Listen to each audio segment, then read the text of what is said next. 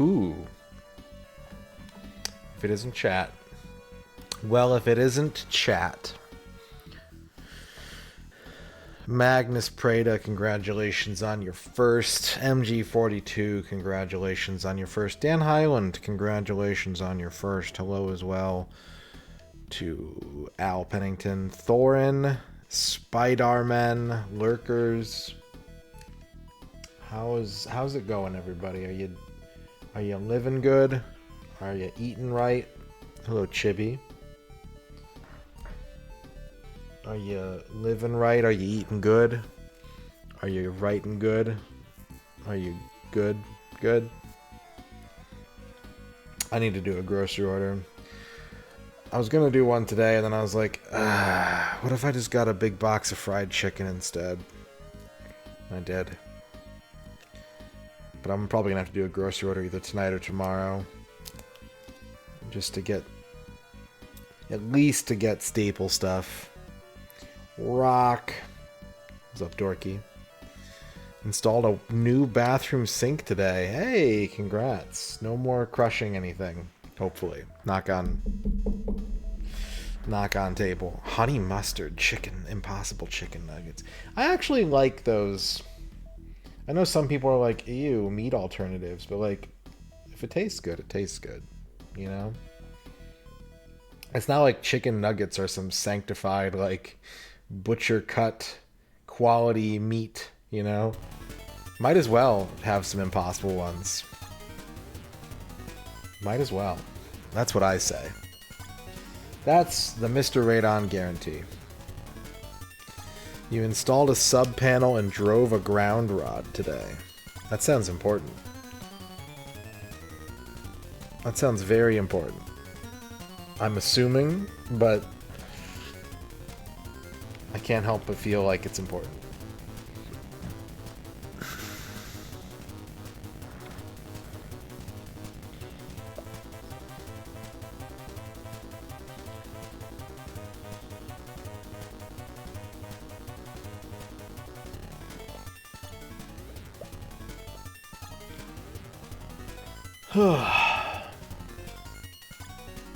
What's up, Elf Butt?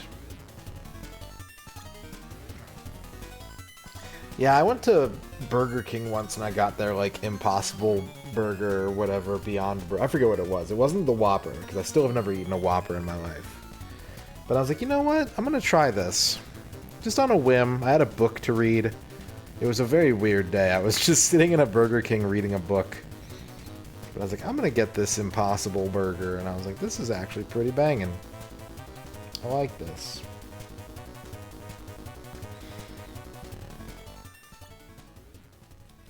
So, hip hip hooray for meat substitutes. You know what? I think it was their old veggie burger. I don't think it was one of the branded ones. I think it was just the Burger King veggie burger. I think that's what I had. Now that you say it, that sounds right.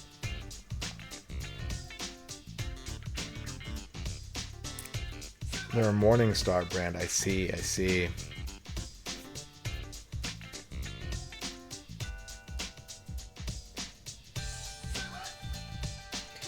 Do you think we're ever going to just have like a vegetable fast food option? Do we have one already and I just can't think of it?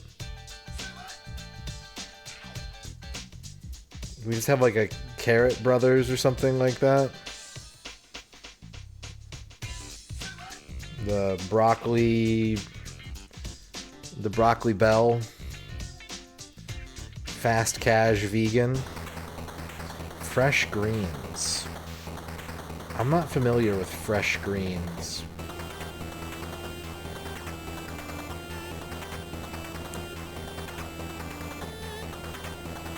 Fast Cash is fine. I'm looking for like a true fast food experience. I'm looking for like a drive-through, like combo menu, but vegetable. But on the vegetable side of things. Hello, everybody. How's it going? You need a mascot. You need a mascot. I'd like to nominate... Hang on a second. I'm doing a quick Google search. Here we go.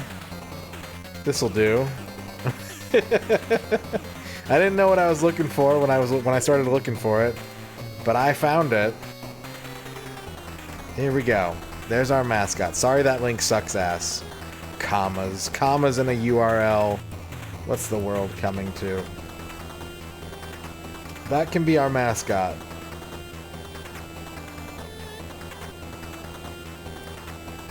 For our vegan or vegetarian... Fuck it, vegan fast food chain. Dempsey, congratulations on your first.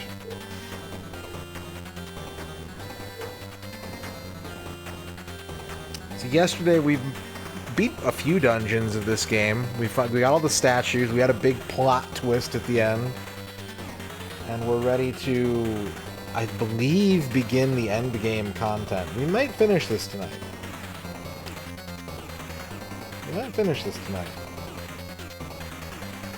If you can believe it, you can achieve it.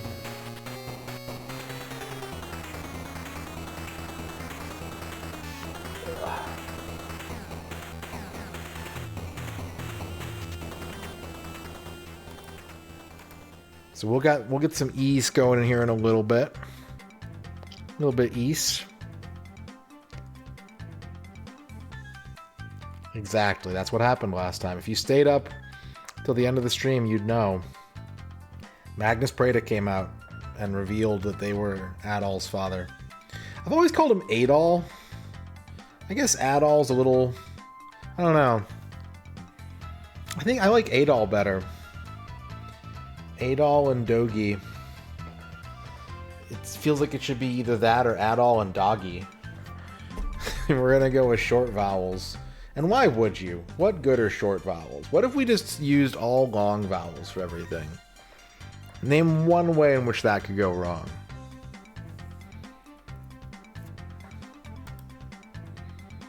I don't think it's possible.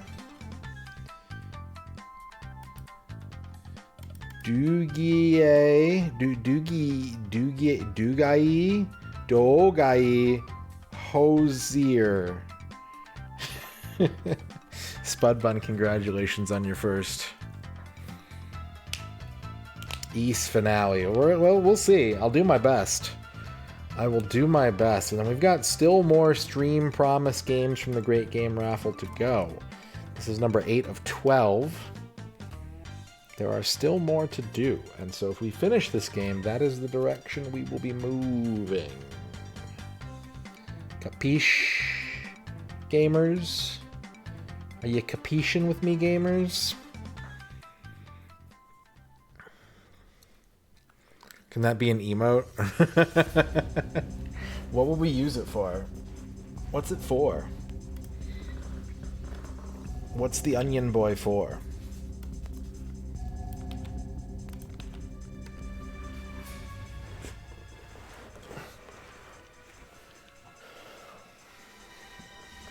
Boom, boom, boom, boom. Oh man, hybrid heaven. You know, I was in Retro Island Gaming's channel this morning after the stream, and he dared to besmirch the RPG library of the Nintendo 64. So you know I had to say something, but I was greatly outnumbered, so I didn't put up much of a fight.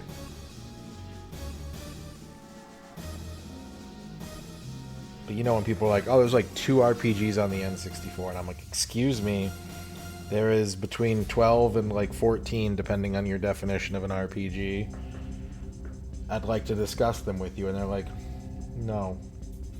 No, Quest is the worst game. Quest 64 is the worst video game ever made. I saw it on a YouTube video. I read it in a GamePro magazine in 1998. And I will not budge from this position. And I was just like, you know what? I'm going to bed. It's not worth it. It's up running wild. You do level up your character in NBA Hang Time. It's true. You get to spend stat points. And you get to earn stat points. There's no money, though. There's no random encounters. There's no story. We can say that it has light RPG mechanics, I think, would be where we would want to land on that. So as not to confuse anybody. We also have a bounty to do at some point.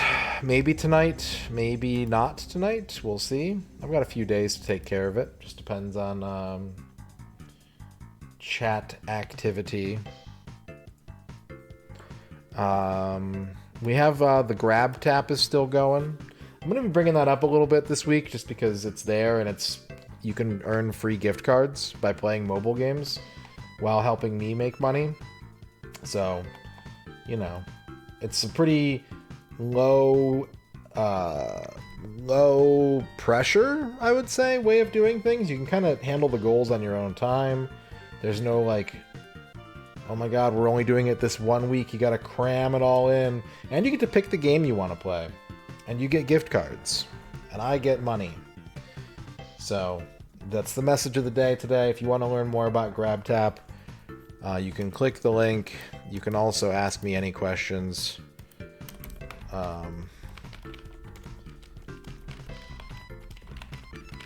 And you can play games with us and earn money for yourself to spend on luxury goods.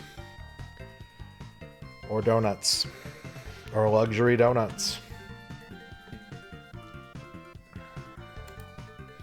Let me do a quick scan of the chat, see if any of our lucky prize winners from sponsorships past are around.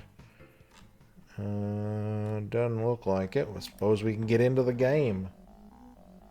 Suppose we can get right into the game. Who doggy? But I hope you're all doing well, chat. I hope you're having a great Wednesday. I hope you're ready to get comfy with some video. Gideo. You can ask me any question. Yep.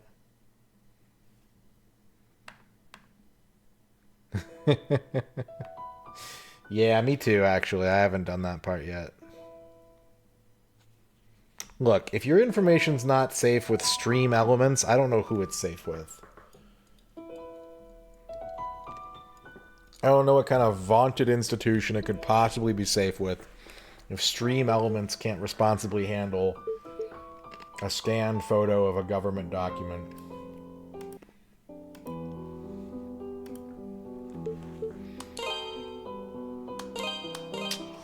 Alright, to the castle.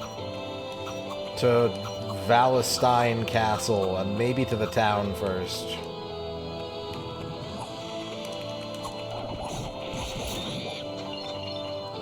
I mean, my fucking, like, healthcare providers are constantly getting data breached. Like, I don't trust anybody. Like, I don't trust anybody with my information anymore, so I don't care what's out there. Quite honestly. I'm at the point where it's like, it just keeps getting taken over and over again. Like, why should I bother? Why should I get bent out of shape about it? What are they gonna do? Steal my credit? What credit? I don't have any of that. They're gonna open a loan out with my non-existent credit? No, they're not.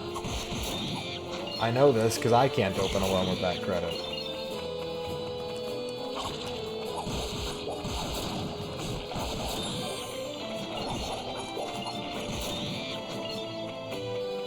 What's up, Rage for Kiwi? Whys? Everybody asks whys, but nobody watches hows. Crispy sesame chicken with a sticky Asian sauce. Ooh. That sounds quite rich in flavor.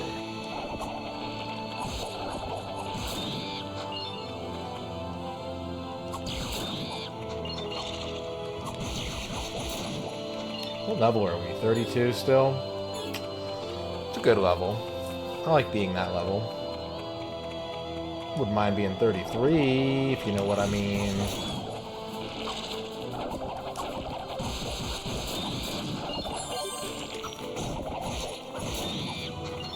Anyways, the moral of the story is there's way more RPGs on the N64 than you think. Not that it's a lot compared to other consoles, but especially if you can read Japanese. Like, If you like RPGs, I bet you haven't played the ones on the N64. Give them a try sometime. You might like them.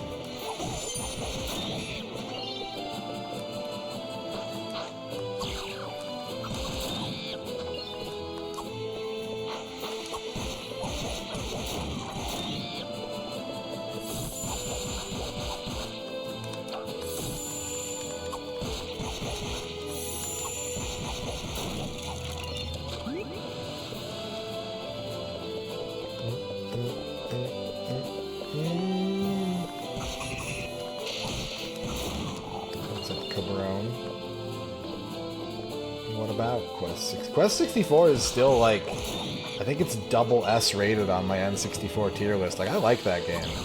Is it a great, like, RPG? No. Is it, like, unpleasant to play in any kind of way? Also no.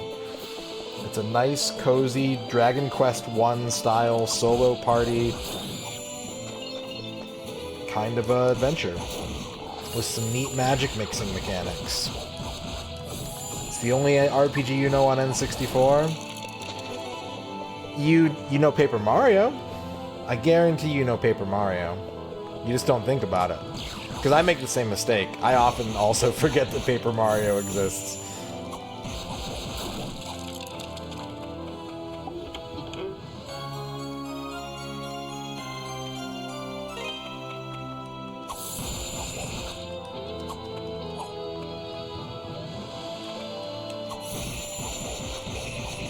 Consider Ocarina of Time an RPG. I mean, there are a lot of games that can be considered RPGs. It's as wide and often vexing a question as what is retro, as what is an RPG. And oftentimes the results are just as murky.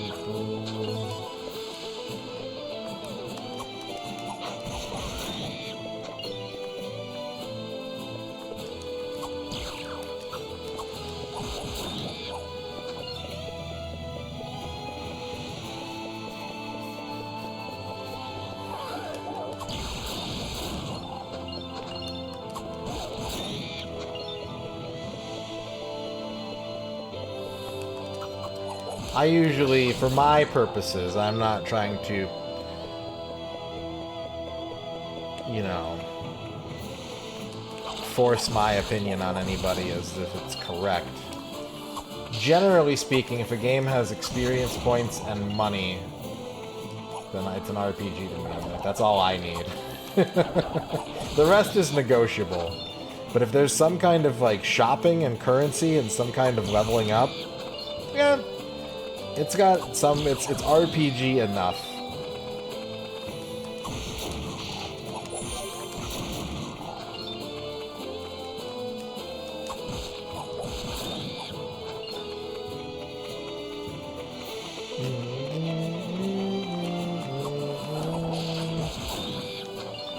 You gain 7 levels in Zelda.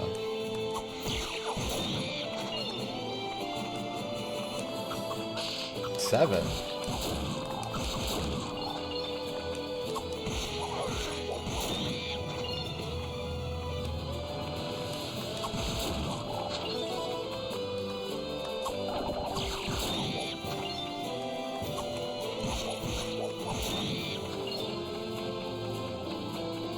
Oh, I see. Yeah, okay. I see what you're saying. You're doing it like gamer birthday card style. You're doing the Hallmark's cards for gamers section definition of a level up. I get it. I gotcha. Do you ever think, you know, I make fun of gamers a lot on this channel, capital G gamers. Do you ever think that you should just embrace it? That you should just become the gamer? Let go of all the prejudice and baggage and just open your front door and look to the heavens and proclaim out loud for the world to hear that you are a gamer. I am gamer, hear me roar. Lay down the zappers, yeah.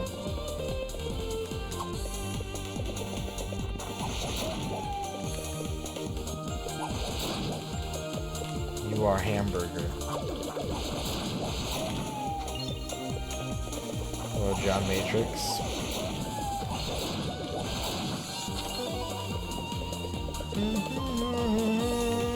I think we should go to the town first.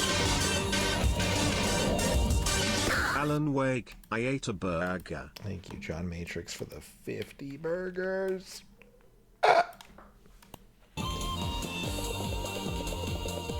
What's up, so crates?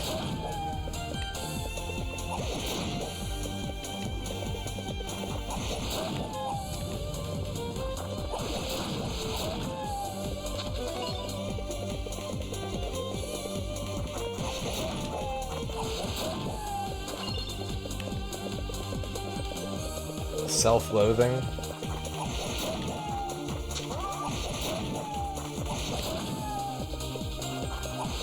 Pretty good. I had a pretty, quote, productive, end quote, day. I got a lot of things done off my to-do list, although if I told you, like, by definition, what did I do today? I mostly played video games on my phone and watched a movie and listened to music. So, but it was productive. It was just, you know. Adol, we're in a bad way. We were attacked by soldiers from Valestein, and some of them made it inside. Hurry, you need to save the townspeople. Okay.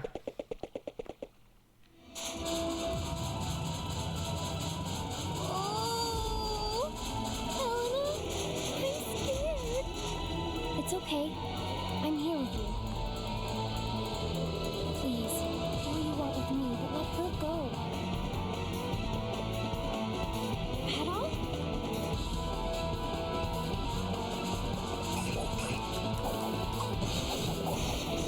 Oh, no, you don't. 70 bits, oh boy. Adol, you need to Oh, save. I'm dead. Big money at Menards. Yeah, well, good thing I did just save. Thank you for the 70 Menards, Magnus. They killed me very quickly.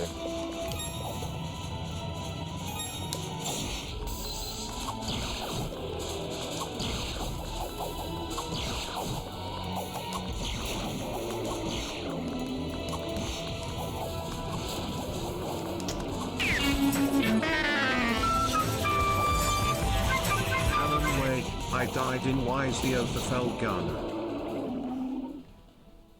Thank you, John Matrix, for the 50 bits as well. I didn't die this time. This time I lived. Thanks for saving me, Mr. Adol. You truly are a lifesaver.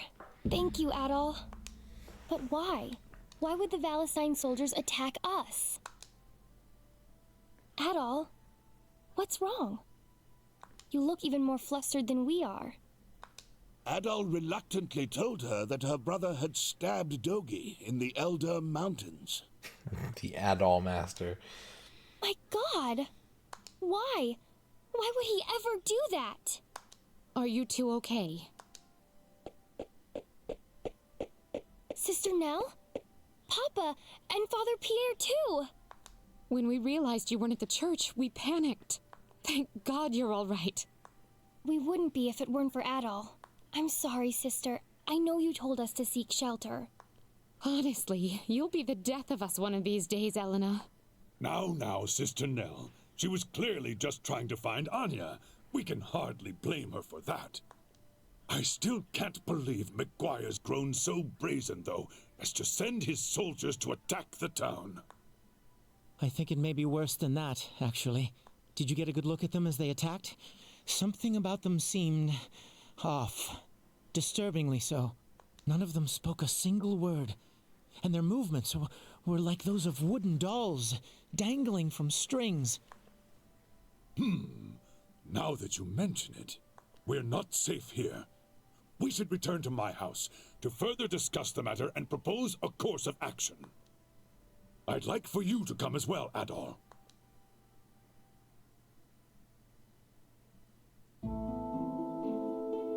I had no idea Chester was hiding a secret like that all this time. He lived under my roof for 10 years, and never once did I question where he came from or how much he remembered. I feel like such a fool. Please don't blame yourself, Mayor. Right now we need to focus on the matter at hand. We need to focus on Valestein Castle. What we know is that Chester is planning to take his revenge through the power contained in those statues. The question is, are those statues in some way responsible for the lifeless, soulless appearance of our attackers? It seems that way. I think now would be a good time to get in touch with Bishop Nicholas at the castle. Excuse me. Sister, what's wrong? You're white as a ghost. The soldiers haven't returned, have they? No. It's just that I haven't seen Elena for some time now, and when I asked the children where she went, it seems she's left town again. What? Well, that's not good. She must have heard about Chester and gone to Valestein Castle.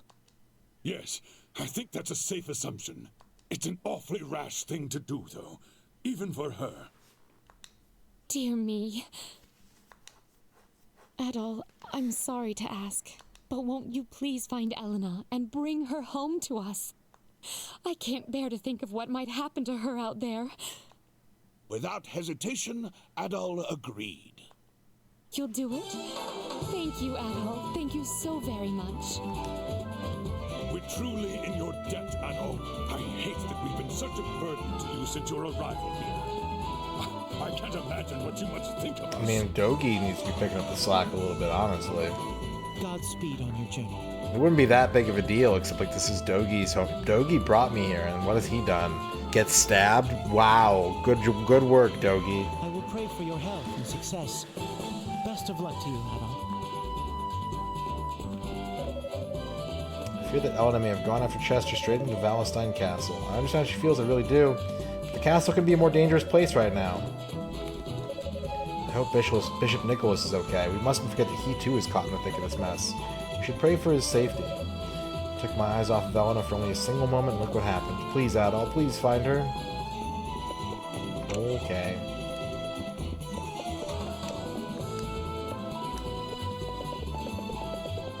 Is there new items for sale? Because, like, I could use a new sword.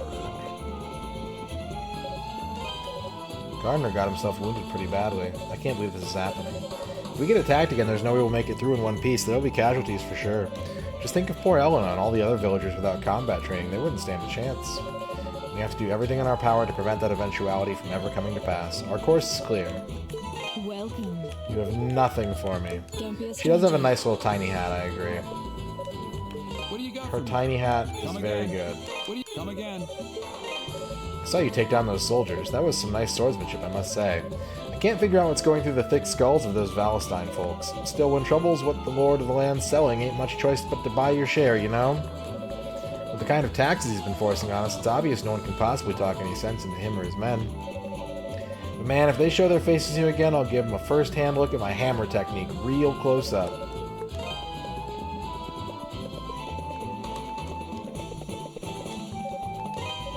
A young blonde girl left the town not too long ago. She looked rather distracted, but cute. Definitely cute.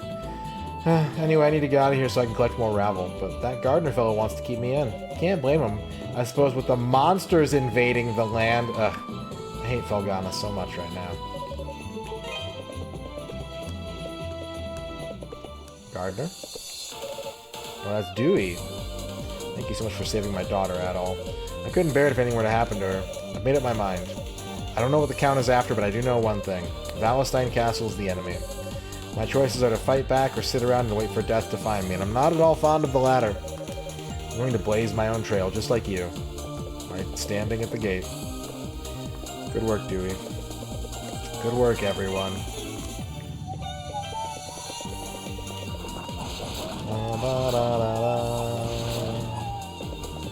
Alright, there's two places we can go. We can either go to the castle, or we can go to what I suspect is the actual destination,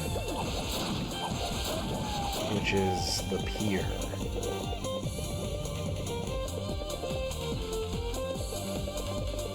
That's the ruins, that's not the pier.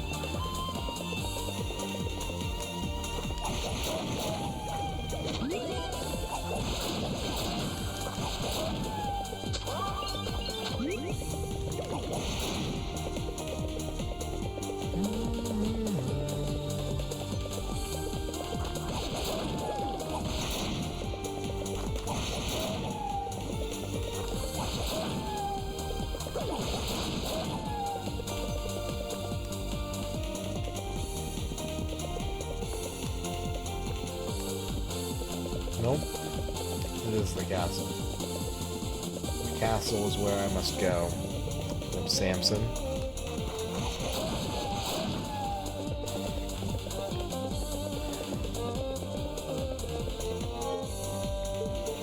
"64 save files. Hot cha."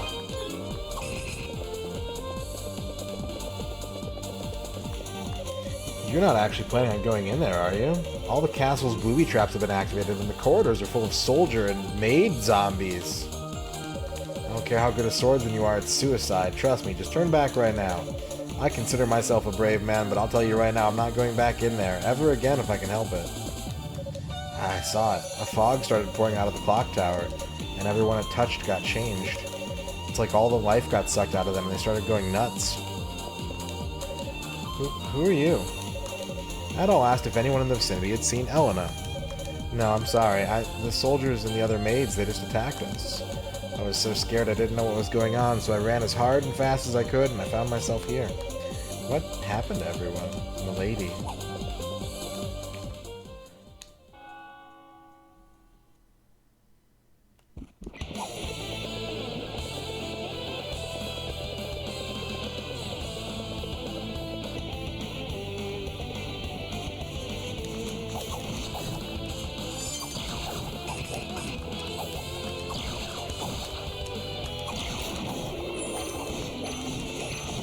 Ah, oh. It's scary in here.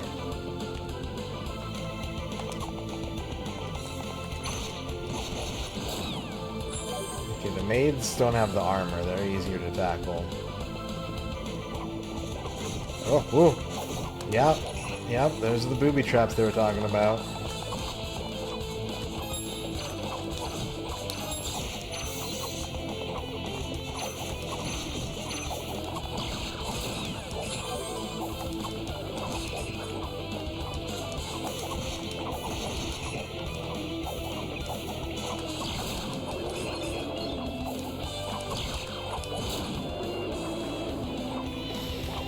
Oh my god.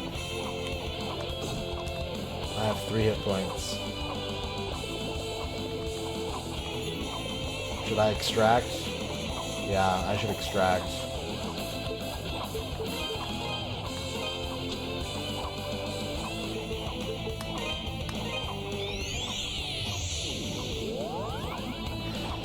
What's up, the opponent? I've only really ever played the Super Nintendo version of this game, but I like the soundtrack in that version.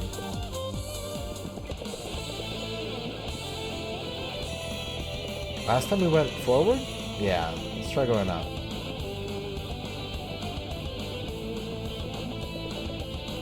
It's locked. Alright, never mind. Forward is the way. Is that a family portrait of Shupert on the wall?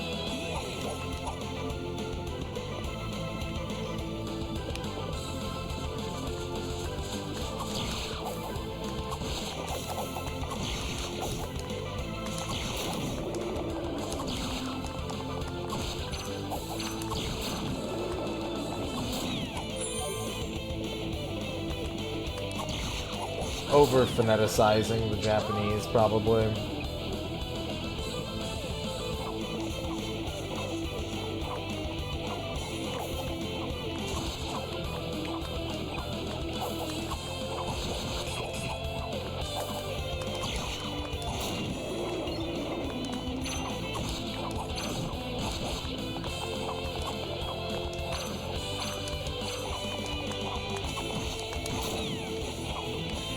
Maid goes meow and you kill her.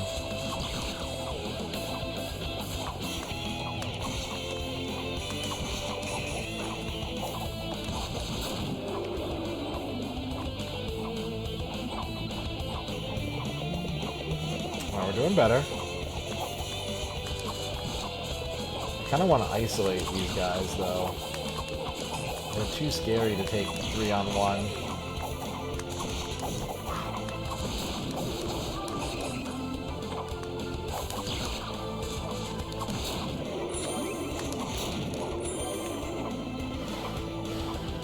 Maybe I should equip the cape. Seeing as I don't need the stone shoes right now. Let's just put the cape on.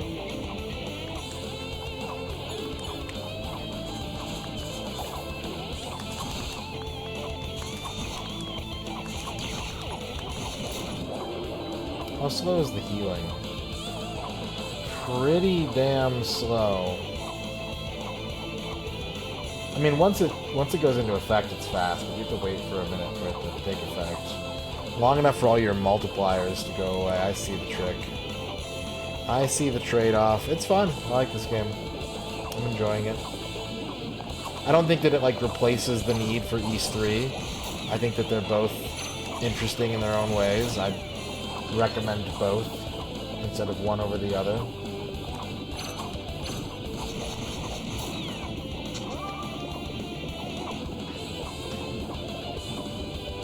There's nothing over here.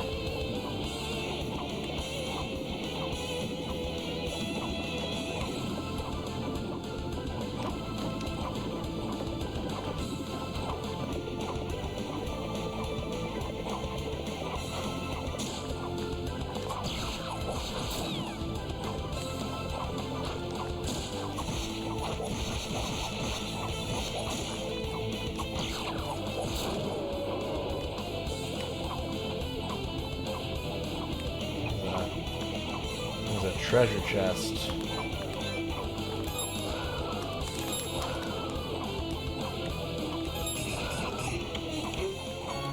Or that'll come in handy if I ever get a new set of equipment.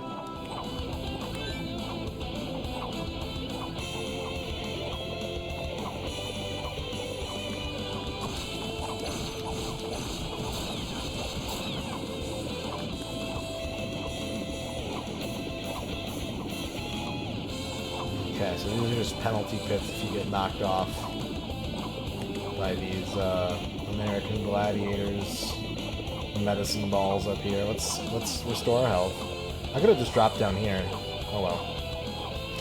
Oh well. We'll wait.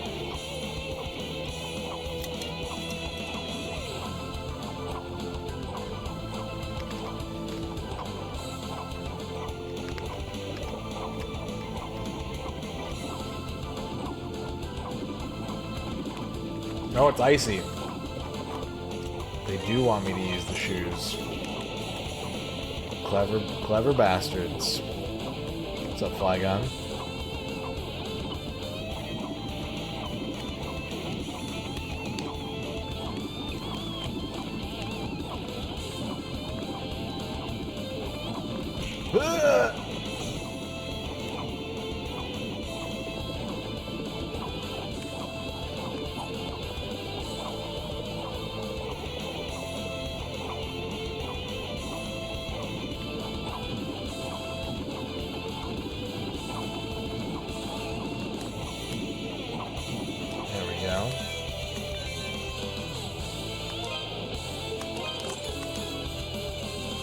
they gonna find me? Yep.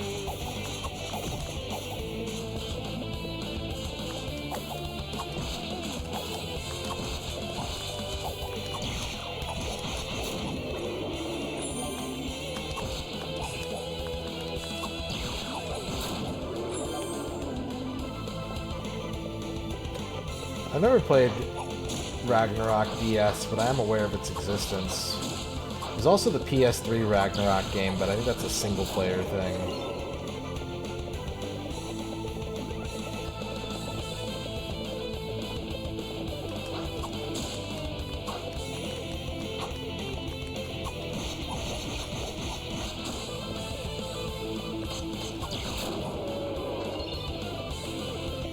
A lot of ways to go. I can go up, down, left, or right. Let's keep on this floor for now.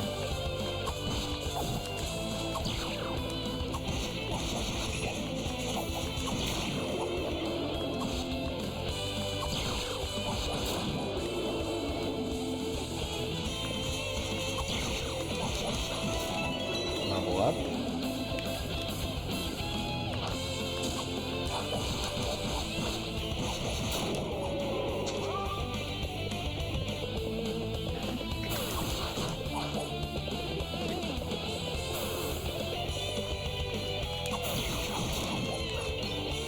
More new enemies. These seem dangerous. They don't have a lot of defense, but left unchecked, I think they'll cause problems for me.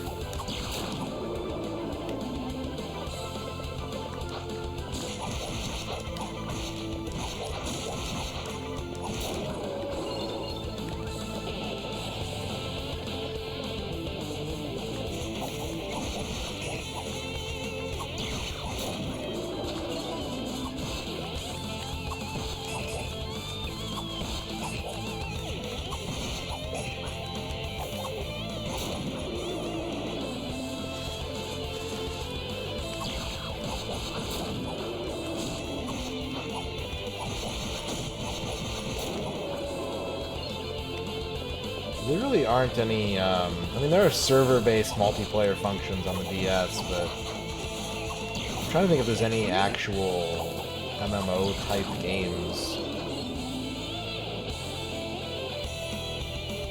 I think that hardware was kind of better suited for ad hoc, as was the PSP, honestly.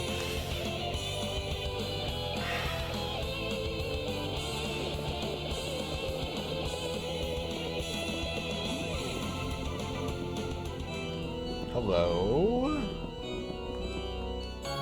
The silver oh no, that's Elena's pendant.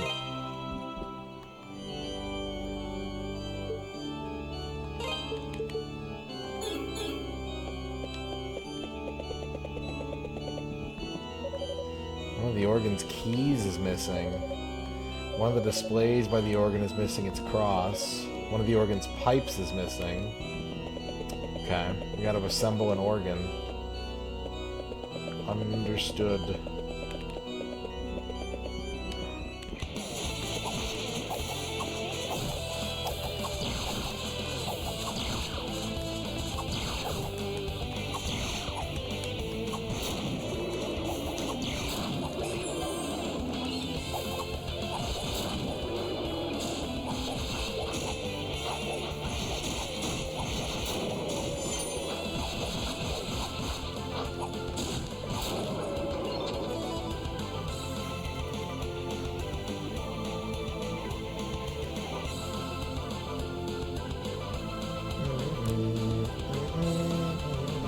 Glad I got this cape. I still need to be careful so I don't get wiped by a single encounter, but any encounter I can finish is basically a chance for a full heal now.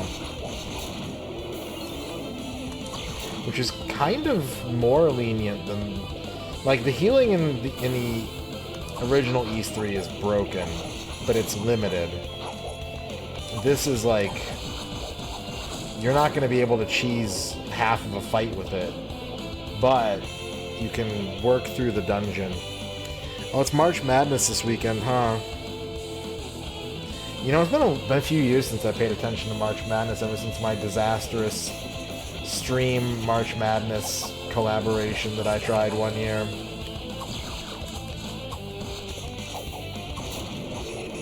I used to watch it every year.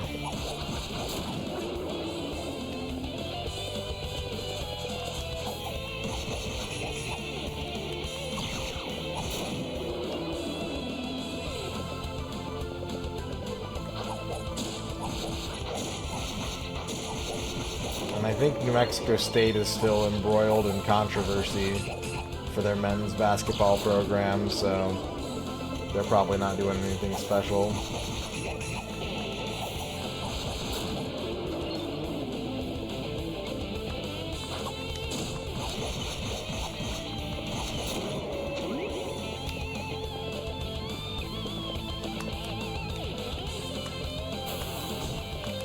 Oh, bye.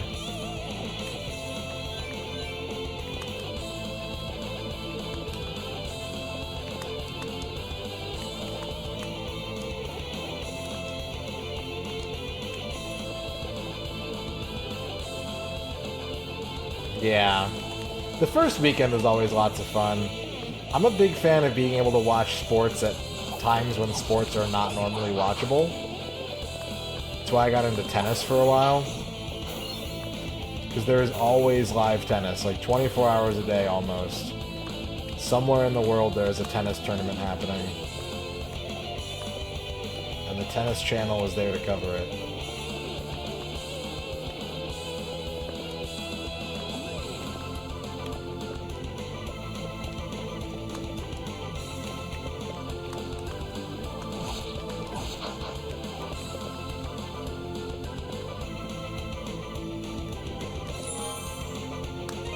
Hell yeah, I love the Australian Open.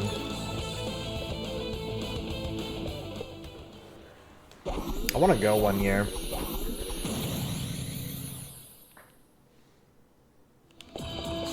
Death Phaleon, the ever-whirling assassin. He's hitting me a lot. More than I want him to. It's a lot of spears. I'm dead. Alright, let's try that again with more caution.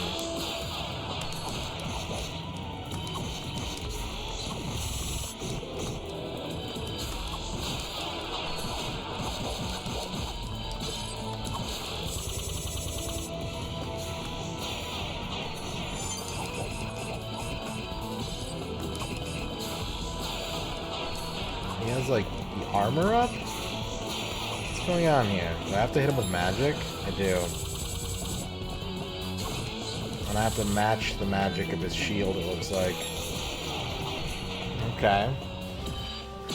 A little more complicated.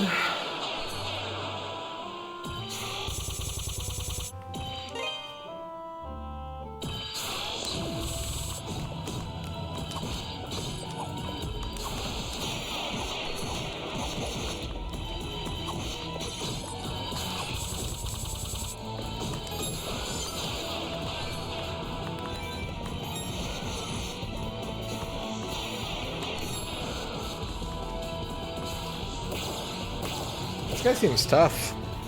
Do I need to strengthen up?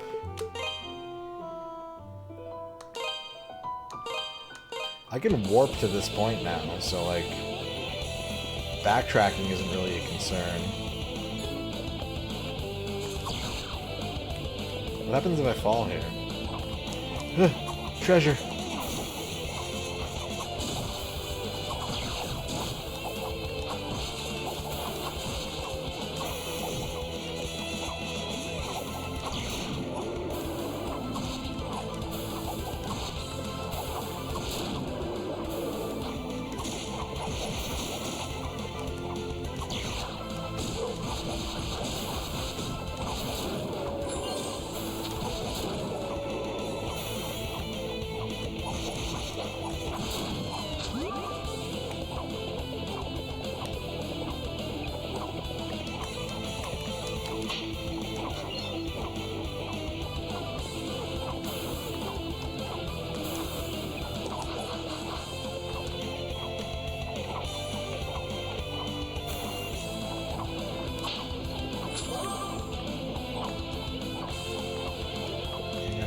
chest.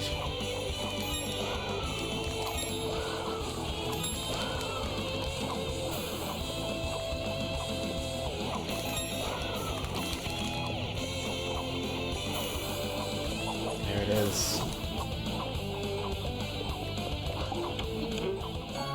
Battle armor. Yes. Hell yes. Armor tier 5.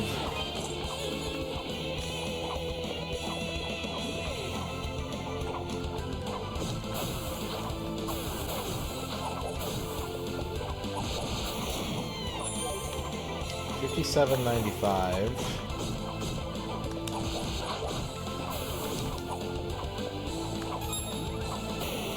I haven't found a single emerald yet. Okay, those are worth about 150 apiece. Not great, but if I could find a room with them in it, I could harvest them a little bit. I think the key is going to be finding the equipment. I think finding the items is going to prove more crucial than anything else.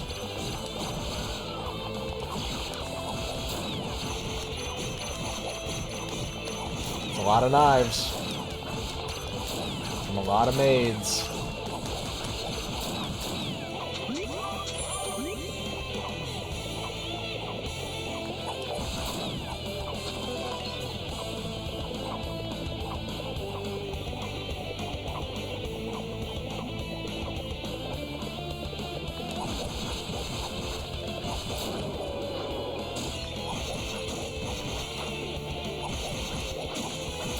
About where I thought I'd be. I think I understand this castle's layout at the moment.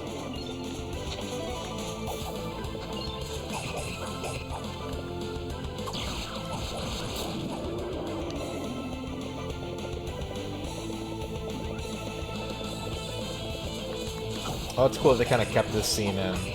The scrolling of, like, climbing the castle spire was a neat visual effect in the original game. It loses some of its, you know, luster in an environment such as this, but it's cool that they paid homage to it with the sort of centralized camera twisting up.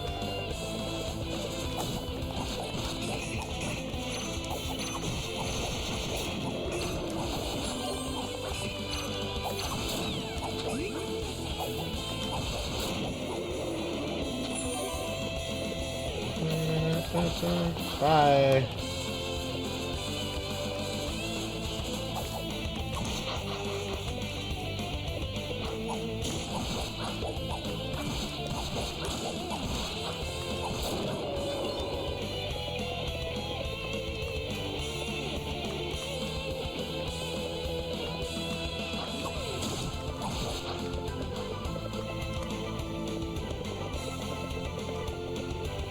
It's a big tower.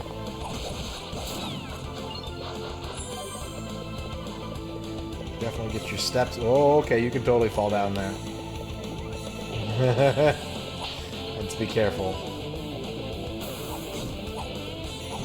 Well, I can't help but wonder if there's some kind of prize, some treasure chest on the way down.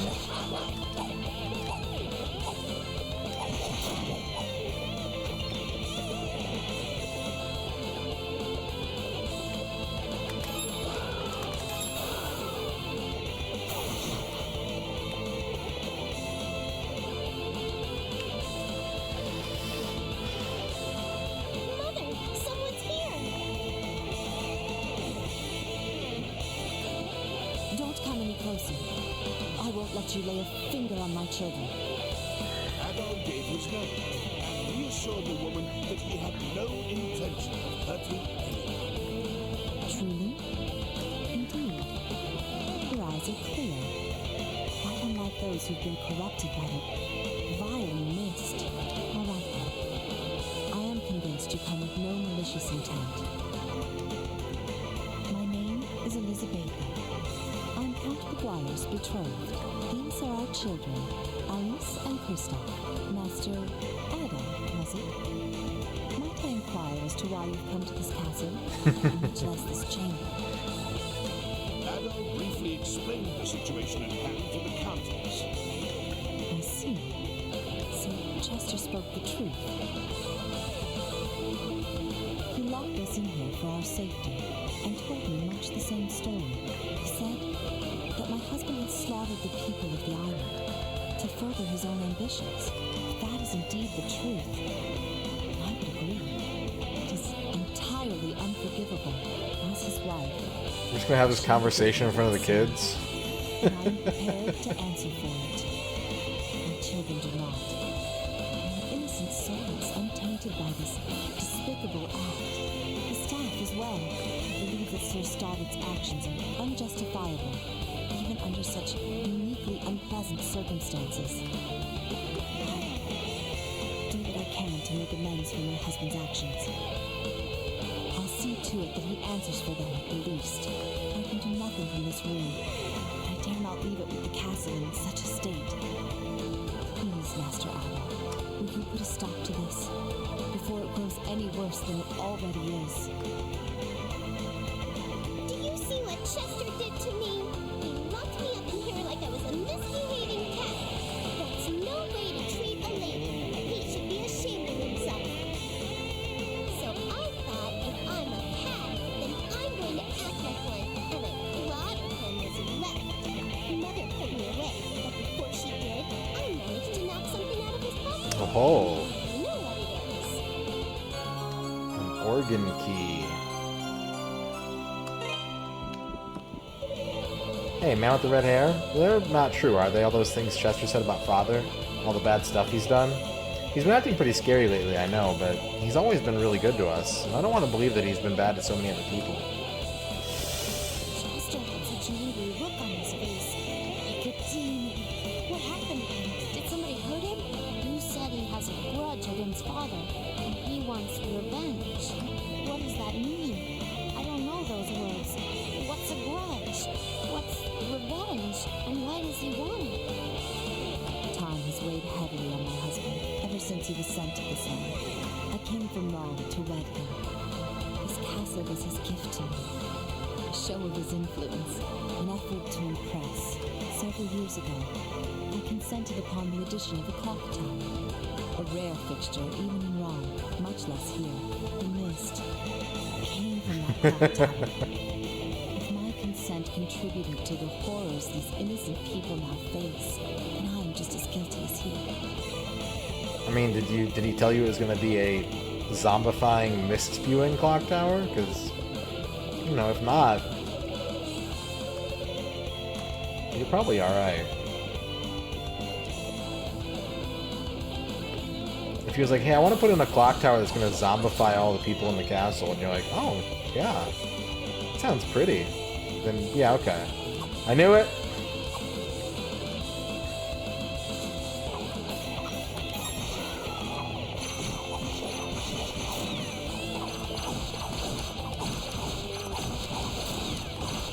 There is a chest.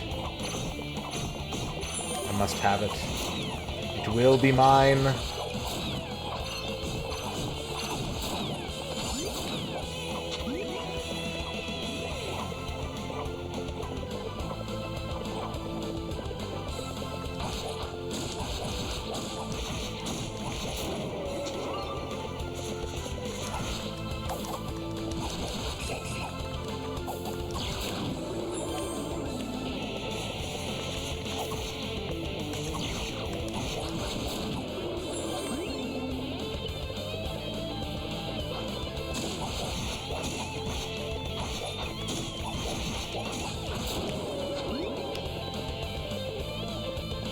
Up we go again.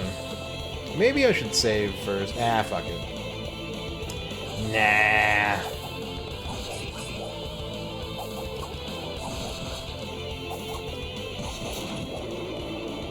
Live dangerously.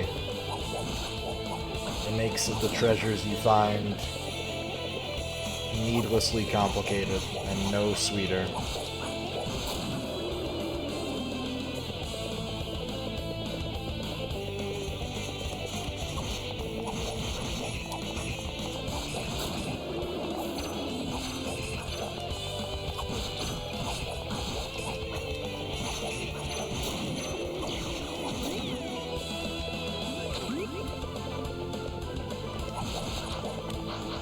Question is, where was that treasure chest? Can I see it from this path? Or am I gonna have to do some kind of crazy acrobatics to get it? There it is. I completely missed that last time. Haha! A topaz. Okay. I was hoping for a sword, but topazes are nice too. I think that's all the Nope, I'm still missing one. And I still have never found an emerald. Somehow.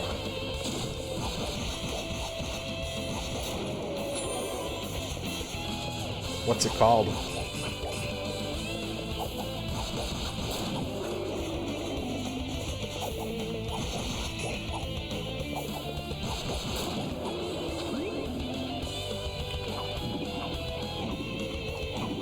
What's up, Noman?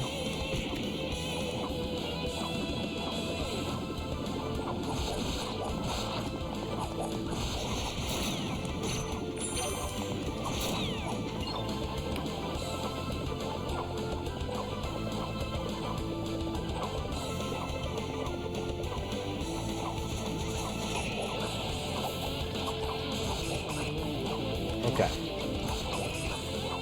We could...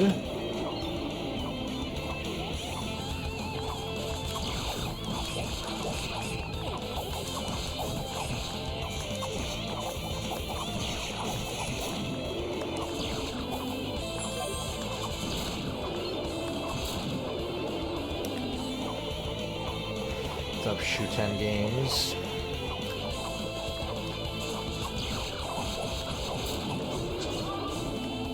I'm about to level up. We should make sure that that happens.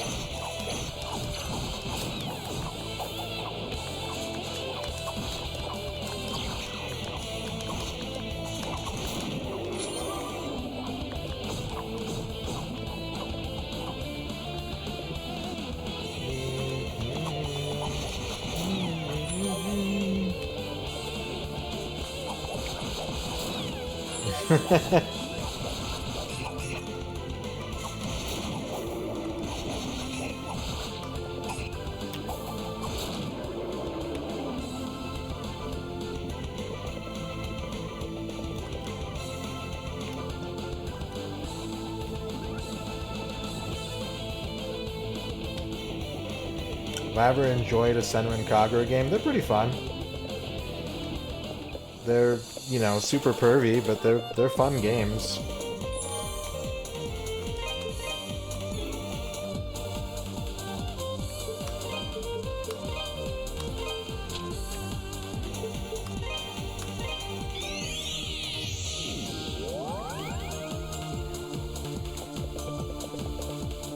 They get repetitive. I would say, like, the combat is fun, I agree, but they do have a tendency to get super repetitive, I think. They're kind of like a thinner Don't be a stranger. Muso in a lot of ways. What do you got for me? This the one? Good to go. This good to Oh, maxed battle armor makes you the envy of all men. go. Come again. Jealous men in the chat. I know you are. You don't have to hide it from me. We owe you a debt of extreme gratitude, Adol. It's amazing the damage wasn't any worse given their numbers.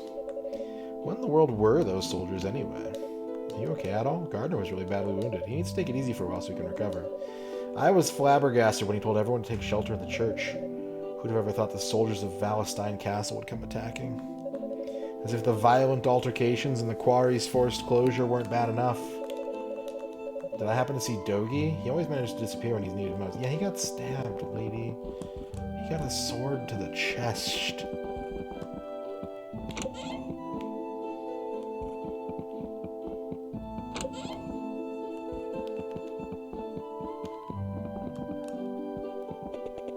Sounds like a nerd.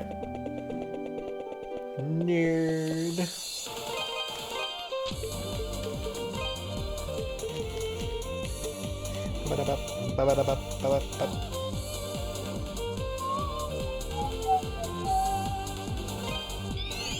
Try this boss fight again. I'm gonna get bipped.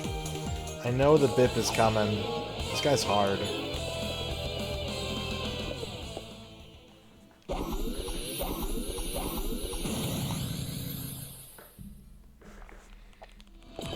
Mainly, I'm really bad at, like, spotting his attacks. So I can't, like, avoid them. He's just always doing it. But the armor is definitely helping. I can't deny that. The armor is soaking up a lot of that damage I was taking.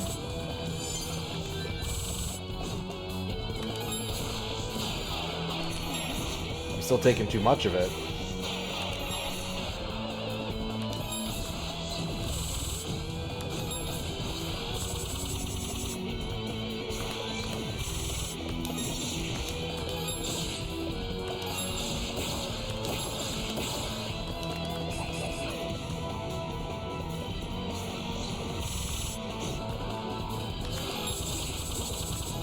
Maybe I should use my double topaz power. That didn't do shit.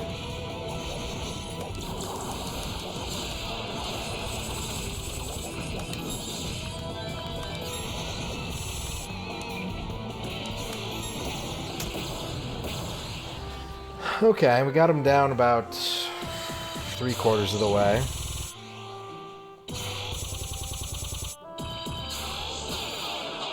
Try again.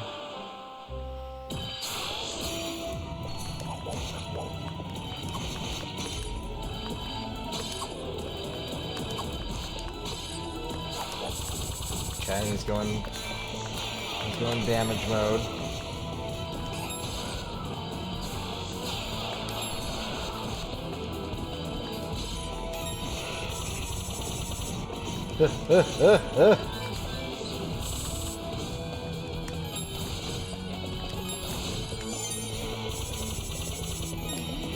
Oh, he changed.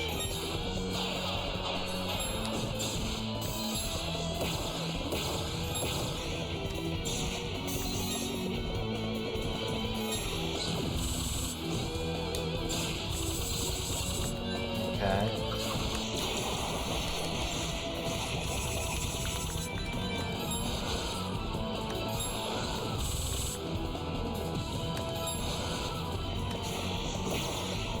Now, I've never really been a fan of this kind of boss. The kind of boss that, like, changes their weakness mid-fight. It's a hassle. It's extra work.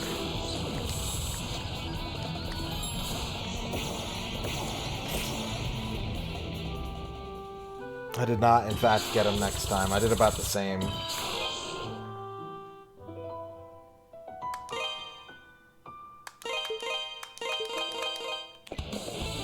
Okay. Oh, I'm like on the cusp of leveling up. What the fuck?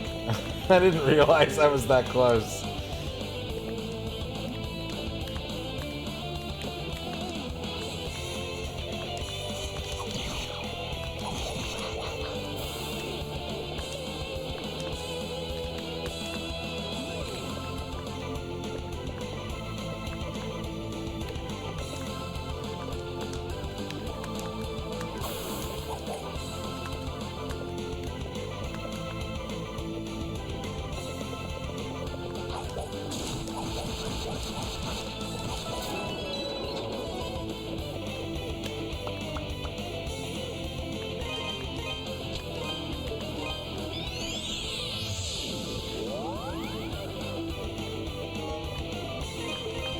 Definitely made worse by menuing, but yeah, I'd rather just be able to level up and whack him with my sword.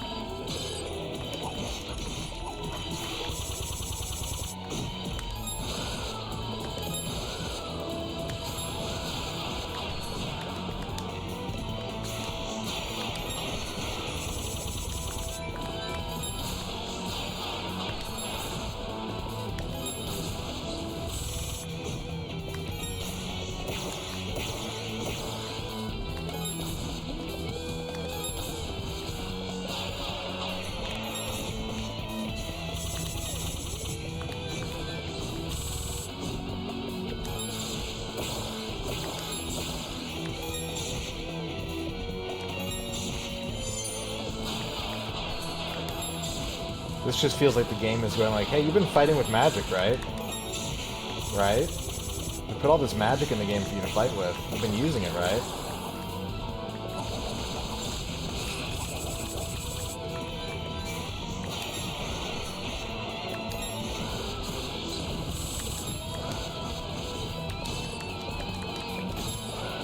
Oh.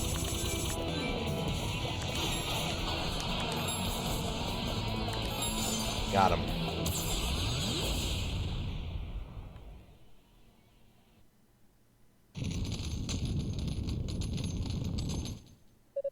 Somewhere in the distance, Adol could hear the sound of a door unlatching. And he dropped a pipe.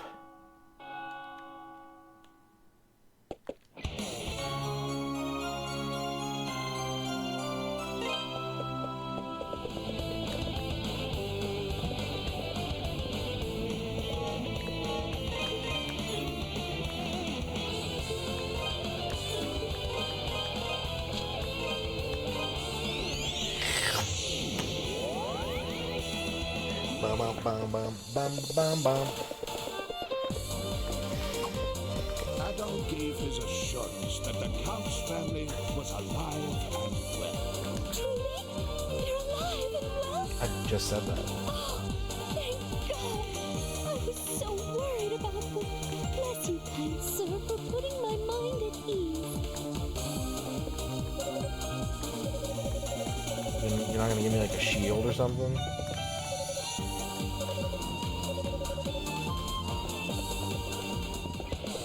Why isn't there a pipe organ emoji? You know, that's a fair question. Not one that I have to field often, but I acknowledge there is a lack of pipe organ emoji in this channel. Would you settle for a calliope?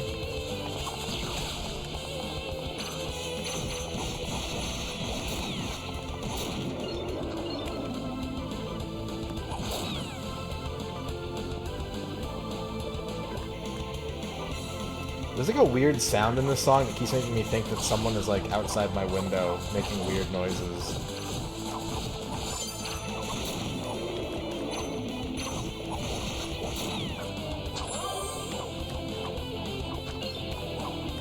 Well, I've checked.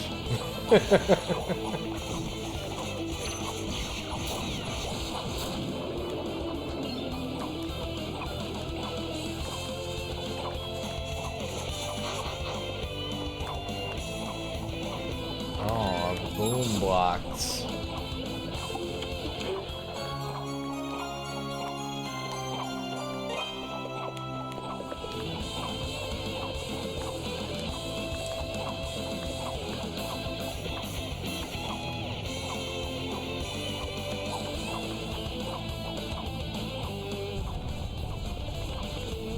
More ice.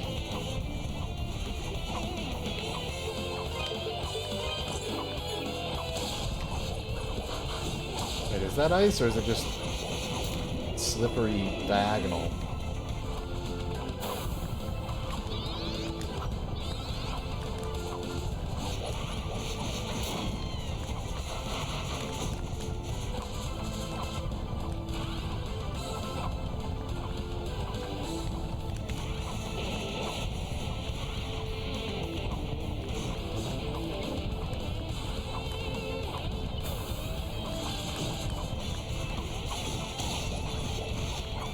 What is that?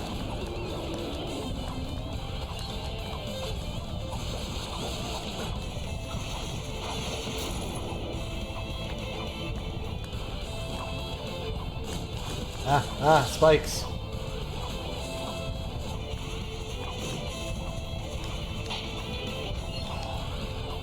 Big cash. I'm getting beat up though. I'm gonna be careful.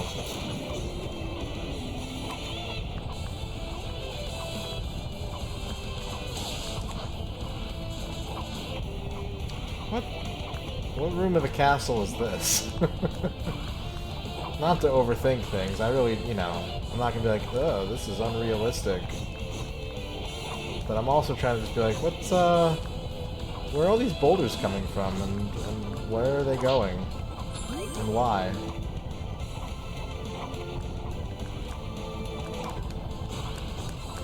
Oof. I don't know if I'm allowed to go over there. I'm gonna try again. Nope. That is simply the boulder creation zone. Never played Rock of Ages. That's what the quarry's for, right? The Tigray mine is just there to supply the castle with boulders.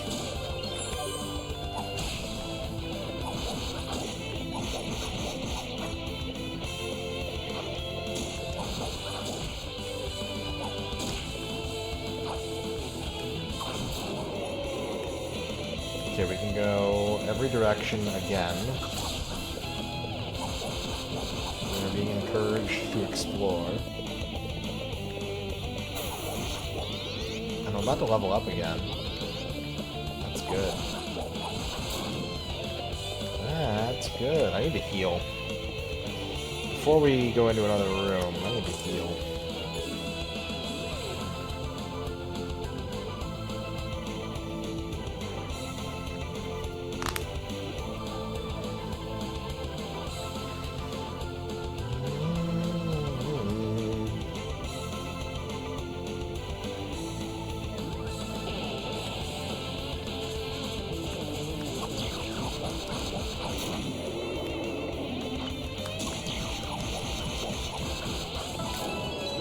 Yay. I'm stronger now.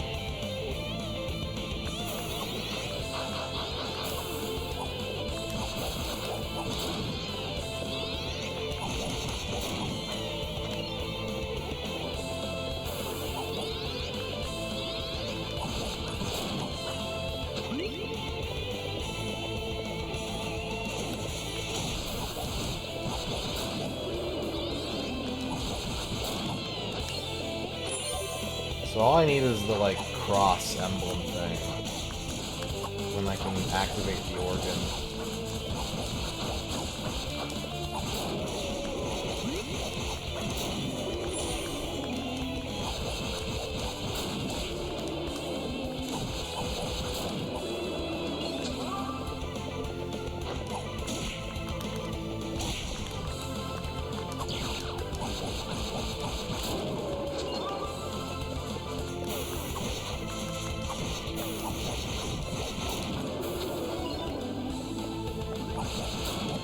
Slushy.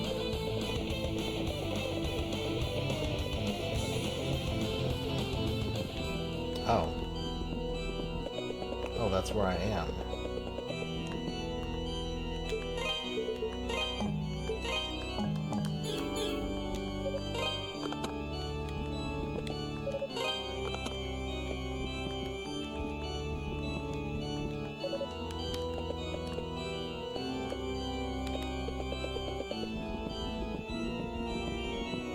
In that case...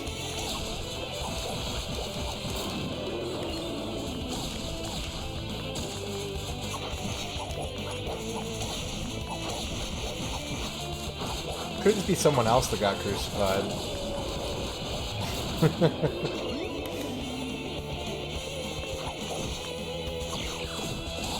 Yeah, I can stick an equivalent. Could be Jimbo Crimbo.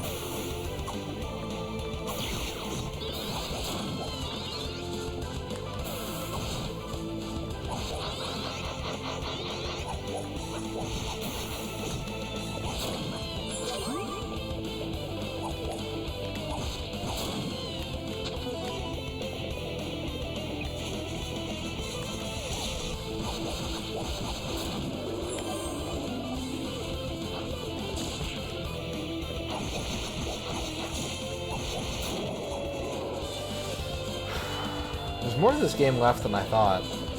This castle is probably mostly done, but there's still ways to go.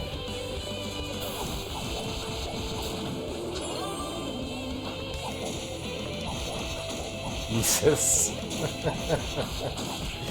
Nice.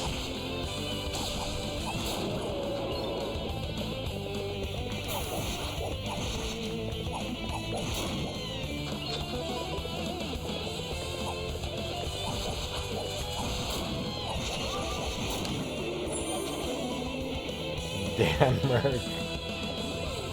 Can I? Whoa! Okay. They're really making me bust out every tool in the belt, huh?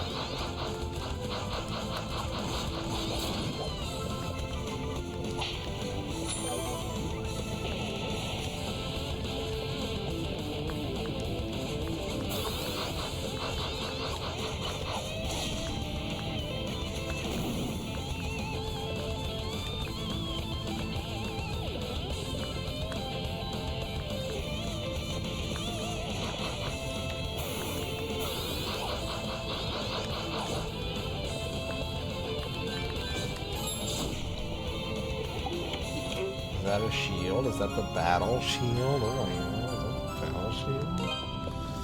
Really? For me?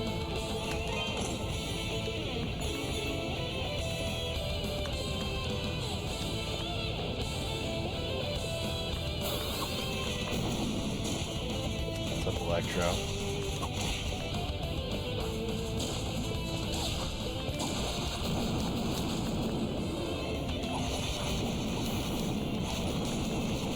I don't care about the lava. I just want to kill you. What book was I reading? I don't remember. This was like 15 years ago, probably.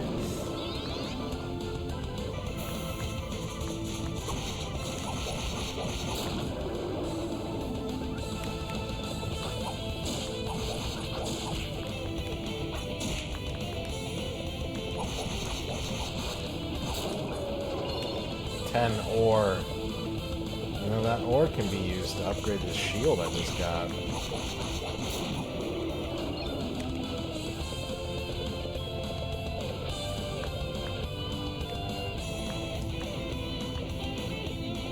What are you reading?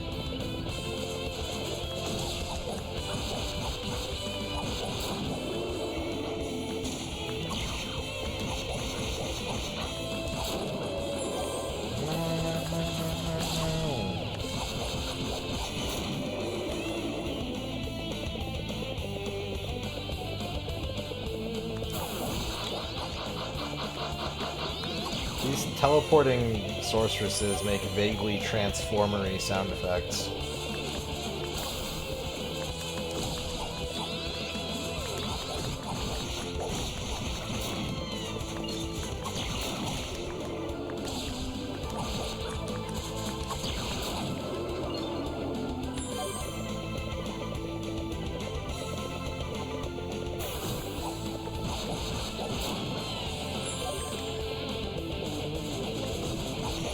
Hello, treasure chest. What brings you here?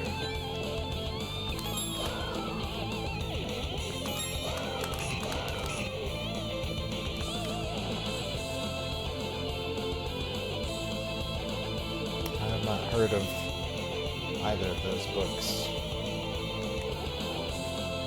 Unless First Blood is the thing that Rambo is based off of.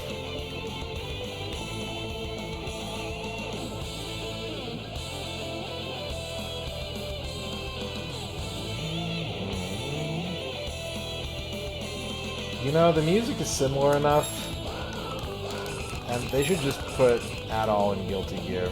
There, I said it.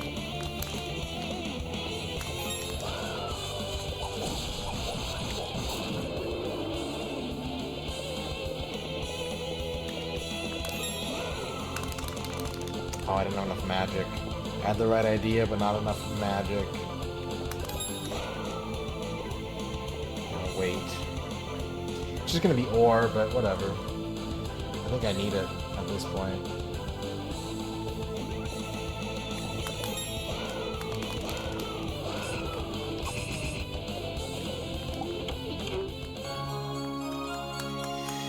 He probably would fit better in Grand Blue, but I don't pay attention to that game. Is the music like this in that game?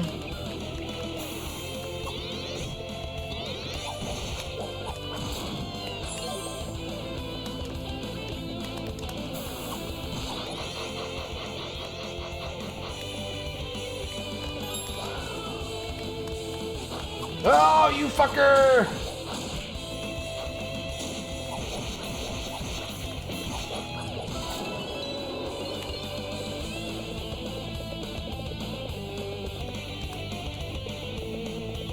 At least I leveled up. Can't take that from me.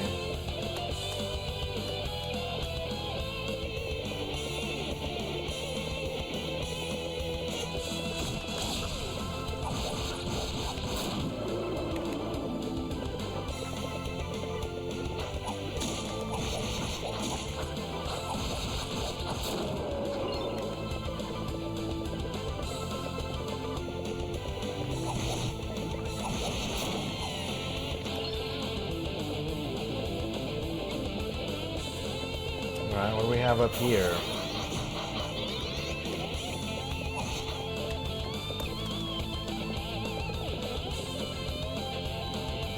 The bishop. Adolf Christian. I can't believe you've come. Tell me, do you know what's happening? Adol explained everything that had occurred and informed the bishop that he had come in search of Ellen. I see. So Ellen is here as well. It pains me to say that Chester is the one who locked me in here. He did so immediately after everyone in the castle began to transform.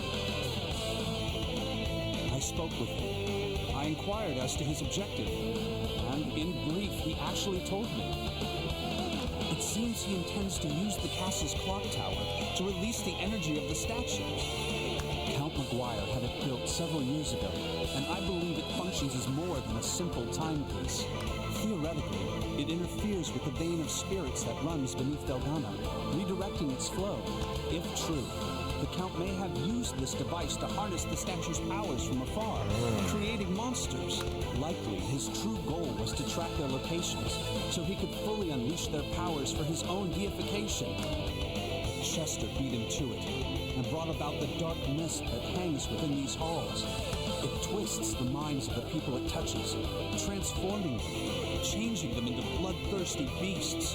And sadly, those affected by this mist are lost to us forever.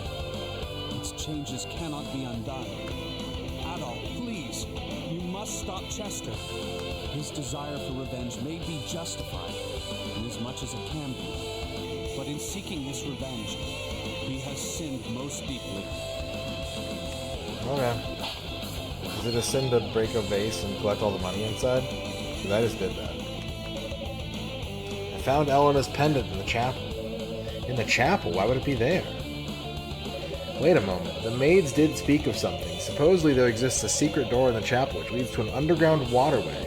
If the rumor is true, it was built before my appointment as chaplain here, so I know nothing of its exact location. Still, it might explain why Elena's pendant would be lying in such a peculiar spot. The answers you seek are in the chapel, and that is where you should look. Perhaps you will uncover a clue relating to this alleged secret door. Well, I'm missing a piece of the organ puzzle. Do you know where that is?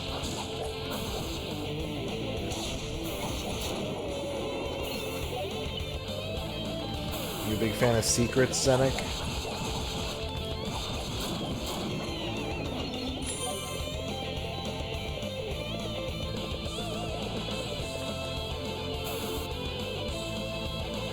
Going down! Too far down! Oops. Oops, I'm on fire. What's your favorite mystery? What's up, Pavork?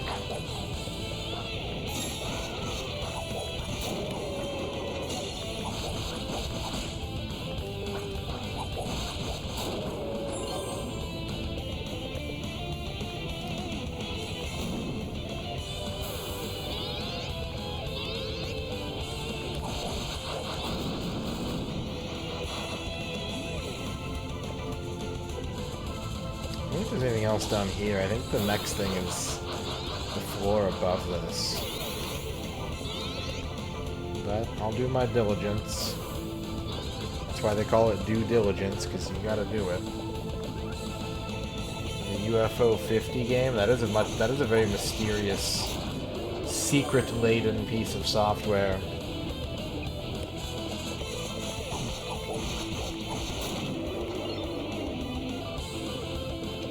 Okay. Oh-ho! The Nightfire gem speaketh the truth.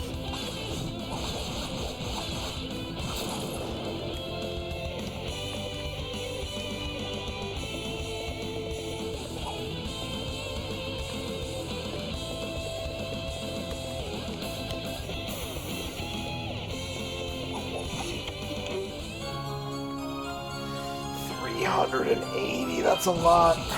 That is a lot of rock.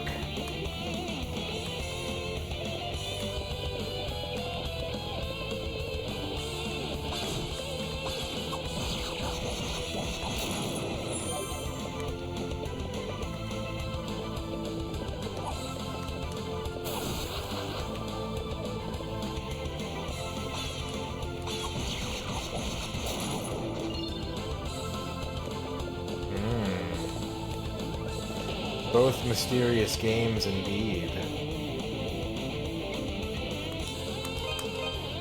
Alright, now that we've hit a save point... Oh, well. You know what? That's okay.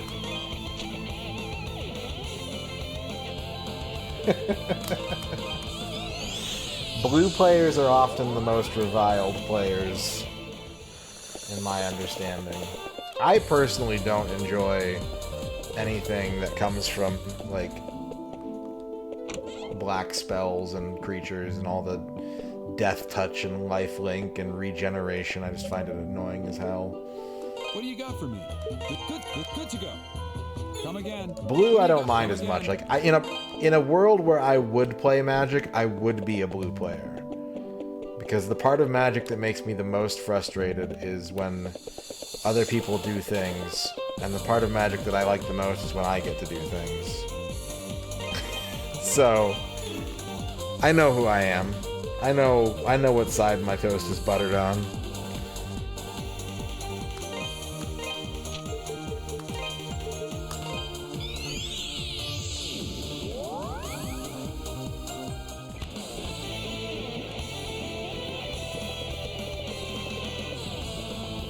The reason I can never be a blue player, though, is because when I play Magic, my goal is to have no cards in my hand so that I can just zone out when it's not my turn. Which is not a good way. You shouldn't play Magic like that. That's a very bad strategy. But it's my preferred way to play. Zelfulzam Schultiger. It's a weird name for a dog. What about Snoopy?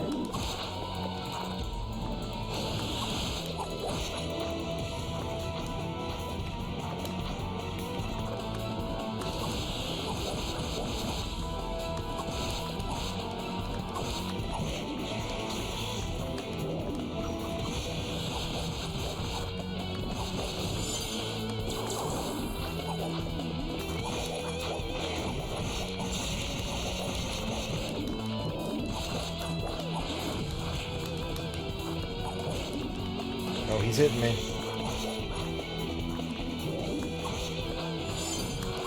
I can boost again. Go for the kill. Oh, no. That was a wasted boost, except that it soaked some damage.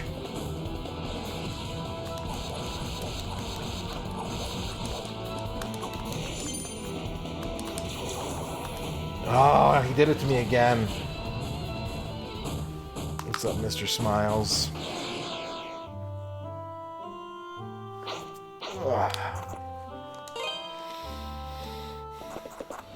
The savage mongrel.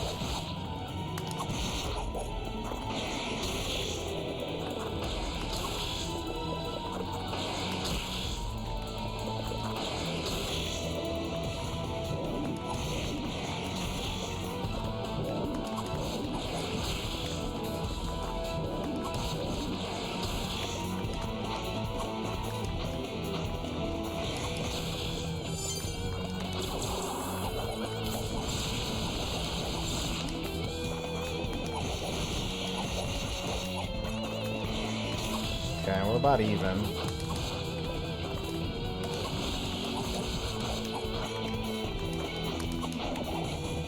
Ooh. Ooh. Ugh.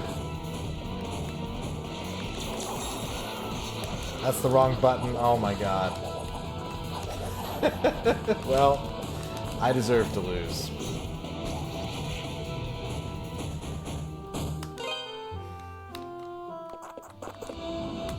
I can win this fight, but I gotta cut down on the dumb mistakes.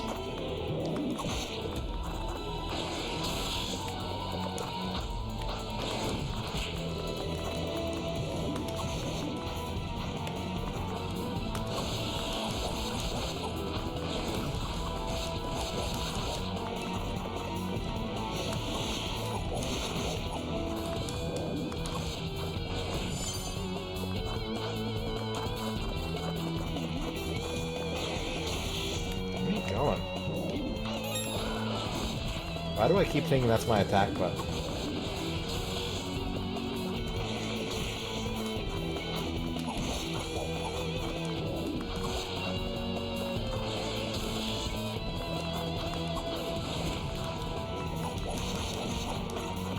You just keep doing the moves that I don't want you to do. I want you to do something that's going to leave you vulnerable so I can boost. There we go. Of course, now I have no health.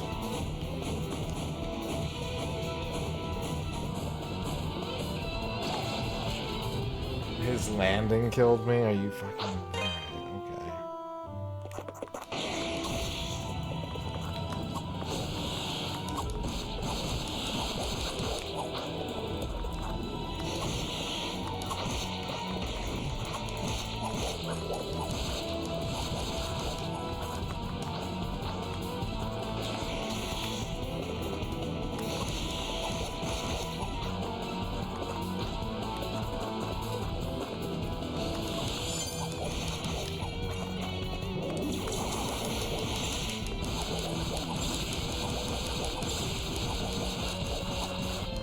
That went well.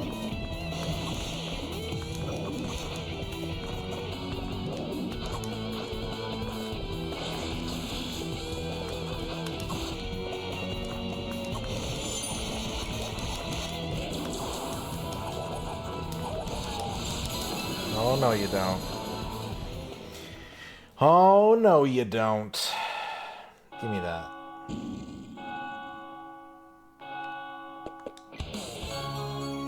Holy Cross.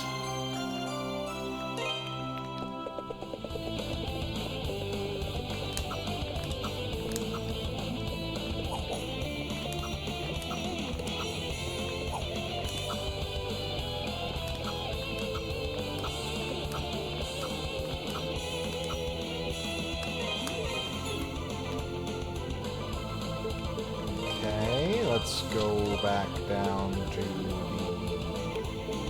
Well, actually, now that I think about it,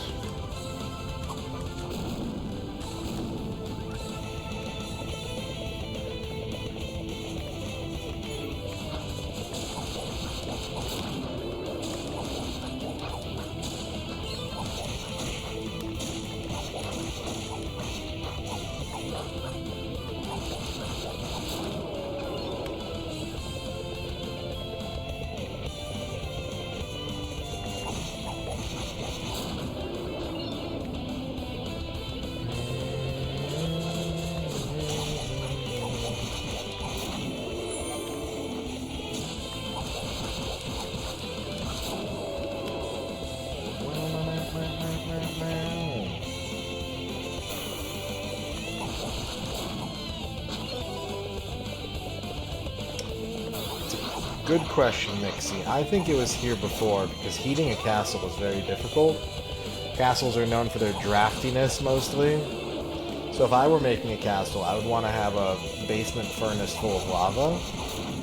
Keep it nice and toasty warm.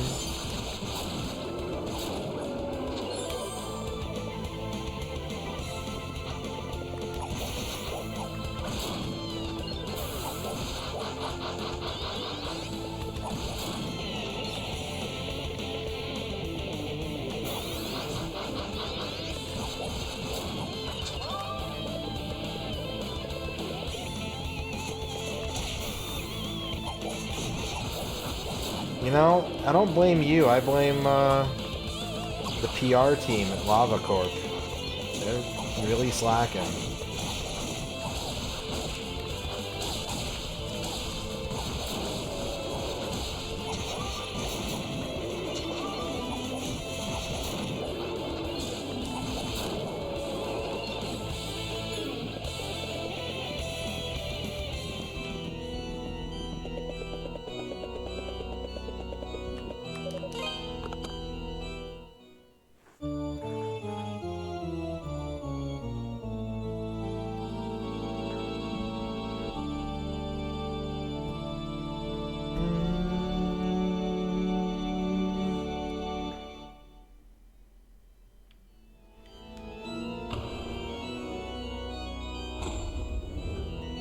Yeah, the lava is like the hero of the story.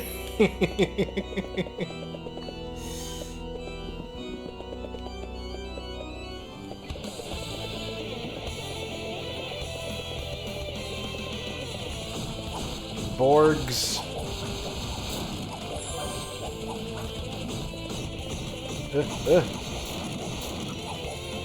Shoved by Borgs.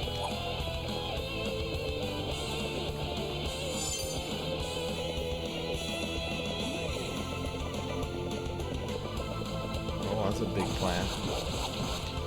My, what big vines you have. Roots? Oh, that's gonna be a sword. You see that chest over there? That's a sword. I want it. And I will do whatever it takes to get it.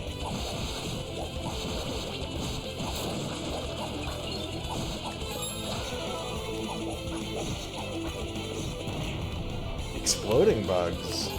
This was not part of the agreement.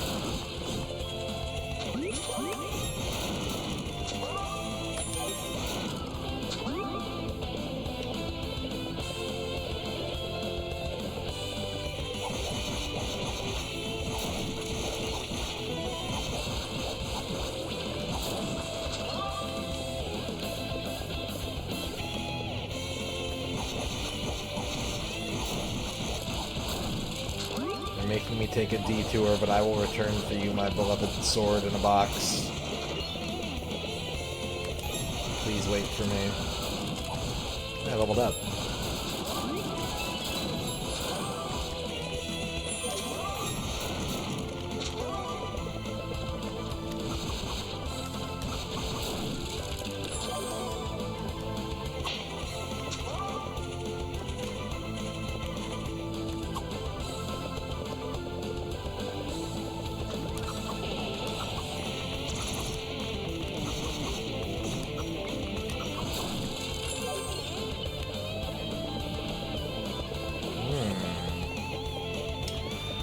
We gotta go this way. This is the way the sword wants me to go. I just need to feel it calling out to me.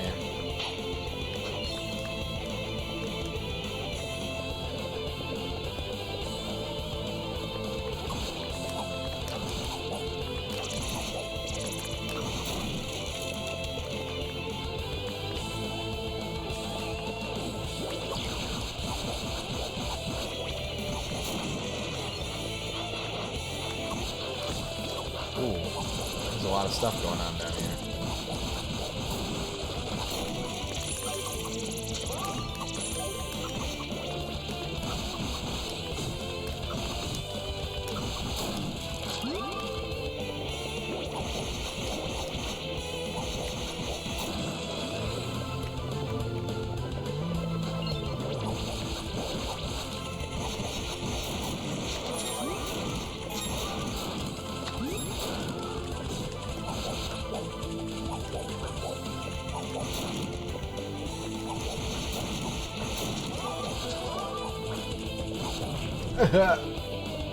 Hey, wait a sec. Hey, wait a second. I know where I am, and I don't want to be here.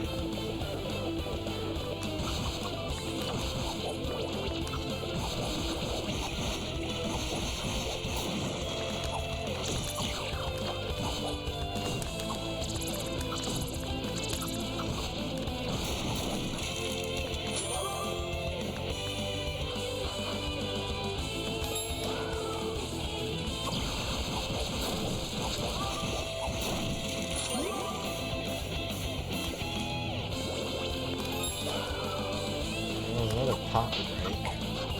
Full of big bucks.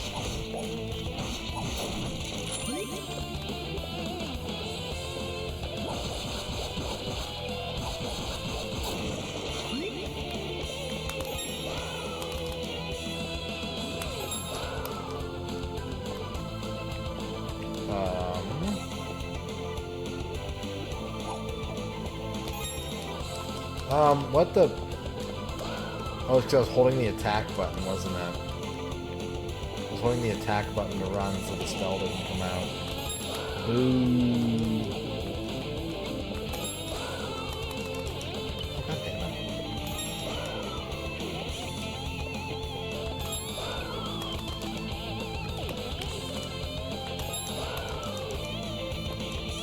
Alright, now we wait for our MP to restore.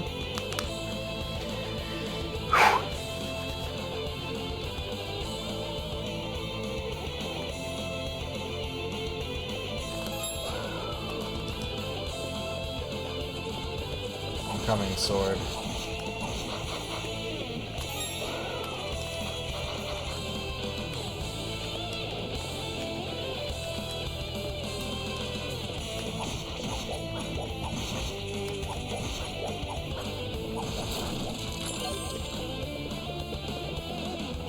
Oh, there it is. Yes, the battle saber. I knew it.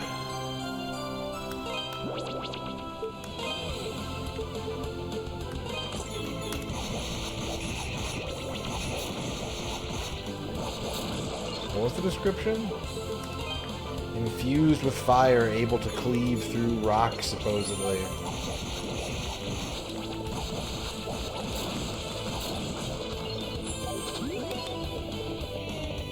Oh, look at him decked out in all of his gold armor now. Beautiful paper dolling.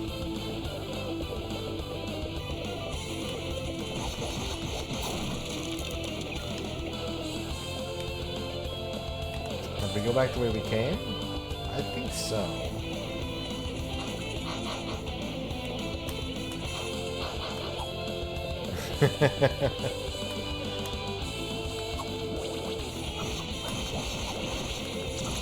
There are a lot of very specific things you need to do in that version of the game, at least. That is not a game that you get to play on your own terms. You do what the game wants you to do. Or you suffer the consequences.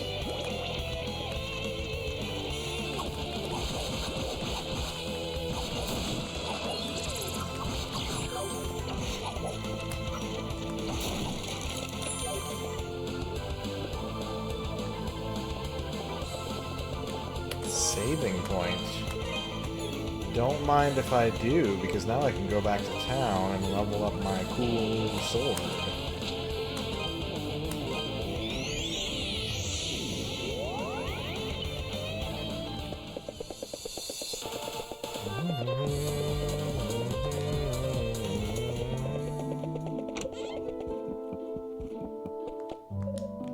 What do you got for me? This look good. Gonna need more than that. I don't have enough ore. Gonna come again. No, I need more. Alright, we gotta buy something. Welcome. We need the spirit necklace. Why is the amulet sold out? I didn't buy one.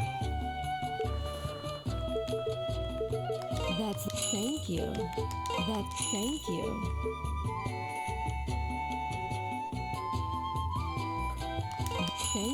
Thank you. That's the one. Don't be a stranger. I must have, but I don't remember if I mean, I have one in my inventory. I have 3. I have no idea where I got those, but I must have picked them up at some point.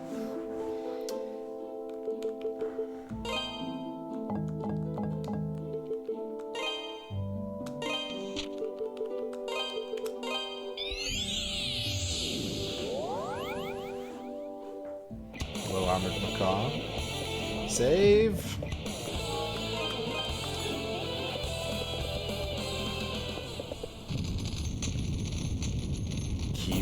noob. Zerduros. Cannot be hurt. Does he have a weak point? Is it the front penis? It's the front penis. The front penis is the weak point.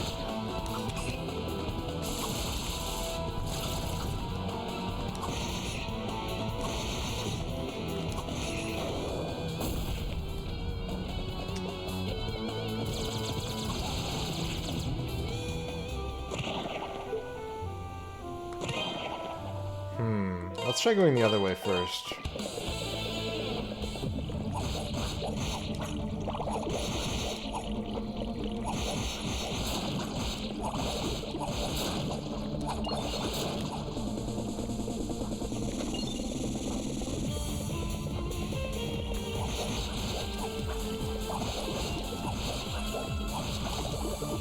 Also, I'm about to level up, so there it is.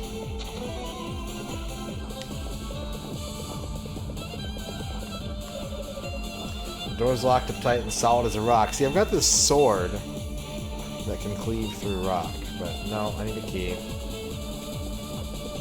Okay. Let's see how much, just real quick, a little science experiment. We're at 11,231. How much does killing one of these things get me? One slimy boy is worth like 400. Damn, I kind of feel like we need to get to level 40. I don't know about you, chat. Slime is a little ridiculous.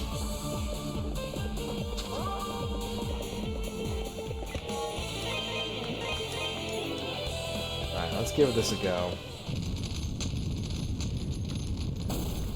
It might be grind time. First, let me try and fight this thing better.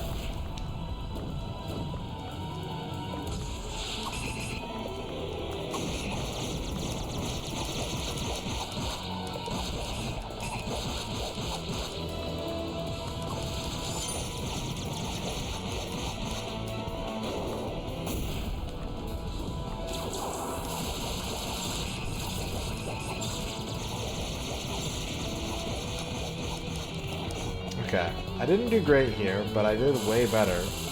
So if I did better, I could win, I think. I think I could win. If I start dodging attacks. A novel concept, I know, but...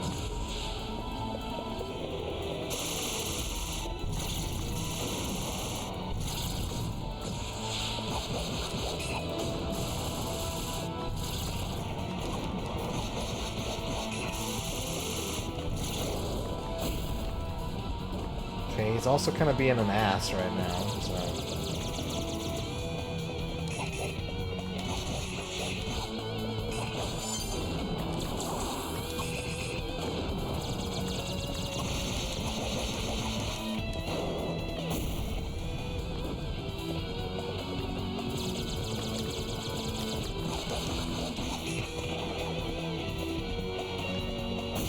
Oh, my face!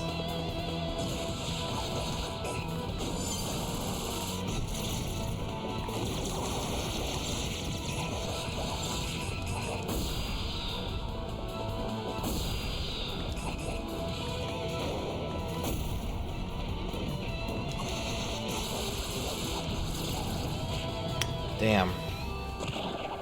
Damn. So quicks. Don't Pikmin just taste like carrots?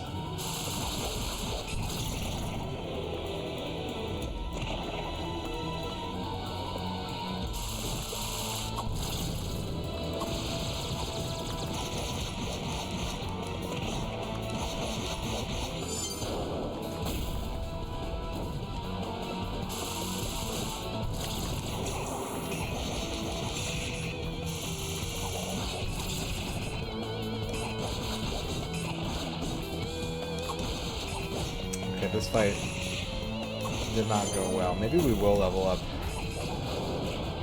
Maybe we will. I mean, Olimar named him after carrots. That's why they're called Pikmin.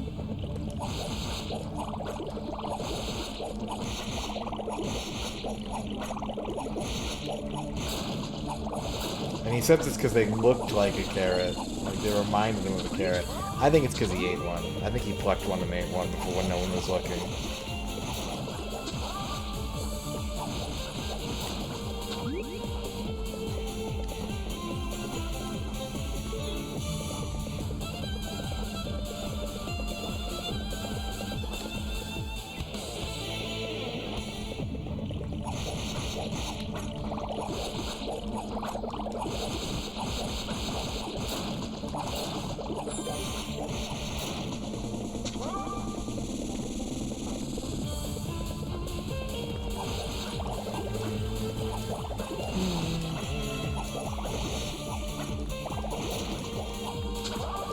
Yeah, it's real goopy in here.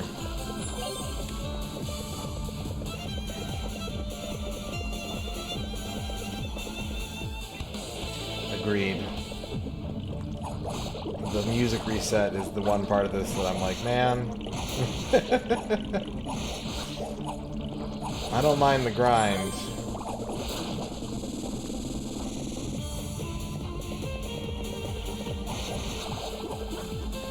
That's true, they are like super tiny.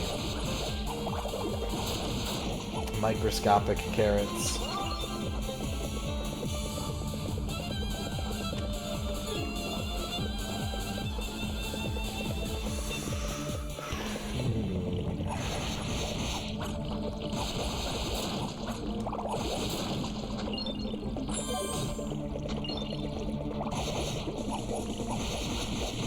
Why is that slime going up the stairs?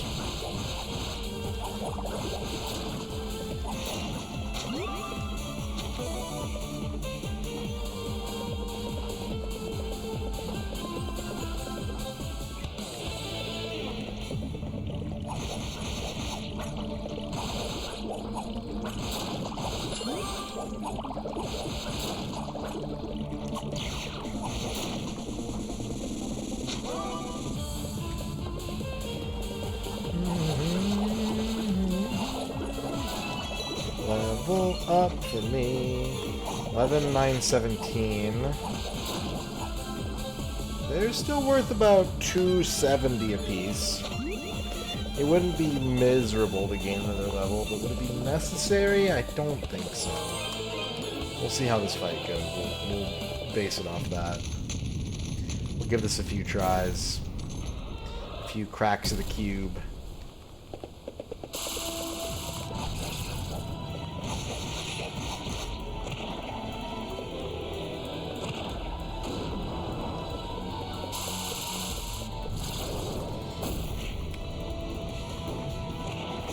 Hey, stop pooping everywhere. Ern, congratulations on your first.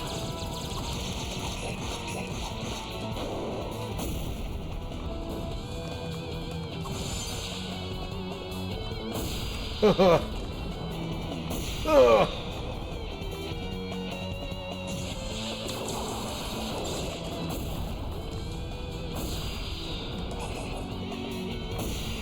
know, I had boost. And then he decided to be a little spinny boy.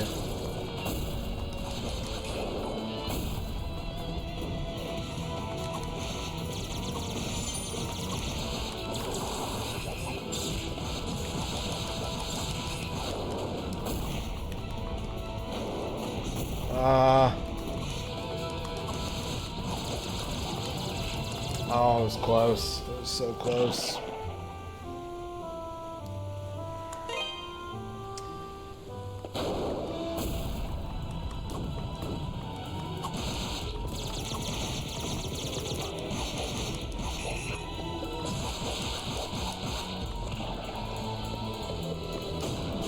Ow.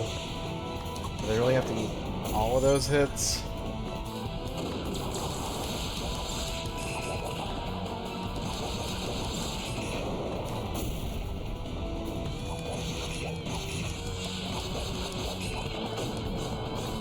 Not my best work.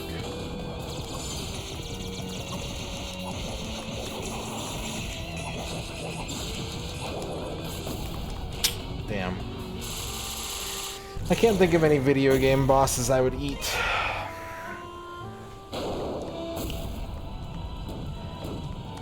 There's like the big corn cob as the first boss in Sexy Parodius. Like, maybe I'd eat that.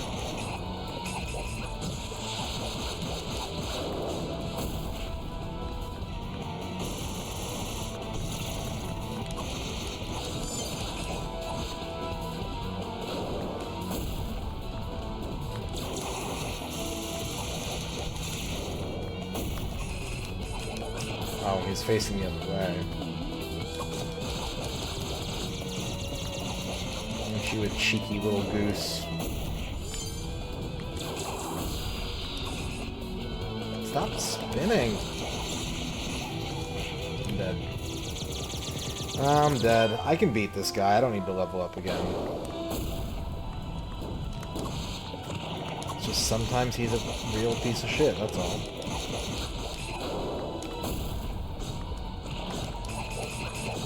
We all have our bad days.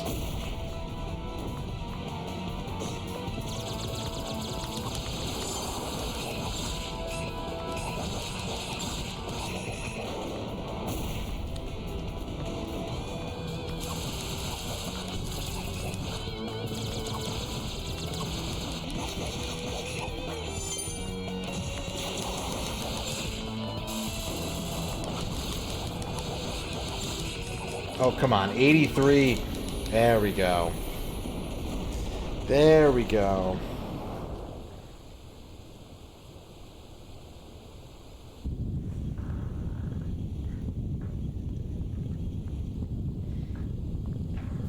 There's a lot of boss fights here.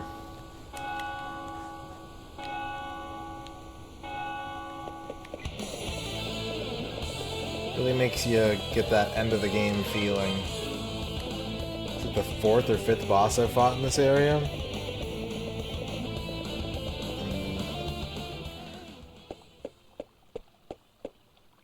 Adol, what are you doing here?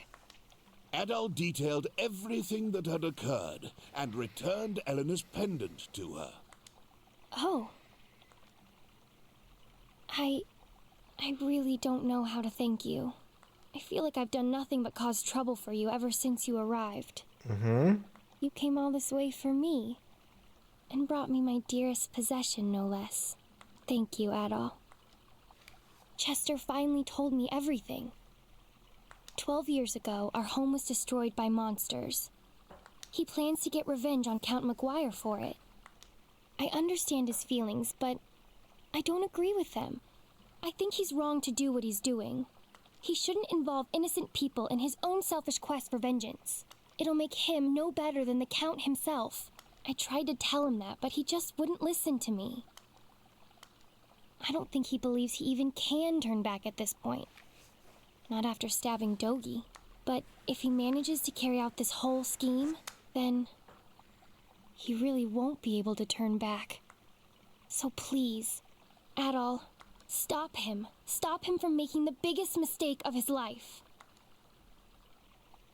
I beg of you, please stop my brother before it's too late. You're Adol, I assume? Helena told me all about you. I spoke with every character in the game. Achievement.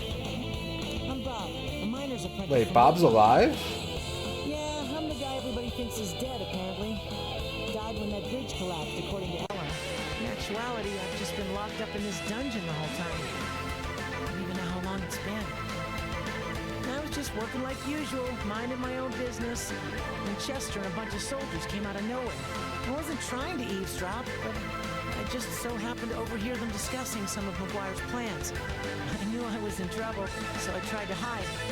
They found me, arrested me, locked me in here. I bet Grandma's worried sick. Yeah.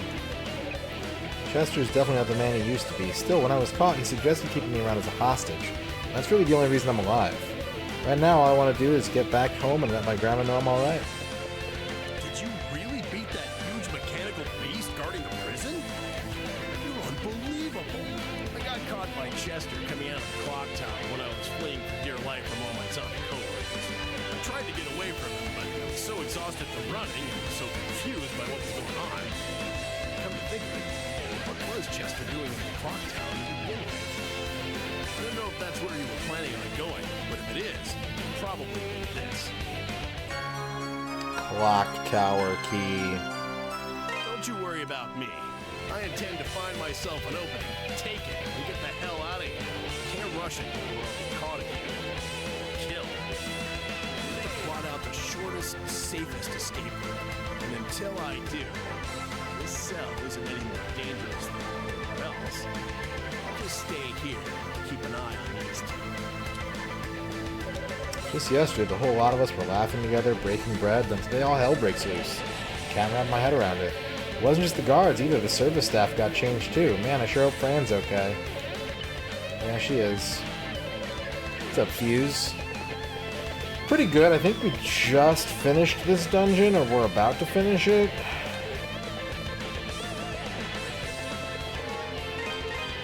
This is our only dungeon of the day so far.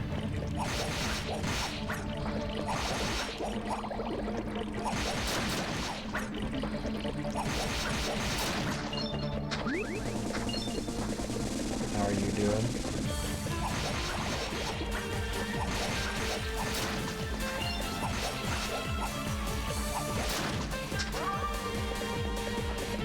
Playing some os.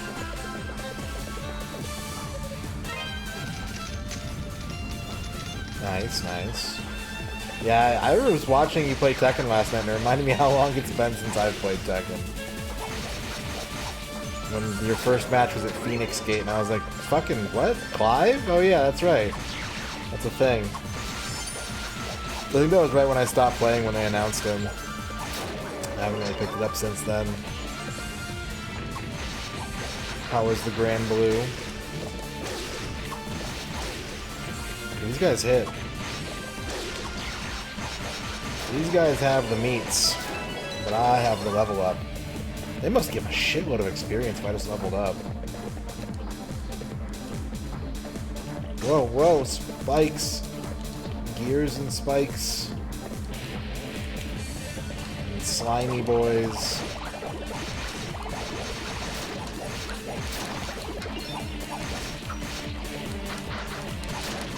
No! Damn it.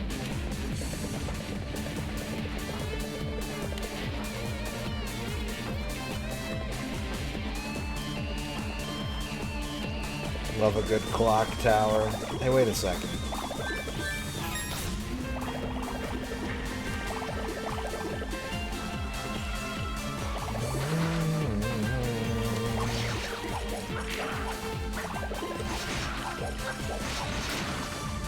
It's good enough for Batman. And Venom. It's good enough for my classic Japanese video games.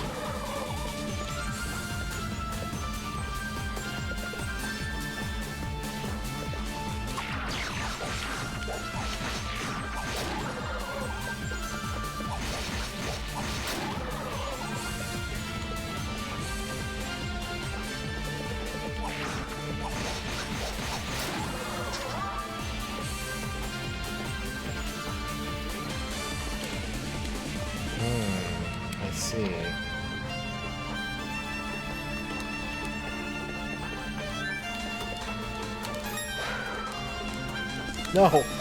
Oh, a little too confident.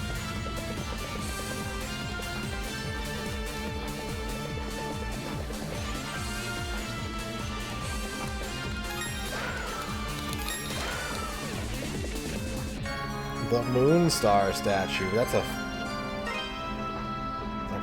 Is that a fifth statue, or did I get one of my statues back?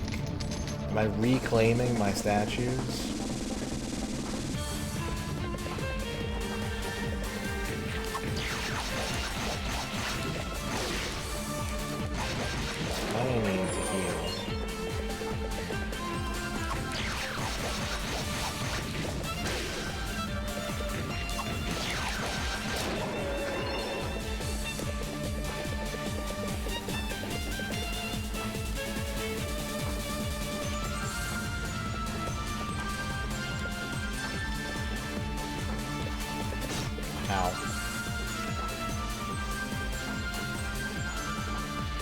Probably.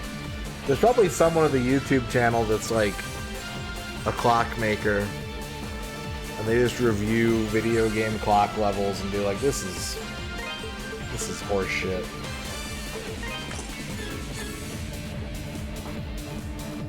What's up, M Voltage? I would say it certainly is, yeah. What's up, Renegade Wizard? Game and Watch. Damn, that's really good.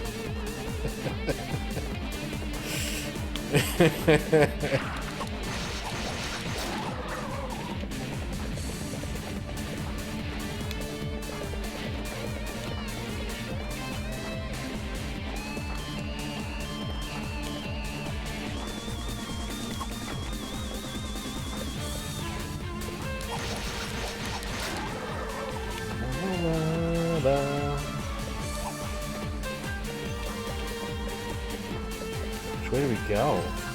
There's so many different ways. That way has a pot.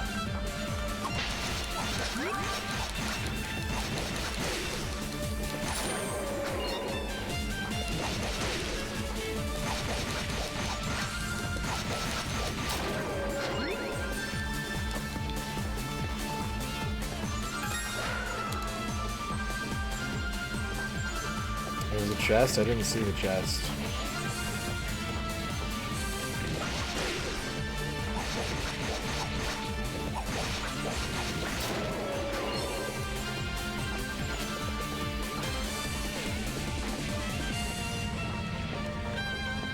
That's okay. I don't need the hints. No hintos, please. But I will go get it.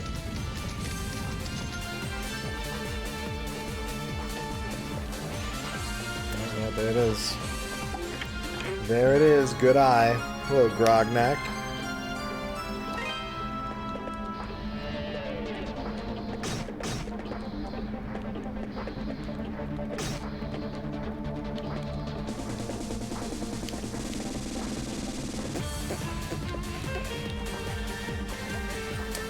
Going good. We've been in this dungeon pretty much all day so far. And I just fell a very long way. I'm gonna heal.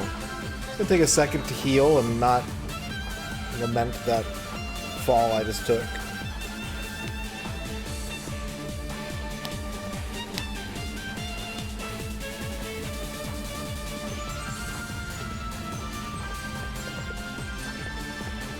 A clock tower? Many games have a clock tower. How many levels have this game? 6?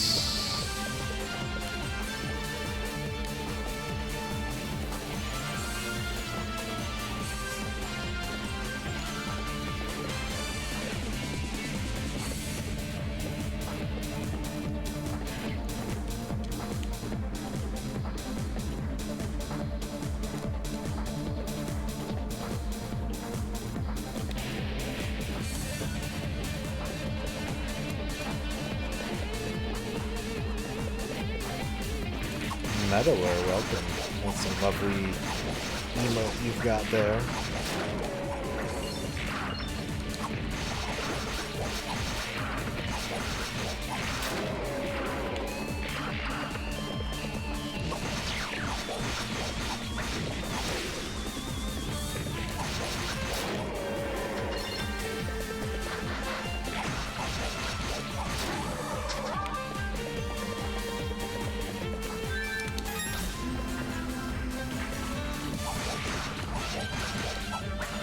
Slimy up here.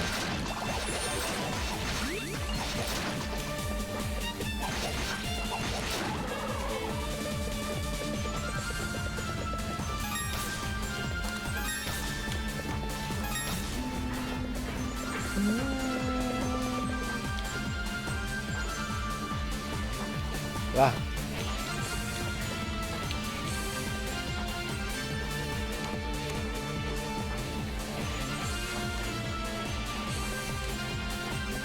Man, they were in sync like the first time they were on screen, and then I missed that. And I paid the price. I dearly paid the price.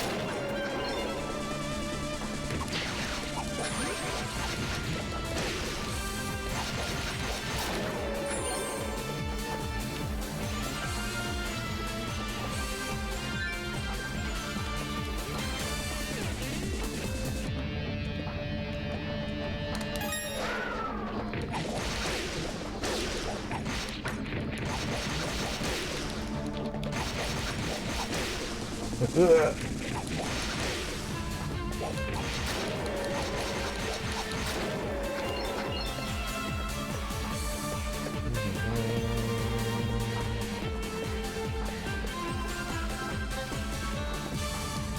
over here? Gears? Not like that. What's over here? Statue for me. What if Mario 64 had cutscenes? That's just Mario Sunshine. You know the part where Mario's thinking about all the Italian food?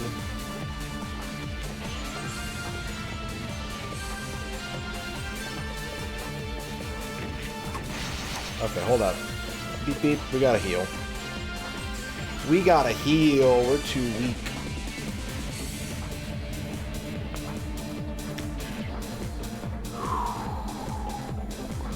Good thing my shoes have 4D navigation system on them. Sorry, guidance system. I got shoes with 4D guidance system, so I can handle it. I'm ready.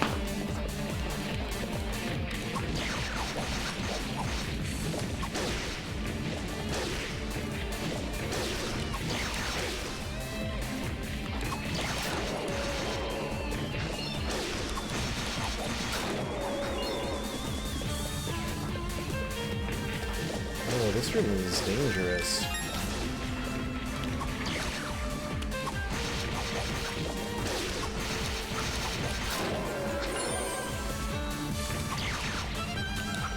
Not just moving through time, I'm walking.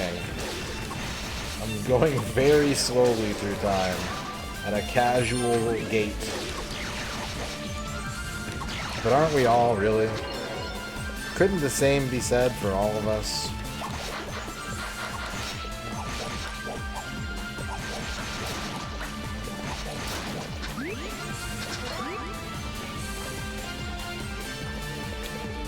Slimy, what are you doing down here?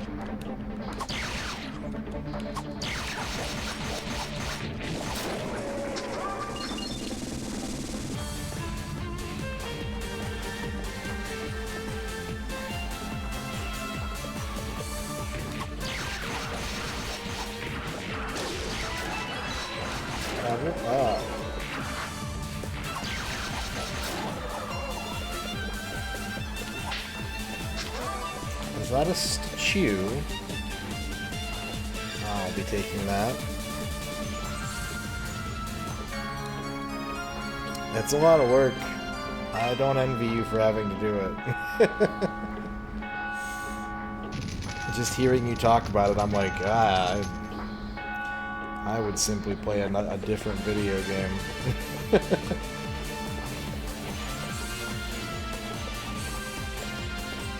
But I'm sure there are many times that you feel the same way about the things that I play.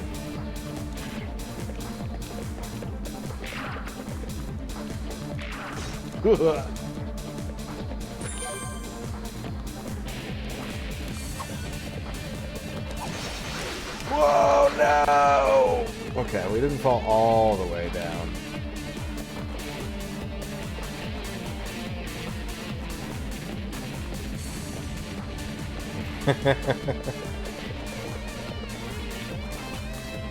Those flight tickets, though.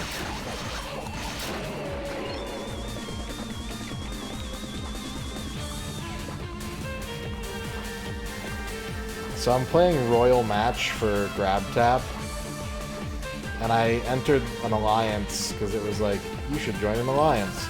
Okay.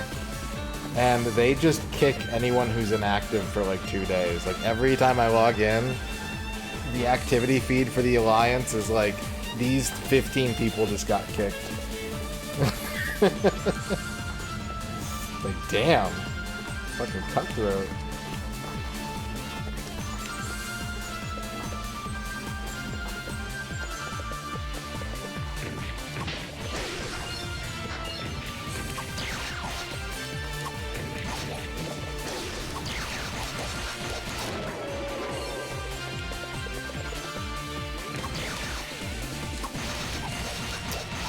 Well, they let people come in to fill the slots of the people, like, it's in their greeting message. They're like, if you're inactive, we'll kick you.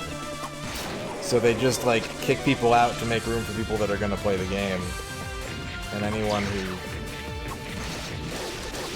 isn't playing the game just gets fucking yeeted.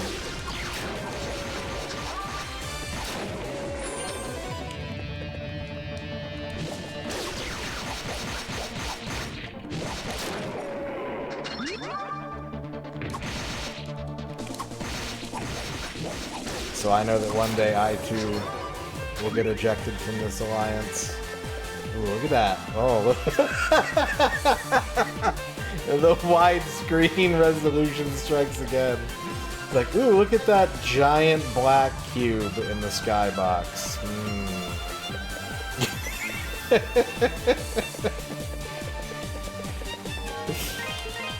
Alright, we have a save point, so let's level up our sword again real quick.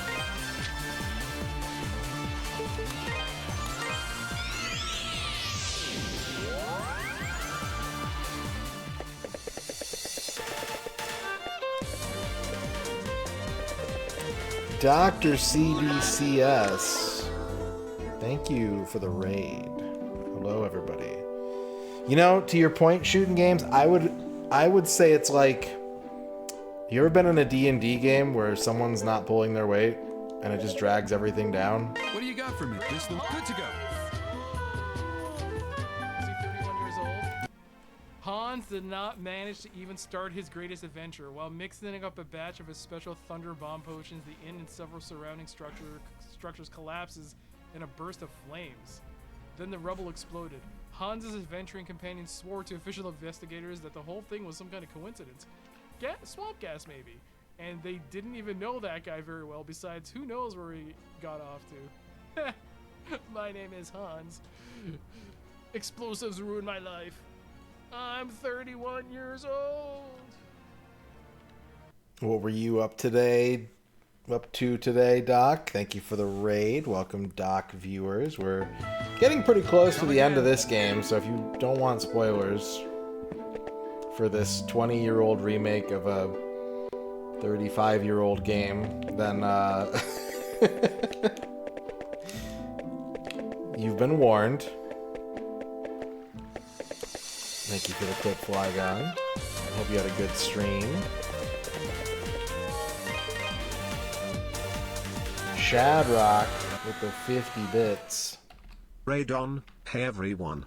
So, I just have to say, I've been diving deep into the Wise series lately, and I absolutely love how fast-paced and immersive it is. But you know what would make it even better? If William Shatner could somehow just beam himself in here to narrate some epic moments. Can you imagine? And then Adele went for the sword swing, like a bowl of soup flying through the air. Speaking of which, who else agrees that soup deserves a spot in RPGs? There are many RPGs that feature soup. Thank you for the 50 bits, Shadrock.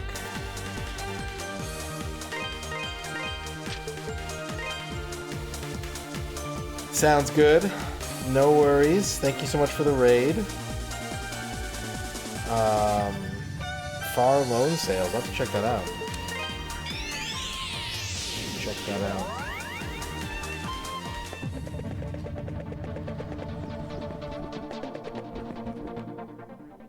Oh, staircase. You're loyal to me. How can you be from Genos Island?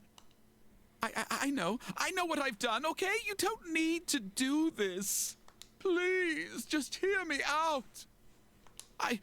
only wanted to use the demon's power to make Felghana into a strong and powerful nation. Yeah, okay, that checks out. I was just going to ask the people of the island for their assistance. I never gave any orders to exterminate them. I swear. It was a mistake. I never intended for things to turn out the way they did.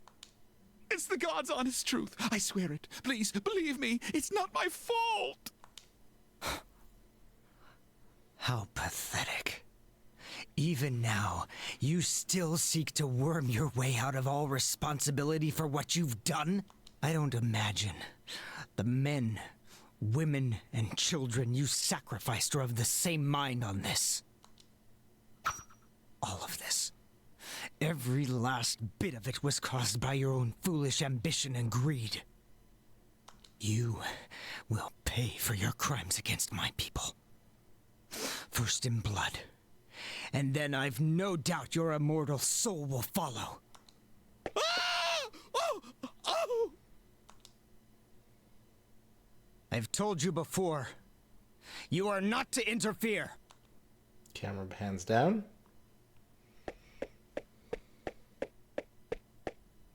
This is my affair. It does not concern you. If you insist on getting in my way, I'll cut you down, just as I did Dogi. I'm gone! Take that! Chester Stoddart, the main character in Broken Sword 7.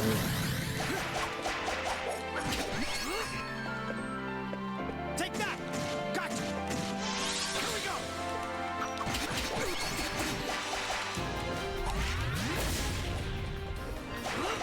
No chance!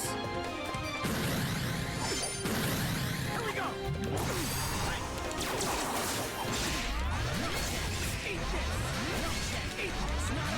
No chance eat this, no chance eat this. This is a Marvel match?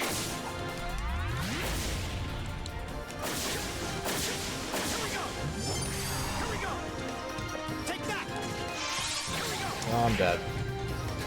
Told you not to get in my way.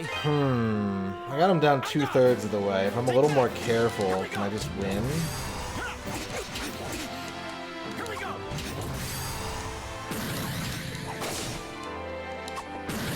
Take that. Here we go. Here we go. No chance. Take that. Gotcha.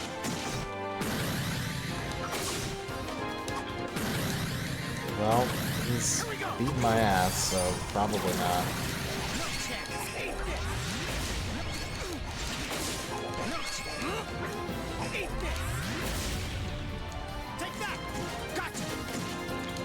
I kind of want to just avoid him until I get boost.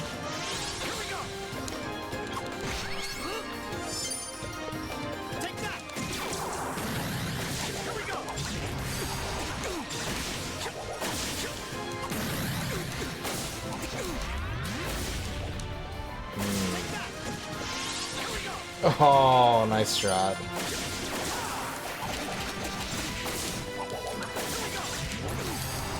$618. Told you not to get in my way. $618. I can do this. Here we go. Take that. Gotcha.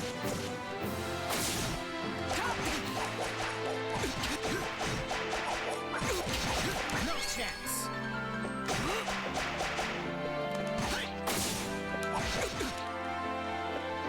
Here we go.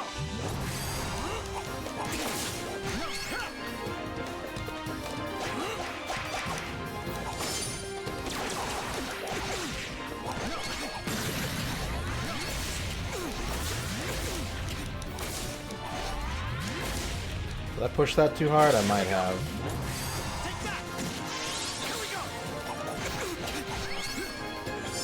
There we go, boost.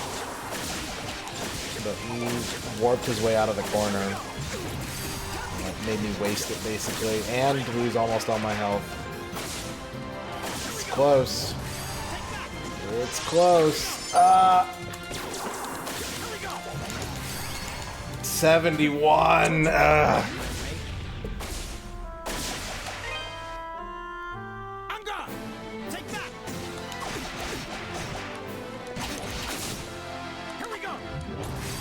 No chance. No chance. If he didn't start warping when I got my boost that one time, I think I would have had that easy. Take that. Here we go. Here we go. No chance. It's not over yet. It really does sound like he's a Marvel character.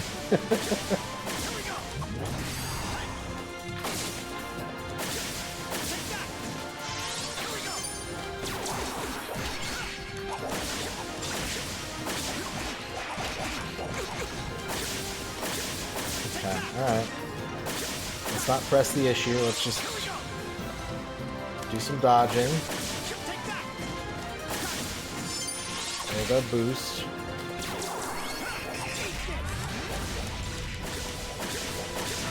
There we go. There we go. You've gotten a lot better. Thank you. But I'll be damned if I'm going to back down now.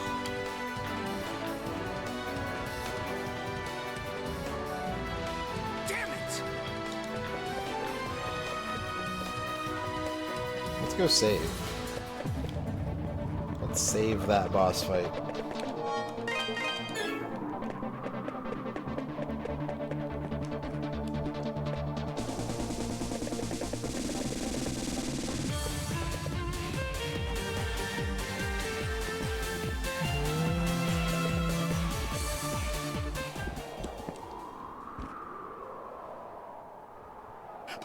Please. I beg you, just spare my life. Pathetic worm. To think that slime like you orchestrated such inhuman atrocities against my people. Ghost. But no matter. It's almost time for the final curtain. You're going to die like the disgusting pig you are. You, just stay right where you are and watch the story unfold. It'll all be over soon. Stop this, Chester! Please, you have to stop this. I know what I have to do, Elena. Our parents were murdered. Our home was burned to the ground. You may not remember any of it, but I'll never forget. I do remember. I remember our father's voice piercing through the flames, telling everyone to run while he stayed and fought. I remember the smile on our mother's face as she died, knowing we were safe. Elena? You? I remember everything now. It's all just as you said it was. Those years before we came to Redmont, the events of that horrible day, everything. I wish you wouldn't have. You'd have been better off forgetting it all. But there's no need to worry. I don't intend to involve you in this. This is my struggle, not yours. I would never stain another's hands with blood. Least of all, yours. Chester, I'm so sorry. You hurt so much all this time, but you kept it all bottled inside to spare my feelings. I never knew. I just never knew. But Chester, this is all for nothing. I don't think it's ever been possible to appease the souls of our people. What? They're not here anymore. After all the horrible things they've been through, I think what they really want is just to rest in peace. I know our father would want us to be happy, together. He wouldn't want us to take revenge. Not like this. Not at all, even. I'll never believe that vengeance would make him happy. And that's all I want, Chester. I want him to be happy, and our mother, and you and I too. I want us all to be happy. You may be stern, self-deprecating, and stubborn as anything, but you're the most dependable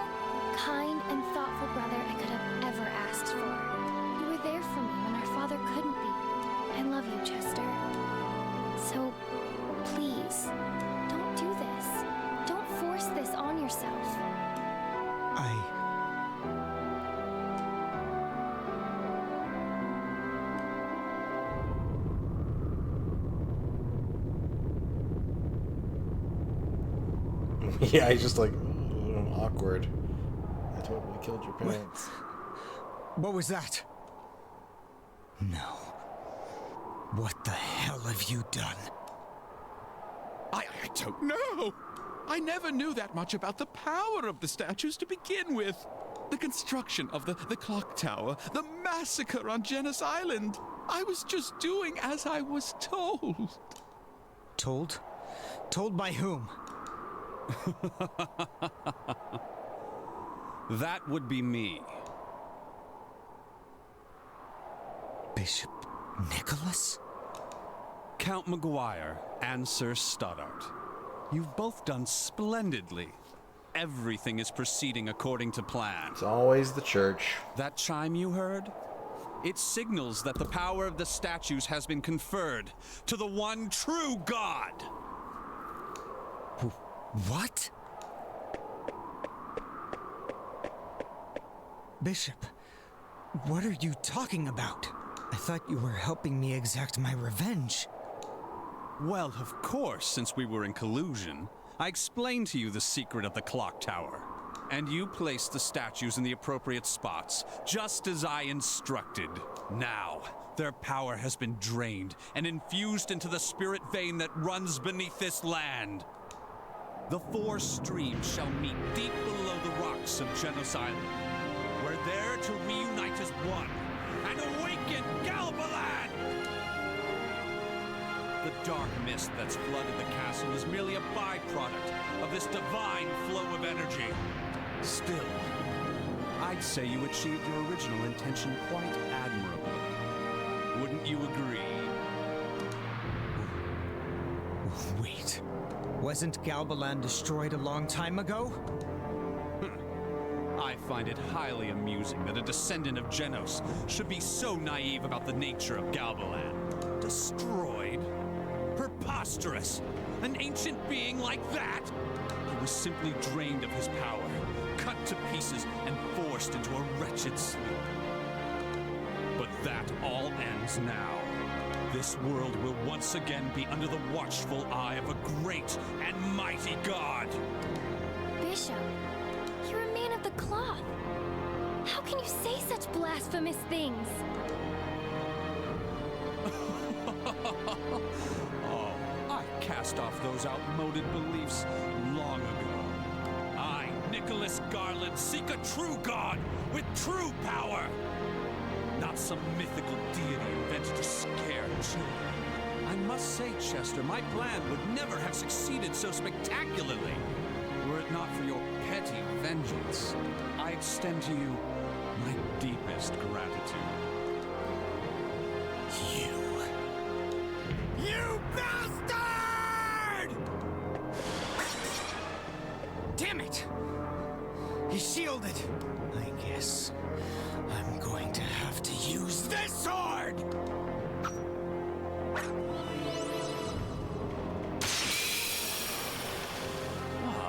I know that blade. Prepare to die, you filthy heretic! Chester! You don't have the power to properly wield that sword, you fool! So, now it's your turn to try in vain, is it? Very well, Adol Kristen. Perhaps you can offer me a worthy challenge. Let's find out, shall we?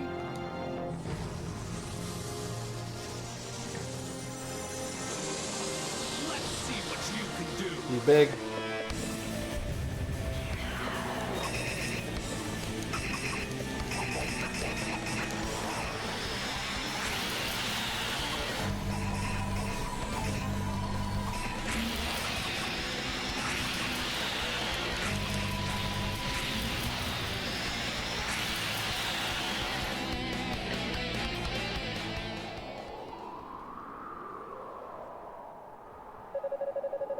That's it? Here I thought you were to be the next Genos. You're coming with me, Chester. There's still one duty you must fulfill. Your people sealed God away, and the children must suffer for the sins of their fathers.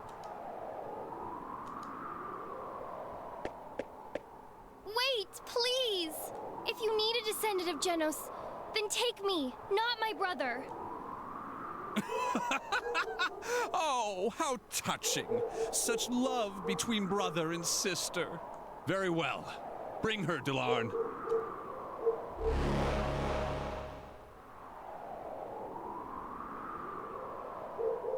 Adol, thank you for everything. When you came to rescue me, I was so happy, so moved. Please, make sure Chester pulls through.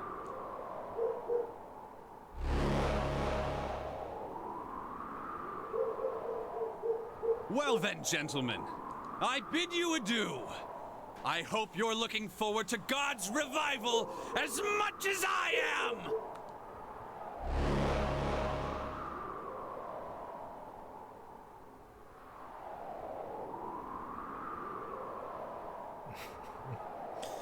The big black void is so good.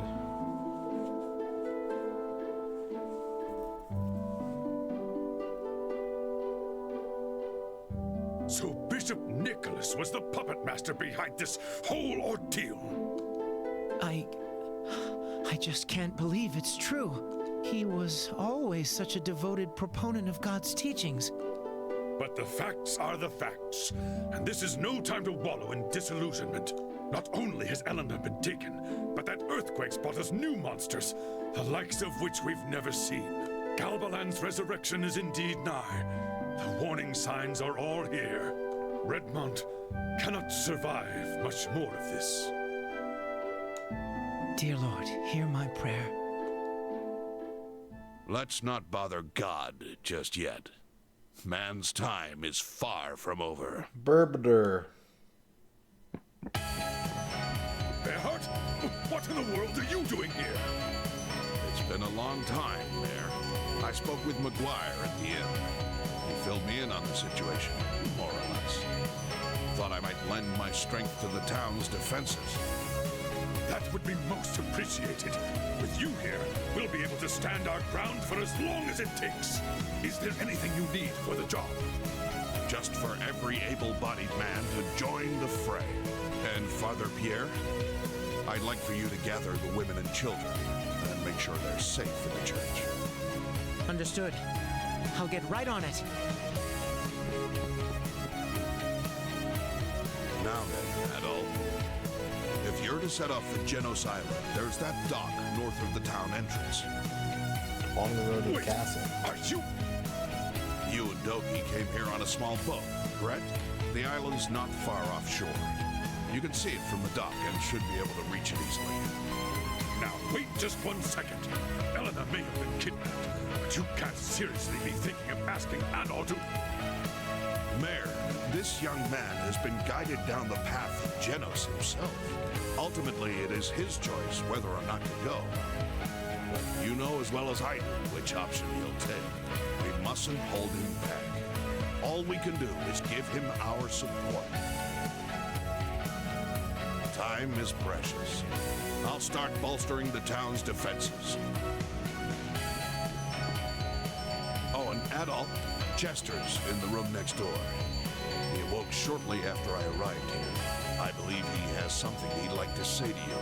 Before you go, you may wish to pay him a visit.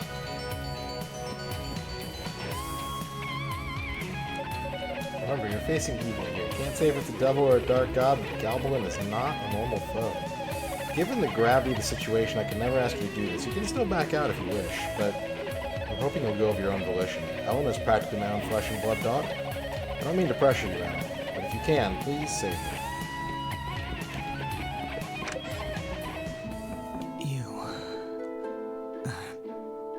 I must confess, I've made a terrible mistake. I involved innocent people in my quest for vengeance. I played right into the bishop's schemes, and as a result, I helped bring about the resurrection of Galbalan. I'm not worthy to carry this sword. Please, take it. Brave sword, the final sword. It's been handed down through generations upon generations of Genesis descendants. With it, You should be able to face the bishop on even footing. Please, save my sister. Save Elena. Chester lapsed into a deep sleep. I got tormented look drifted across Chester's face as he slept. Oh, alright, final sword. Strength plus 90.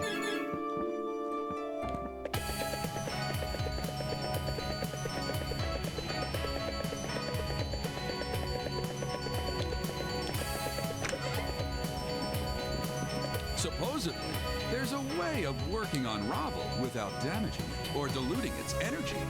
Perfect quality smithing. If only I knew the secret. I'm confident I could pull it off and make you the shield of your dreams. Thing is, there are two big obstacles standing in my way. First off, I need more Ravel ore than the miners bring back in a month. And that's a month when the quarry's open. Plus, like I said, when you pound Ravel, you damage it. It's a soft mineral by nature, so there ain't no way around it.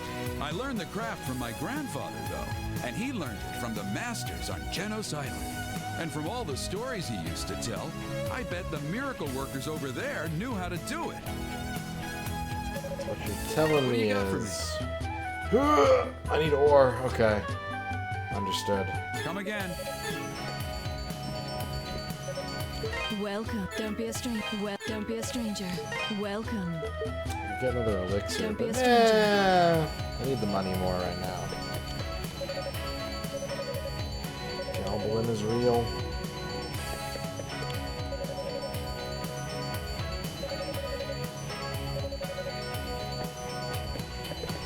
Galbalin is real, chat.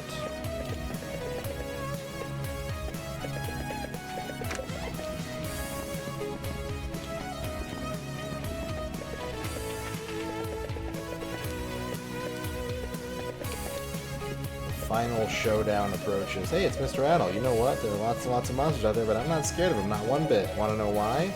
Because I got you and my daddy and all the other strong men in town looking out for me. The monsters don't stand a chance. I haven't seen Sister Nell since this morning, though her absence is quite understandable. I can only imagine her shock at the bishop's actions. She's always had so much respect for him. I must persevere. Even if she is not here in body, I'll keep her spirit alive amongst the townsfolk until she returns. Where's she gone? Oh wait, Bob's here.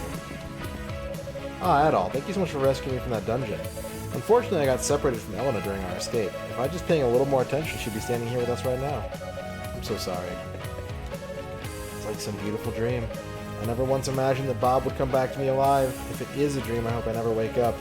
He told me you're the one who broke him out of the dungeon. Thank you, Adol, Chris. Thank you so very, very much. In these troubled times when all the news is bad, a happy event like this isn't just rare. It's a miracle.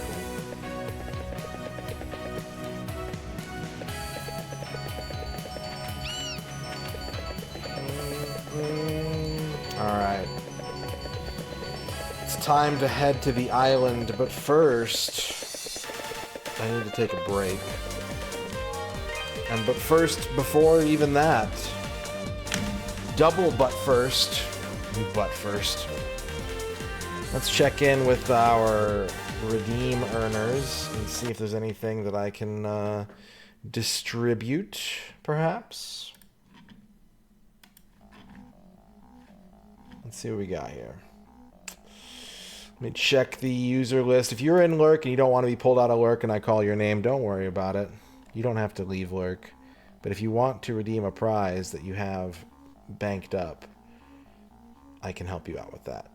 So if Gibby, if you're around and you want to redeem a prize, you can do that. Shay, thank you for the follow. Noman, you've got your 1cc as well. And who else? Dorky on TV. Dorky on TV has a redeem ready to go. And who else? Who else? Dr. Furious and So Crates, and Fuse Deluxe. Dorky is here. Dorky, I watched your show. I'm ready to talk about it. I'm almost ready to talk about it. I need something real quick here.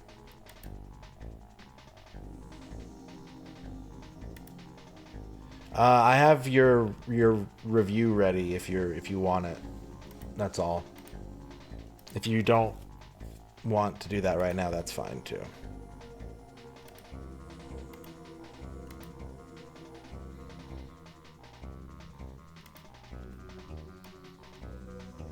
Okay, 1 second.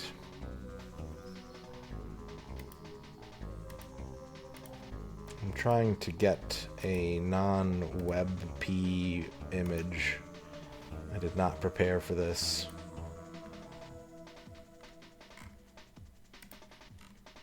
One moment, please.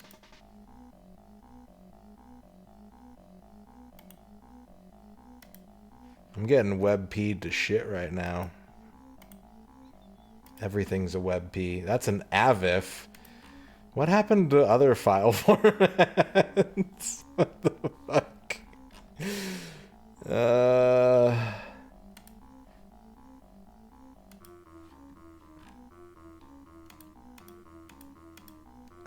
let me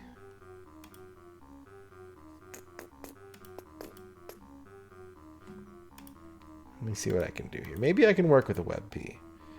I don't think I can. Maybe they'll let me.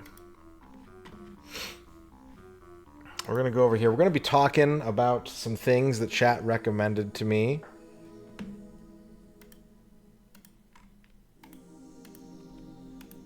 Some recommendations that were made by chat. Oh, okay. OBS can handle WebPs. That's way too big. But Dorky on TV asked me to watch 3 episodes of the Heathcliff and Dingbat show from 1980, the first Heathcliff cartoon. And I did, and I wrote down some notes, and I'd like to tell you about them now. My history with Heathcliff, when I was a kid, I used to watch the Deke Heathcliff cartoon. I didn't really feel a strong way about it one way or the other, I don't think. But I did watch it. It had a big round orange cat, and that was enough for me. Though, every time I try to think about details from the Heathcliff cartoon that I did watch, I always get confused whether... Like, I always assume that Heathcliff had the hot air balloon, but it was the Cadillac Cats. So, like, the two things just don't... They're too similar, and my brain just smushes them together. But this is the... This is the first Heathcliff cartoon. This is a Ruby Spears cartoon. We got some baseball music for the occasion. I was surprised at the animation style of the Heathcliff cartoon. So the way this show is broken up is there's a 5-minute Dingbat, a 5-minute Heathcliff, a 5-minute Dingbat, and a 5-minute Heathcliff. That's every episode. So you get 4 5-minute shorts, basically. The Heathcliff cartoon was animated very well. It has a pretty all-star voiced cast. I mean, both these together kind of share a voice cast, but Mel Blanc is the voice of Heathcliff. Frank Welker, June Foray, Don Messick, all doing voices in this. Heathcliff is a Bugs Bunny style trickster god analog. The Heathcliff part of this is literally just a Bugs Bunny short. Even Mel Blanc's voice is not that dissimilar to Bugs. The dog catcher is like Yosemite Sam, and like the fish market guy is like Elmer Fudd. He just, basically every Heathcliff part is like Heathcliff wants something, and then someone kind of tries to stop him, and then he bothers them until they run away. And that's every single Heathcliff cartoon that I saw of the first 3 episodes of this. So 6 Heathcliffs. But it is well animated. The backgrounds aren't great. They're very flat and use very light pastel colors, which I think is kind of similar it's kind of typical for the era. But they try to do a lot of perspective shots. They have like shots where it's like looking down an alley and like the buildings are kind of drawn in perspective, but they're not shaded at all. So everything looks like it's kind of being performed in front of a curtain sometimes. But there are a couple decent one-liners and visual gags. I laughed a couple times. They don't really amount to much. They're pretty much just there to put a pin on the scene, and then they transition to a new scene, like the next sort of thing that's going on. There are some good moments to clip out of context, though. There was an inflatable Heathcliff blow-up doll with the phrase spoken, inflatable Heathcliff blow-up doll. There was this guy who, like, his whole point in the story was that Heathcliff and this dog wanted his sandwich, and he just, like, he's sitting on, like, a bench with a lunchbox. He pulls out a big sub sandwich, is, like, about to eat it, and then he's like, I'm too tired to eat this sandwich. I better take... He says, I'll never be able to finish this sandwich. I better take a nap. And then he just, like, puts the sandwich away and falls asleep, and then they fight over the sandwich for the whole cartoon. And then, yeah, he doesn't take a single bite out of it. But then the sandwich winds up back in his possession. He just, like, opens his eyes, like, yawns, and he's like, all right, I'm ready for that huge sandwich. So it's just kind of, like, silly moments like that. Mel Blanc's Heathcliff laugh is not enjoyable. He just kind of sounds like a sedated Woody Woodpecker. But yeah, the Heathcliff part of this is pretty inoffensive. It's a stock standard Looney Tunes derivative cartoon. Very much just taking the Bugs Bunny formula and putting Heathcliff over it. But I did appreciate that they really managed to keep the visual style of the comic strips. It looks like a Heathcliff comic strip. It looks like, I don't remember who the guy who did Heathcliff is, but it looks like his stuff. So I was kind of impressed by that. Let's just gonna let that be quiet. So that brings us to Dingbat. And I wrote down a lot of questions about Dingbat, and they all start with the word why. Why is Heathcliff always paired up with someone else? Why can't he have his own cartoon? Why Dingbat? Why are there so many monster-themed late 70s, early 80s cartoons? Are they just trying to, like, ride the Scooby-Doo wave?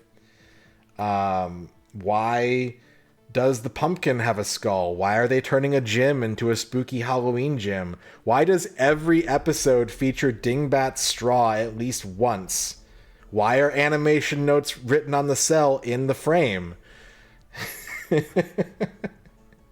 So basically, Dingbat, I think it's called Dingbat and the Creeps is the full name. Dingbat is the vampire dog. Nobody is the talking pumpkin who looks like a basketball that wears a hat and sneakers. And Spare Rib is the skeleton with a plunger for a hat and overalls, and he can transform his body into different items and shapes. Nobody. So this is a Three Stooges analog. If Heathcliff is Bugs Bunny, Dingbat and the Creeps is the Three Stooges, except they are mirthless and completely unlikable to me. Nobody's the smart one. He's the Mo. Spare Rib is the screw up. He's like the curly.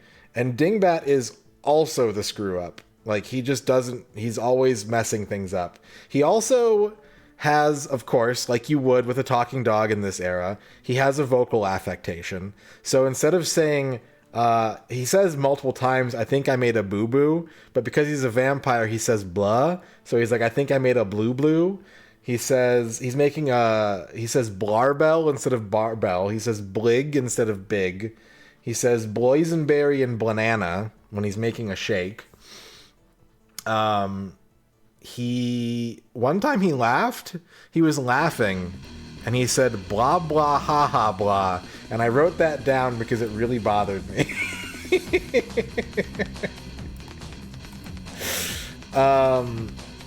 He has like a little coffin that he opens up with a gorilla arm inside that like reaches out and does things. It's never explained, but they just like carry around this coffin, and when he opens it, a gorilla arm pops out and like does whatever Dingbat could have done with his hands, honestly. It's a disparate, rapid-fire collection of scenes and ideas that I could barely follow. Like, within like the first 30 seconds of the first episode, for some reason they go to a gym and then they're like, we got to make it spooky. And it's just like it's very they have a company called Odd Jobs Inc. and so people are always accidentally hiring them to fix their problems and then they mess everything up because they're inept. Yeah, it was not for me. It was also animated worse in my opinion. I don't think they had the same production values. Yeah. I don't want to watch Dingbat anymore. Heathcliff it wasn't anything special. I wasn't like captivated by it, but I could do without ever seeing Dingbat and the Creeps ever again. They did also have some clippable moments though. Like you could clip a moment where nobody says turn on the creep tube and you could use that for something on the internet, I'm sure. Can I elaborate on Dingbat's straw? Dingbat has a straw, which is a plastic straw with a bat on the top of it. Like the straw starts, there's a bat, and then there's the rest of the straw. And at least like once per episode, and I say at least because he did it so many times, he pulls the straw out of his cape, he sticks it in whatever he wants to drink, and then he like bites the straw underneath the bat and drinks it from there, even though there's an opening at the top. I think this is just to get around the fact that he's a vampire and he has to suck something, but it's just like really weird that he just keeps pulling it out. There's like a mandate in the show Bible that Dingbat has to use his straw for something in every episode. I confess that I enjoy modern Heathcliff. I like the completely absurd, weird pointlessness of modern Heathcliff. This doesn't quite scratch that same itch for me. Heathcliff would go on to partner up with many, many other characters, never getting his own solo show. Yeah. It's inoffensive. It's inoffensive, and it's very much what you'd expect from a cartoon from 1980. I've seen worse. But there is a very clear difference in quality of animation and quality of writing between the Heathcliff portions and the Dingbat and the Creeps portions. And, yeah. Every time a Dingbat would start, I'd just be like, oh, God. So, there you go. I watched 3 episodes of Season 1, Heathcliff and Dingbat. It's available on the Internet Archive. You can watch it, too. There you go, Dorky.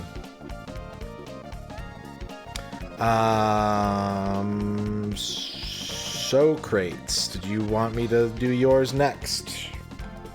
I can do Socrates or I can do Fuse.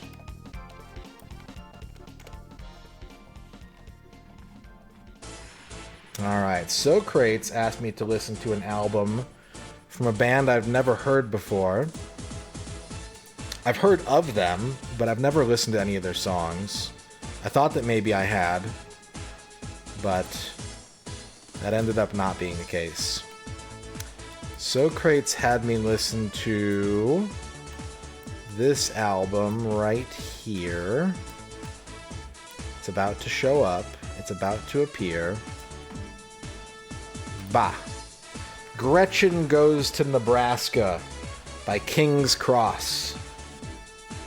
1989.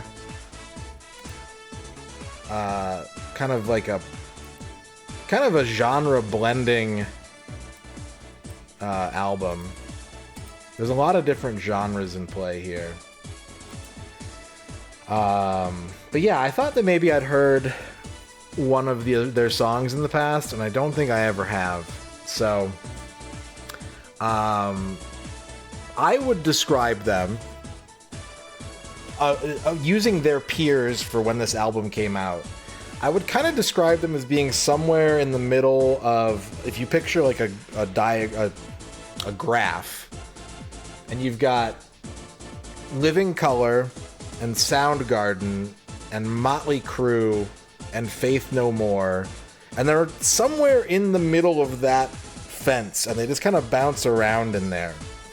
I want to start with the singles, because this is what I would have heard of theirs, but again, I hadn't heard any of their songs before. The first single off the album was Over My Head, which was actually my least favorite song on the whole album. It was like kind of glam rocky. It had kind of some shreddy guitar solos. The vocals had kind of a gospel revival, and more on that later, but they had kind of a gospel revival sort of, I don't know, volume and choral quality to them that I just didn't really enjoy, and I didn't think it worked with the instrumentation of the song. The other single, though, was Summerland, which I actually liked a lot. It ended up being one of my favorite songs on the album. It had really lush guitar tones. It was kind of down-tempo and contemplative. It had kind of a late 80s alt-rock vibe that's very much in my wheelhouse. I kept trying to think of who I thought it sounded like, and it was just stayed on the tip of my tongue, and I never could figure it out. But I actually like that song a lot. It was kind of just like about, you know, the passing of time and not being able to hold on to things in a lot of ways, but it was good. I like that song. So I think you can draw a lot of lines from this album to many significant rock songs that followed in the years to come, in the next 5-6 years, from major bands. And whether it was a direct influence or not, I read some quotes from pretty big name musicians who did say that this was one of I think Devin Townsend likes this album. I think the guitarist from Faith No More likes this album.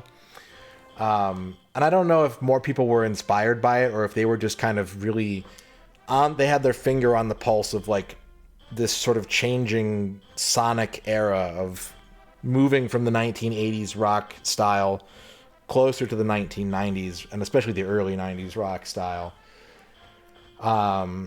They kind of straddle those two eras and incorporate different subgenres like prog and metal and funk and bring it together in something that kind of stands out.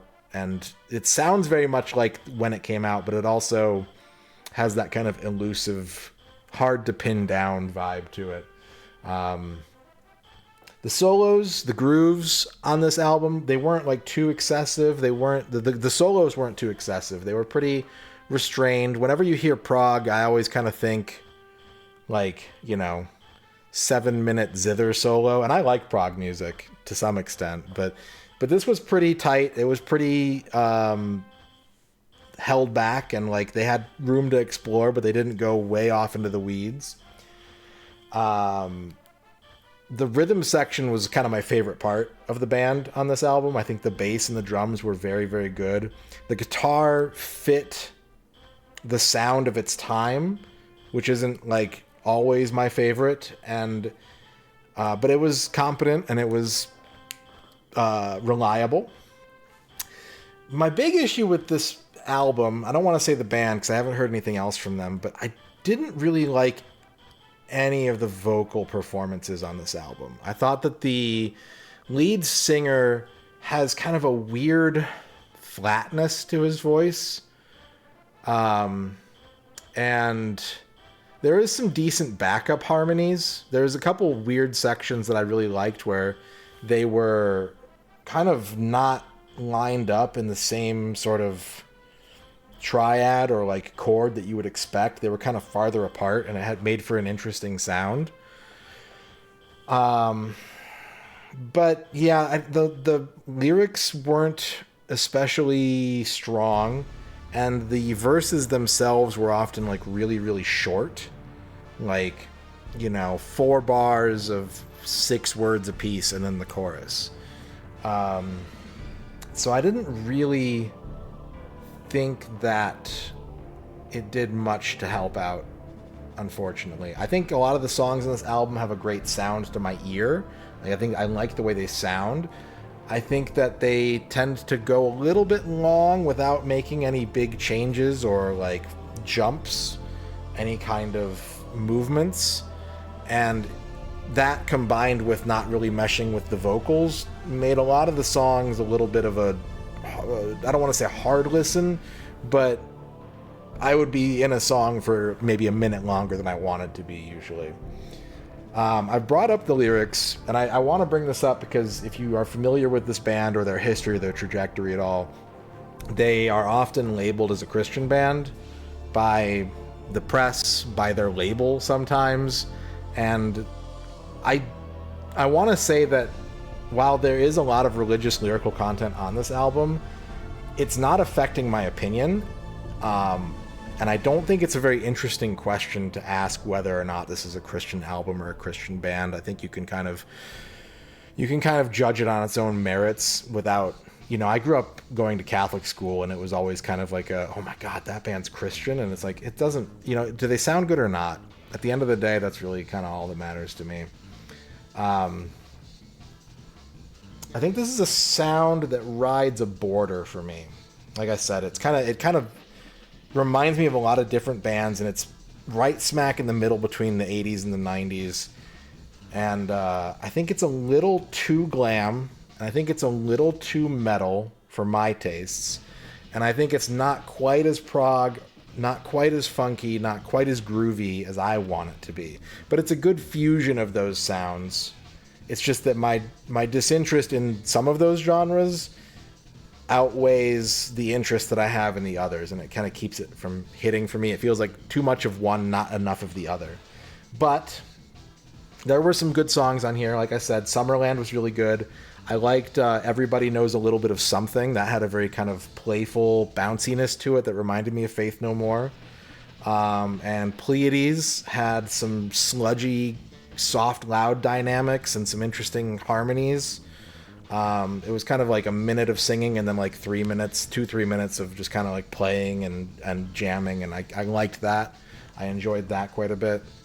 So this was an enjoyable listen. It's not something that I think I would go back to. I would be interested in maybe hearing another era of this band, or if they ever changed vocalists or something like that. But it was pretty good. It was pretty all right to listen to. So there you go, Socrates. There's my take on Gretchen Goes to Nebraska by King's Cross. And then Fuse. Fuse had me listen to an album, and I just listened to it today. I just went and listened to it today. And that is this album. Right here. It's going to be way too big. It's going to be the wrong size. Or way tiny. Super way tiny. I listened to this album. Yeah, I did see that. I try not to do too much research, but I look for a little bit of context, and I can definitely see that. Yeah, there's a lot of respect for them, and I think it's probably well earned given how long they've been around and how much work they've put in and how different they were compared to a lot of other things. So this is MG4 by Mondo Grosso, a Japanese jazz, house, funk, samba album.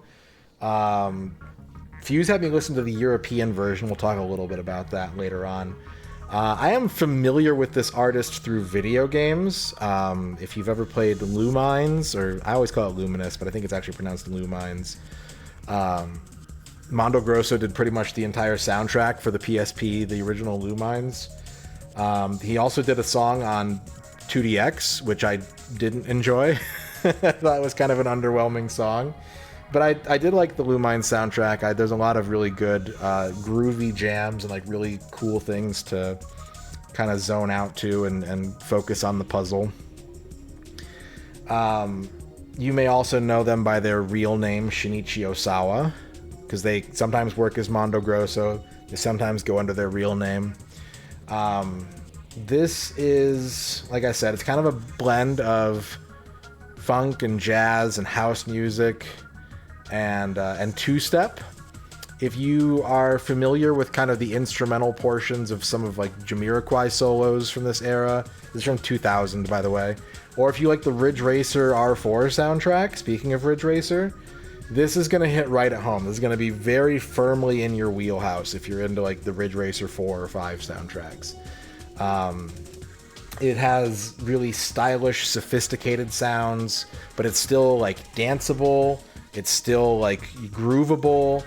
There's a lot of great guest artists doing vocals. There's a lot of dreamy strings, and everything is really tightly produced. There's not really a single beat out of place from the moment it starts. It sets the bar super high, which doesn't leave a lot of room for anywhere else to go. Like, when it started, I was like, oh my god, this is really good. And then after like 5 or 6 songs, I was like, it's kind of just in this pocket. Like, when you make that strong of a first impression, like, where can you go? And it does manage to go some places, but I do want to point out that, like, that's not a knock against this album. Like, oh, it's so good that it can't be great.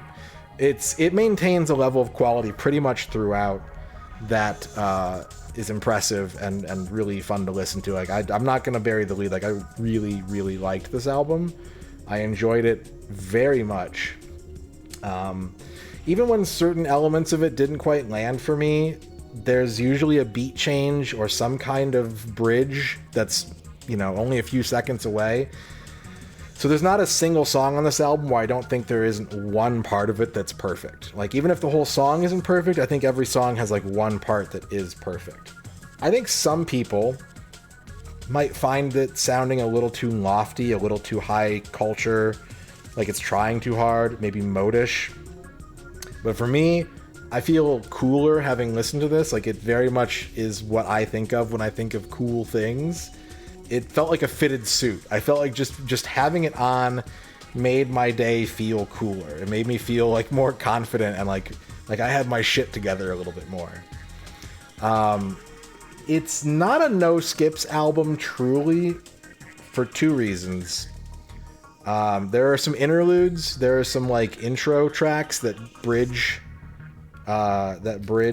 one song to the next, or like lead as a lead in to the next song, and they don't really do much. They are just sort of there.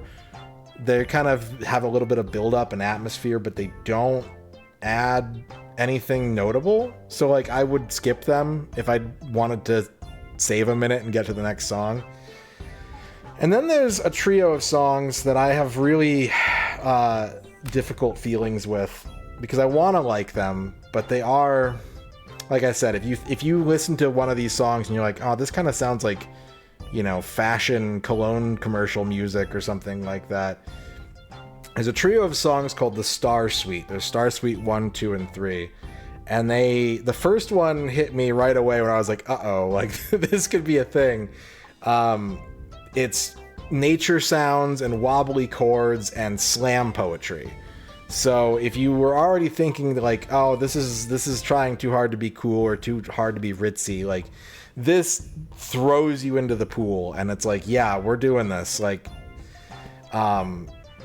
it might feel a little too overwrought for its own good. It's a neat concept, but it's harder for me to make excuses for. And if I were going to recommend this album to someone else, I feel like I would be compelled to warn them in advance, like, hey, I really think you're going to like this album, but there are 3 songs back to back to back that maybe you're going to be like, what's going on here?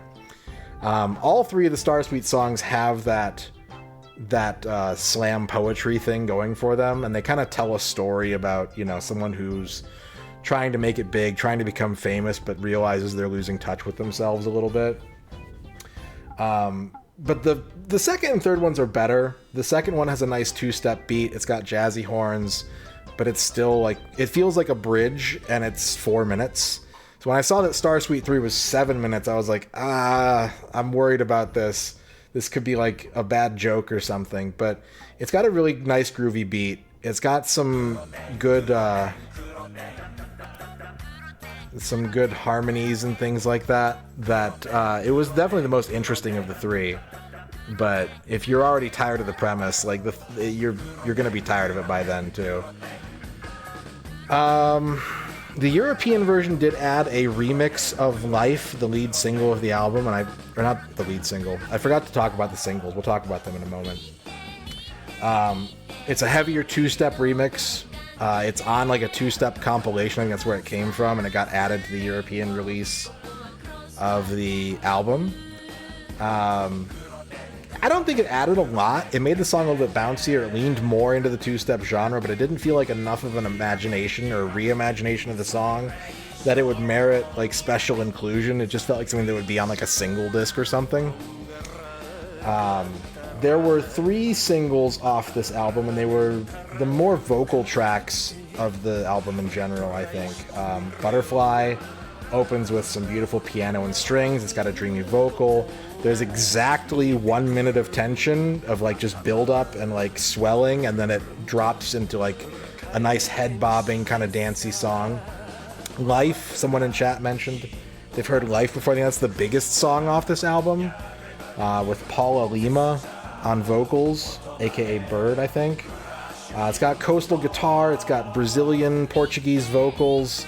The beat's a little muffled and lower. It makes this nice clean samba sound. It's really refreshing, really bright, really kind of, travel-y, for lack of a better word, kind of summery.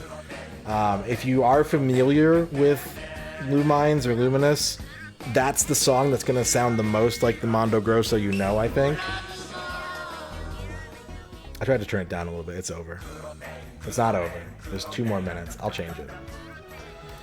And then Now You Know Better has Amel LaRue on the vocals.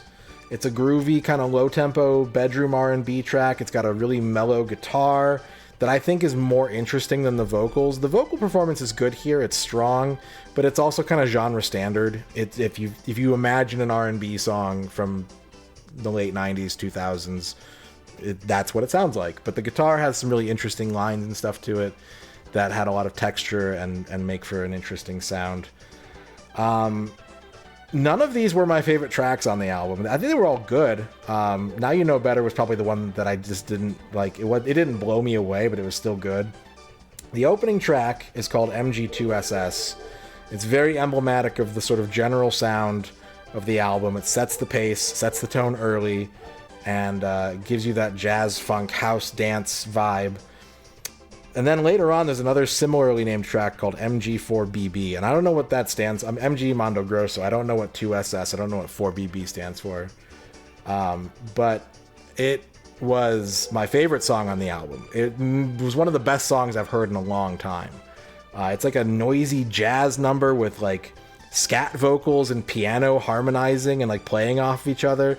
There were a lot of stink faces during that song. There was one point where I like exclaimed "oh" out loud when like something happened that I wasn't expecting. Really amazing song. If you want my recommendation to listen to one song off this album, MG4BB would be the one that I would go with, because it was just it hit me hard. And then right after that song, I think, is a song called Scenario, which I was kind of up and down on a little bit. It's the only song on the album with male vocals, and they are also Brazilian, I believe. I think the vocals on this album are either English or Brazilian Portuguese. It's got some rapping in it, which isn't great. I didn't really enjoy the rapping, but there's a male singer that is also on the track that's really good. When the beat dropped in that song, I also made an exclamation out loud because it hit me so hard, and like it really surprised me and left an impact. So those were my favorites from that album, but MG4BB for sure. That is a full-hearted 100% recommendation for me. If you want to check anything about this album out, listen to that song. That was my favorite by a wide margin. I think this was really good. I think this was a very fun album to listen to. It matched my tastes. It surprised me. It was smooth and clean, and I would definitely listen to it again. There were some harder parts that I think I can deal with, but like I said, I think I would have a bit of a trepidation if I was gonna, before I would just go and tell everyone to listen to this album. I'd be like, oh, by the way, you should be aware, like there are some elements that maybe aren't gonna click with you, but for me, it either clicked perfectly exceeded my expectations or were things that I could just kind of deal with and enjoy as long as that was the context for them. So very good. Very, very good album. I liked it a lot. Thank you very much for that, Fuse. Dr. Furious, are you still here? I listened to your album as well. I listened to your album if you're still here, Dr. Furious. We had a lot of these redeemed, and I've been working on them over time. Cool. Well, let's get to yours next, then. Bob shout out. Let me get through all this first, please. Don't let me forget, but let me get through all this first, because it's been stacked on top of me for like a couple weeks. All right. For the does the original version not have the Portuguese singing? I didn't know that. Okay, interesting. I did not know that.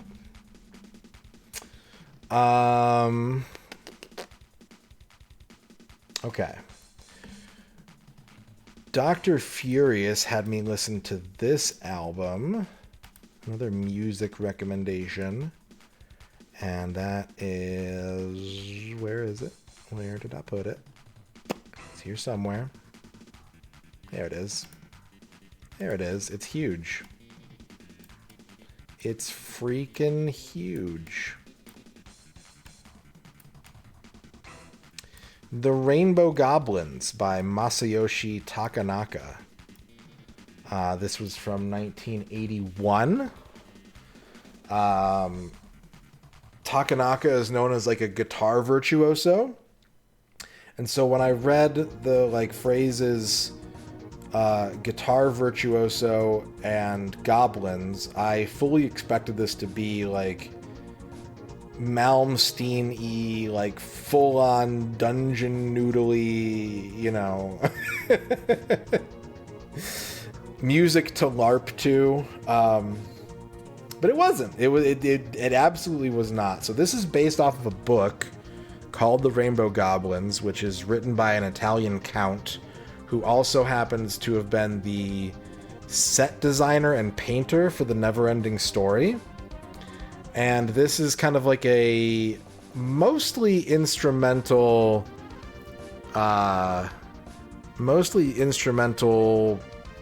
soundscape inspired by that book and that follows that book. Point of interest, I discovered while looking into this album that another band has also made an album based off of this book, and that band is Primus. So two album adaptations of this one single book called The Rainbow Goblins, one by this Japanese guitar virtuoso and one by Primus. Another thing that surprised me about this is that the guitars were really balanced in the mix. They were, again, like if you think about an album that's coming out from someone who's known for being like really, really good at guitar, you kind of expect that to be front and center. You expect it to be the loudest, most prominent sort of sound. But this was a really well-mixed, well-produced album. It has shades of...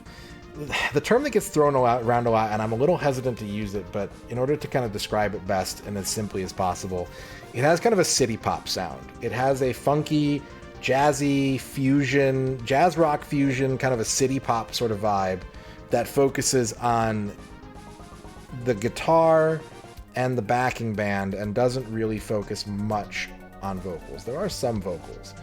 I loved the use of the slide on this. I loved the use of the swell delay. There's some really good reverb on the guitar that makes for some really great sounds that hit just right.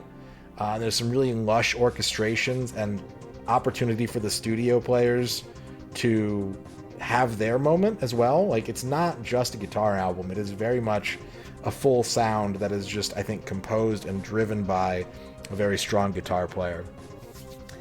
This was, prior to the other albums reviews that we just did, this was like the third or fourth album that had a vocoder in it, which I was a little displeased by, because a lot of the albums that had it were they just felt like it was there to add vocals that didn't need to be there. And I would agree in this case that the vocoded vocals didn't really add anything. Most of the vocals on this there's a British narrator who kind of tells the story of the album in between songs. It's not over the music, but it's kind of like in between songs, there's a snippet, a paragraph from the book that kind of describes who the Rainbow Goblins are, what they want, what they're doing. I could have done without it. I know it kind of makes it a little bit more of a literal presentation of the book, but I don't think that it matched the sound. I don't think that it added anything. Given that the album itself is kind of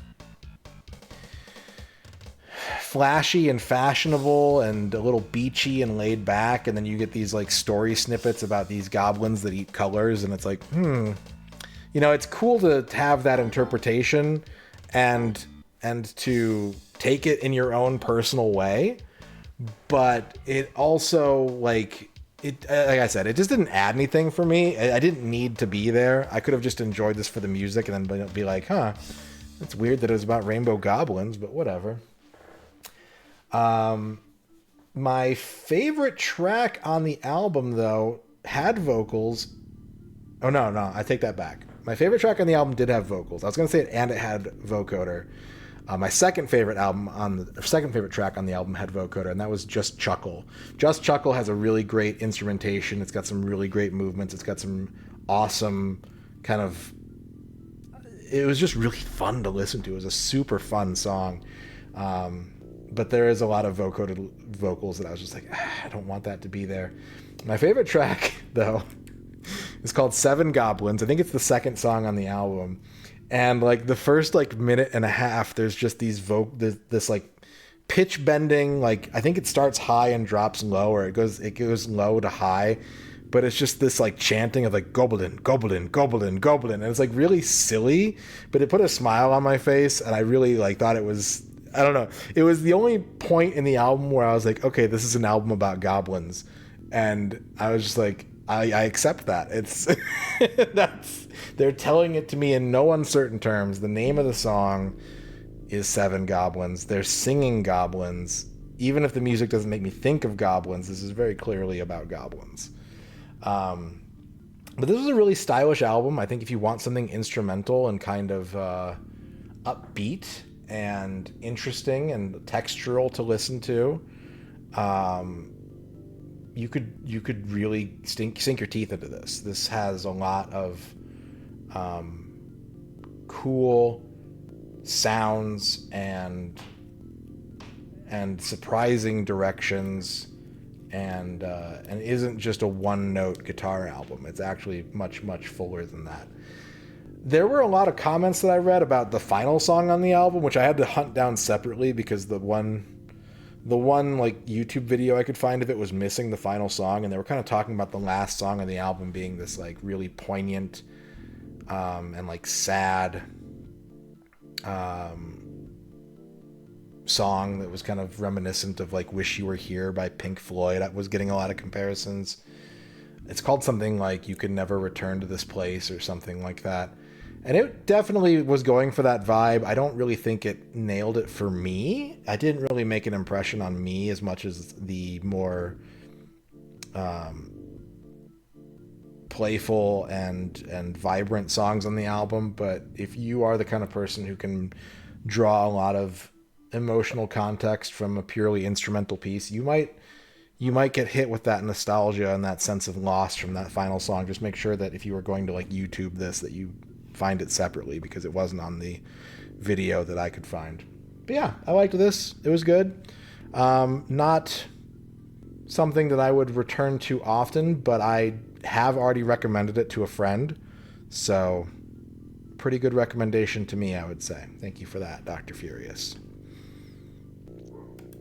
All right. There's still some other ones that I need to get caught up on, and some that there's two that I'm done with already still. I don't think the people that requested them are here right now. They are not. So, we got to give Bob a shout out. Thank you for reminding me, Ern. Thank you for your patience on letting me get to all that stuff. Thank you for redeeming all that stuff. And you say he's Yep. just a friend. Hell no. Zinyak fucked with Bismarcky. Man, I can't wait to kill that bitch. This lake's getting to work. They're motivated now because Ruin their sing along with Bismarcky. Zinyak, you bastard! How dare you? All right. Thank you for the raid, Bob. I hope you had a good stream today. How's Dragon's Dogma Dark Arisen? I like that game a lot. I don't play it very often, but I do like that game a lot. Thank you for your patience. Thank you, everybody, for listening to my reviews. I hope you enjoyed them. I hope if you disagree with them, obviously it's not a personal matter. I don't consider matters of taste to be personal attacks. Hopefully you don't either. Felghana, thank you for 100 bits. 100 bits for all the reviewing. Maybe we'll get closer to 2,000 bits this stream. We're already Retroly closer. smile. We're already closer with those 100 bits. Thank you, Felghana. Thank you very much. I still have 2 movies, 2 books, and an album to review for people that have been waiting about a week and a half to 2 weeks. And I'm almost caught up with all of those. I just have to catch most of those people when they're here. So now that that is done, and I've just been talking for the last hour, I need to take a break. I've been streaming for almost 4 hours, and I have not taken a break yet. We still have East going on, but I stopped that to get those reviews taken care of and get them cleared out of my queue. And now I'm going to take a break. Thank you for saying that, Ern. I try, especially when listening to the albums, I really try to just close my eyes and listen to the music. Sometimes I don't. Kind of depends on how I'm feeling it. But I do my best to give everything as much attention as I can muster for the length of it. Opinion on goblins, they're good. Go follow Liz Star. That's my opinion on goblins. But yeah, if you want something to listen to during the break that isn't my usual break music, like I said, MG4BB by Mondo Grosso, 7 Goblins by Masayoshi Takanaka, Summerland by King's Cross. Those would be some great tracks to put on while you... Actually, I'd probably recommend that other one more. I already forgot the name of it. I would recommend Everybody Knows a Little Bit of Something. But Summerland is also good. And they're back-to-back on the album. 7 goblins for 7 brides for 7 brothers for 7th saga. All right. I need to take a break. I need to get some water. I need to go to the bathroom. We'll return back here in about 7 or 8 minutes, and we will play some more Ys. We'll see you in a little bit.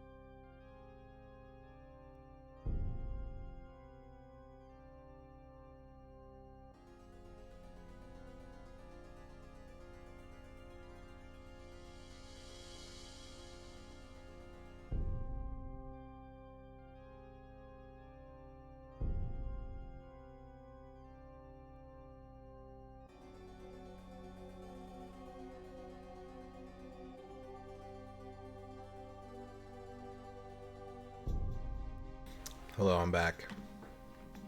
Thank you for waiting. I wonder if Dingbat's straw shows up in every episode or just the first few. I think it showed up... Whoa. Whoop. I tabbed into the game. I think it showed up at least twice in one of the episodes, though.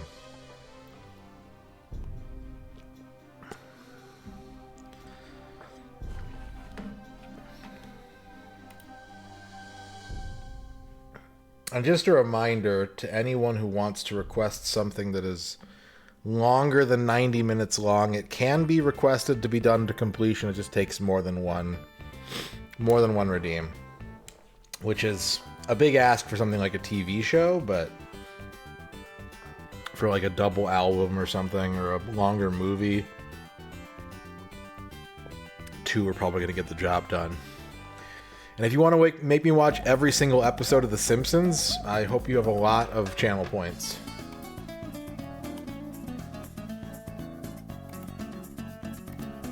Hope you got a whole lot of channel points.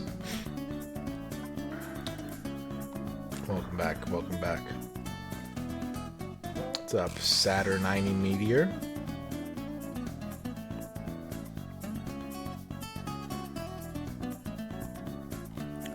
Feels good to get those out of the queue, though. They've been sitting there for a long time. Again, thank you for your patience. If I had a custom straw, what would it look like? I used to have a straw that was a pair of glasses. So you would put them on, and there was like a mouthpiece on one end, and the other end was like a 3-foot straw that would go into a drink. Which was cool, because if you drank a cold drink through it, it would move across your eyes, and it would cool your face down. But that thing was a bitch to clean. That thing was an absolute bitch to clean. I'm glad I don't have it anymore.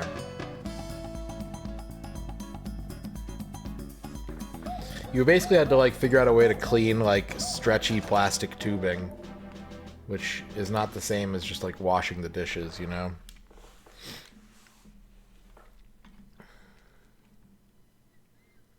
Alright, let's get back to the game. I want a silly straw that can be like split in half, maybe?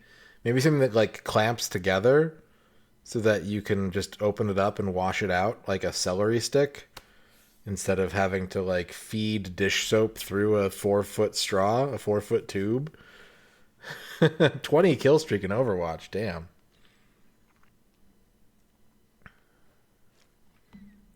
All right. We are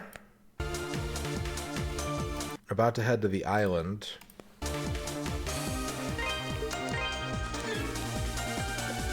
Da, da, ma, ma, ma. We got new monsters to fight. And they're very strong. How much experience? 12,291.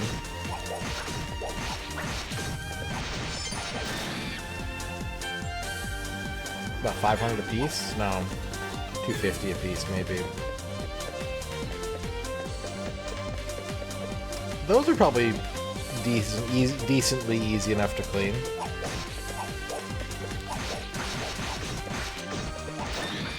And I'm almost dead. Let's heal.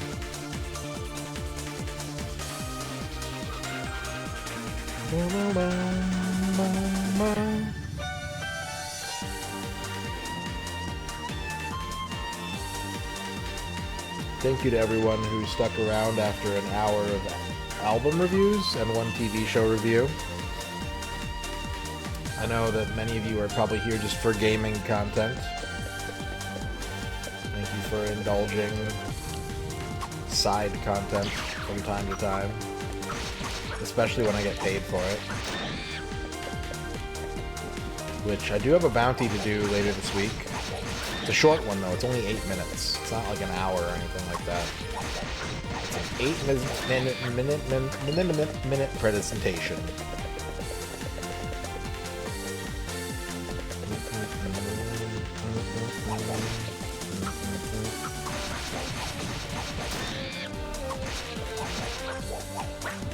Yeah, everything like explodes in blood in this game.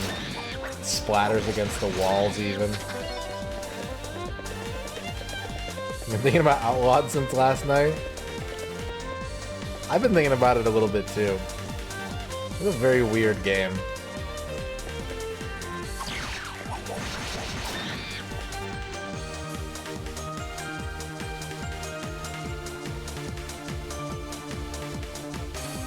Can't believe I couldn't even unlock Hot Dog on though. It's a damn shame.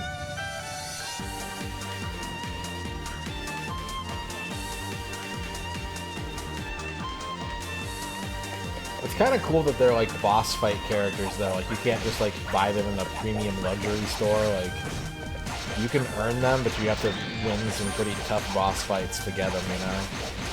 It's kind of neat.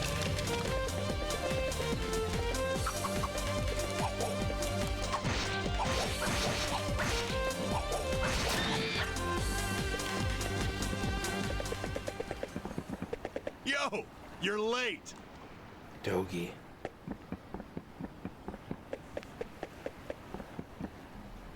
Don't give me that look. I'm not hurt that bad. And this is no time to be lying around in bed. Elena's been snatched away, right? I heard about it back in town. Adolf filled Dogi in on all the details. Yep, that's pretty much what I figured. And I guess you were planning on going to the island all by your lonesome, right? I'm gonna charge my phone. Man, you need to learn to speak up sometimes. Just who do you think you're dealing with here? First off, the waters are choppy today. Unless you're used to it like I am, you'd never even make it to the island. Yeah. Yeah, Adol's not the best boat captain. So, I'm going with you, and that's that. Best make sure you got everything you need before we set off, though. I get the feeling that what we're about to face won't go down easy with the usual weapons and armor. Well, there's no save point. I mean, I can make a backup save, but I can probably Ready just to warp. ship off to Genos Island? Yes. All right, let's go save Elena.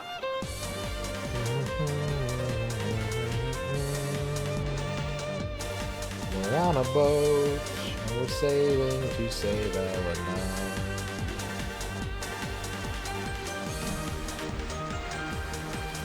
Oh, sorry, I keep forgetting that tabbing out makes the game pause. I was like, I'm gonna check something real quick. Shouldn't have done that.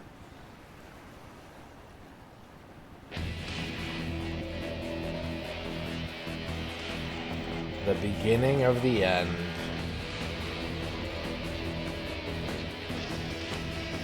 So, this is where Chester and Eleanor were born, huh? It's quiet. Too quiet. And I don't like it one bit. Let's just get going before something horrible happens. The old war injuries acting up. Oh, crying out loud. Adolf, I'm sorry. Won't be able to help you save Elena. Don't worry about me.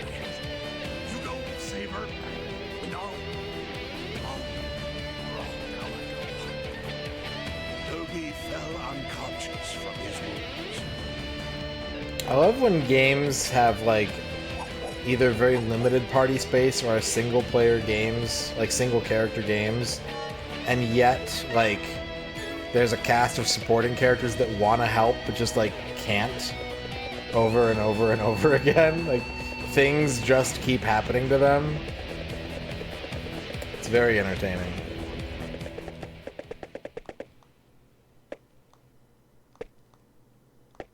I knew you'd come. Exactly. At the castle, it was made perfectly clear that you have no hope of defeating us. And yet here you are. Be it gallant or foolish, you risk it all to save Elena. But I cannot let you pass.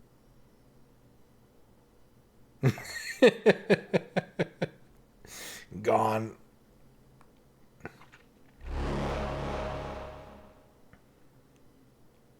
My life or yours. The battle ends for one of us now.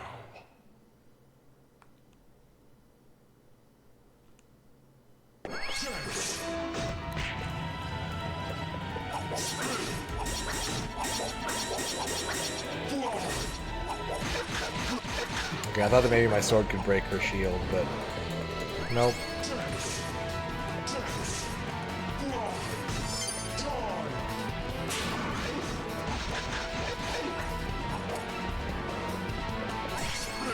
Okay, I'm gonna have to try this again with less stupidity.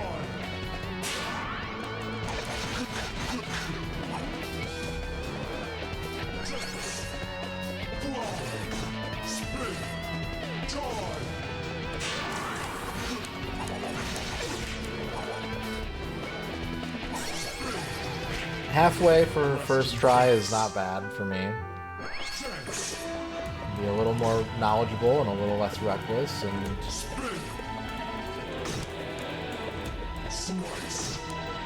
come on a lot faster this time. Good. You wouldn't want it to be like the first boss fight of the game.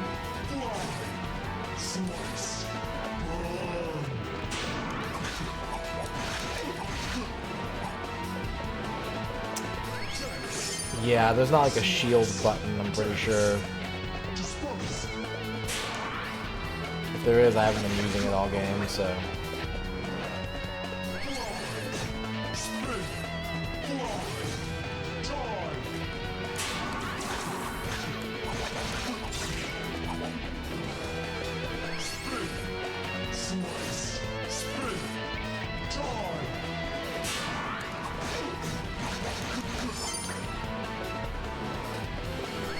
I'm dead.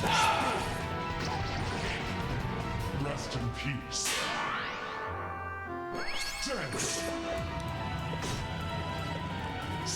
Yeah, it gives you like a defense up. It increases your defense modifier.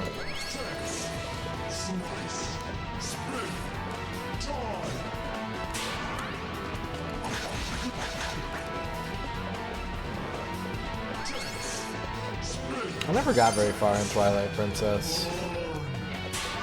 I did like a couple dungeons and I just stopped playing it.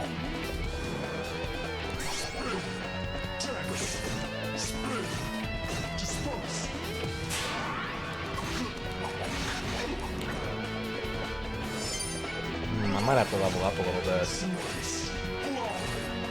I'm not getting much farther than halfway. Let's double back.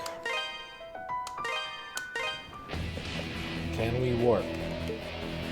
Is warping allowed? It is. That's good news.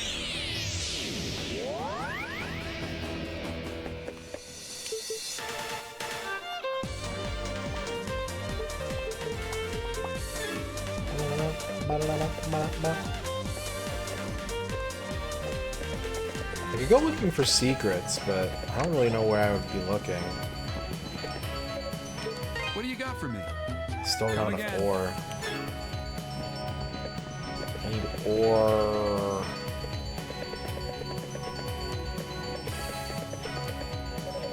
Chester got beat up all black and blue and bumpy. And he's stronger than any of us, so how exactly are we supposed to fight something that wiped the floor with him?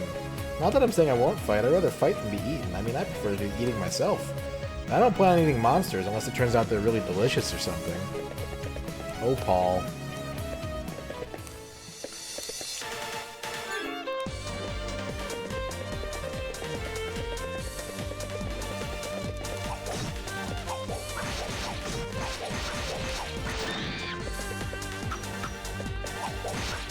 I think we gotta get stronger. Maybe we should aim for level 45.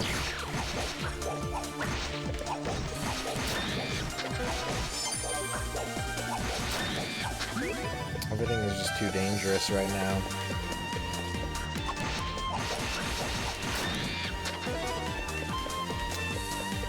You can always count on the East series for good music.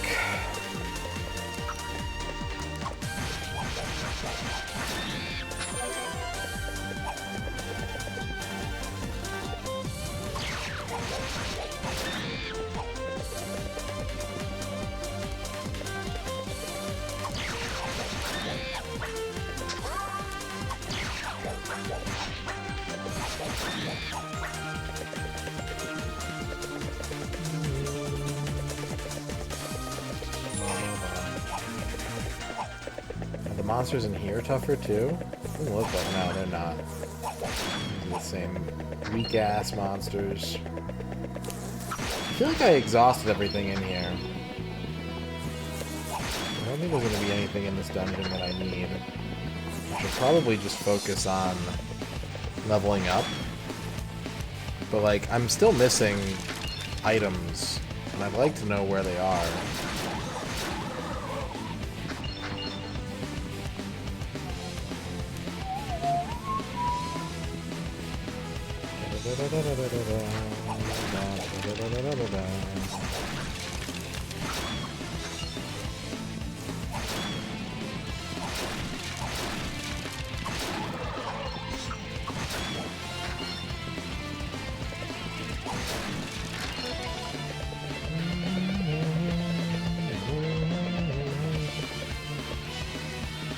Ready to mine.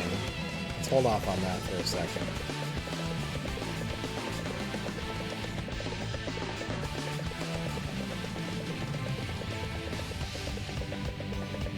Nothing else here.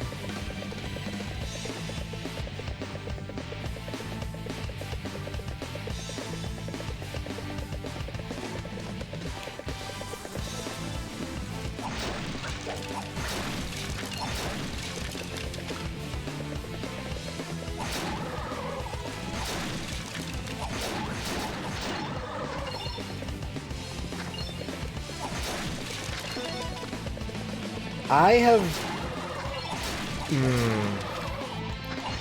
I'm gonna say the answer to that question is no. I have played 5 of them. I've only ever finished 1 of them. And I haven't gotten very close on any of the other ones. I think I made it about halfway through 2, and I have poked at 3, 4, and 8. But that's it.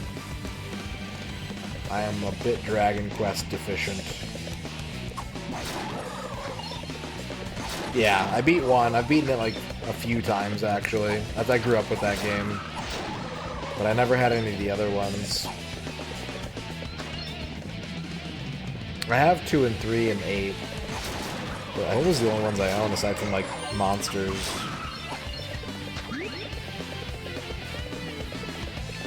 It's rough, but it's pretty fair. It's just kind of a bit obtuse to figure out where you're going. Like, you have to do a lot of NPC talking in that game to work out where you're trying to go.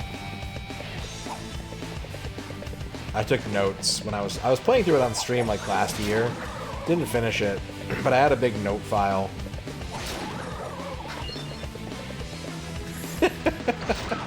Dang.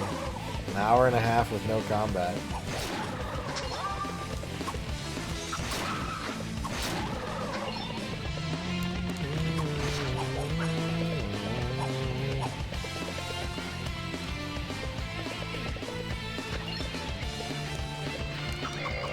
But I'd like to. It's a high priority series playthrough for me. It's just not as high as Saga or Front Mission. Those are priorities 1 and 2. Dragon Quest might be like priority 3, honestly. In terms of JRPG series. I do still want to play Shining. I want to play Tales. I mean, there's a lot of Final Fantasies that I've never beaten or played. And that's one of my favorite series, so...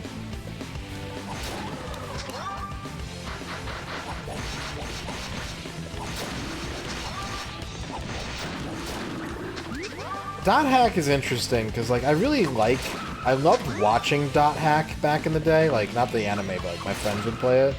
And I really liked watching them play it. Whenever I try to play it, I just always bounce off of it. I don't know what it is.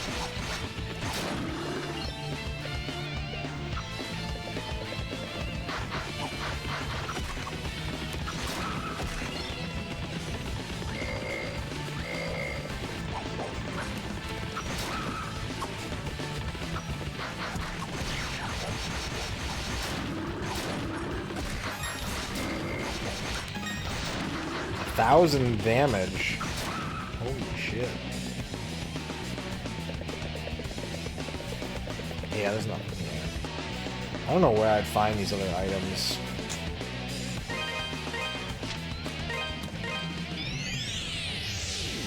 I can re-explore the ruins and the ice cave and the lava pit, the mine, but I think I covered most of that area pretty thoroughly.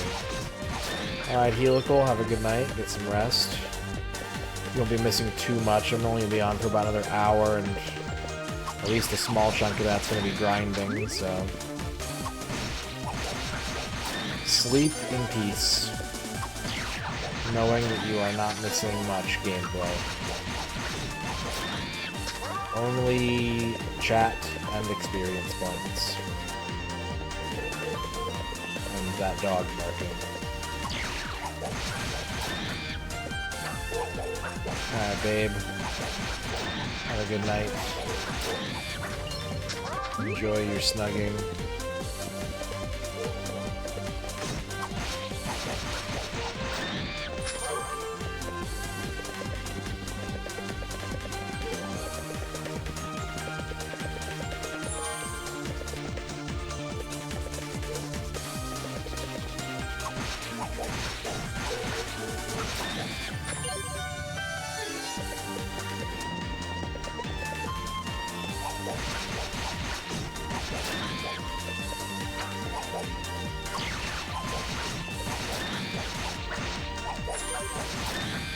You can get overwhelmed very easily in this game for sure, and I'm playing on normal.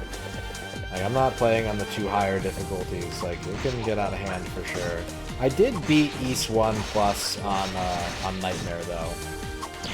So I believe that if I could beat this game on, like, Inferno or Nightmare, that it would be a lot more dying, a lot more careful, like, kill one enemy, stand here and heal kind of stuff.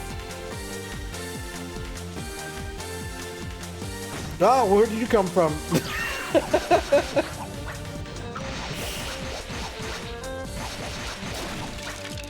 Surprised me.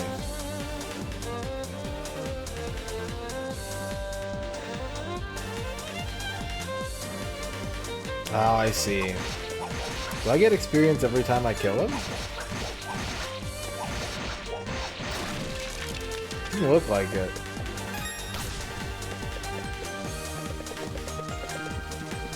What a ripoff.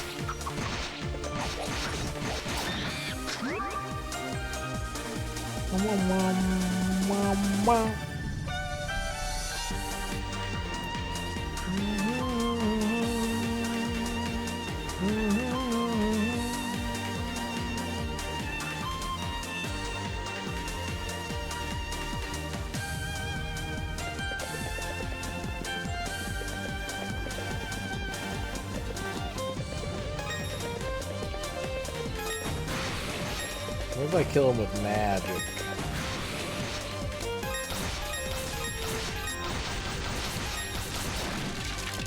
Nope. He's just a bastard.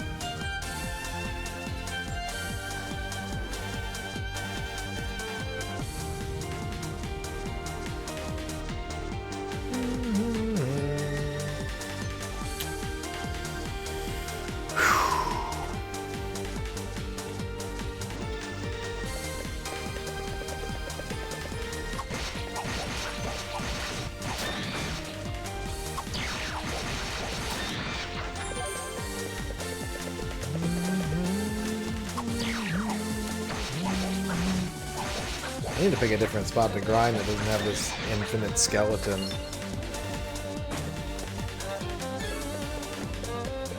We are all tiny creatures full of lots of blood.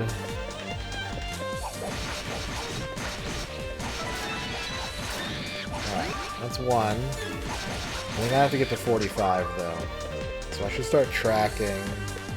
How much per bat am I getting? I'm going 12, 7, 84. 12, 6, 11. Oh, we basically had to kill 125 of these bats. That's tough. But I think I need it.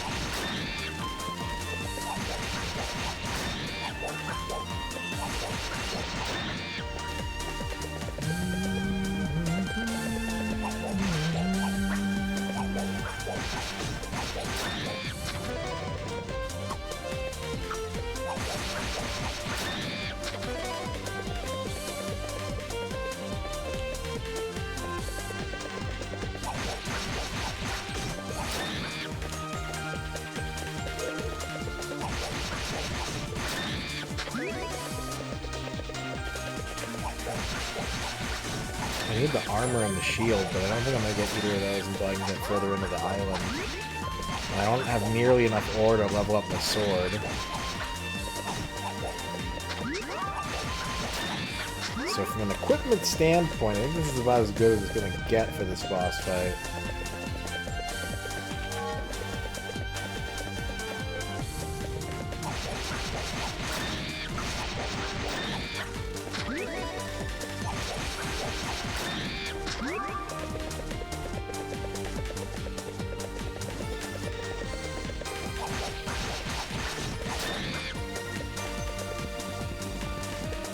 What's your question, Dorky? That was a great time to ask me a question.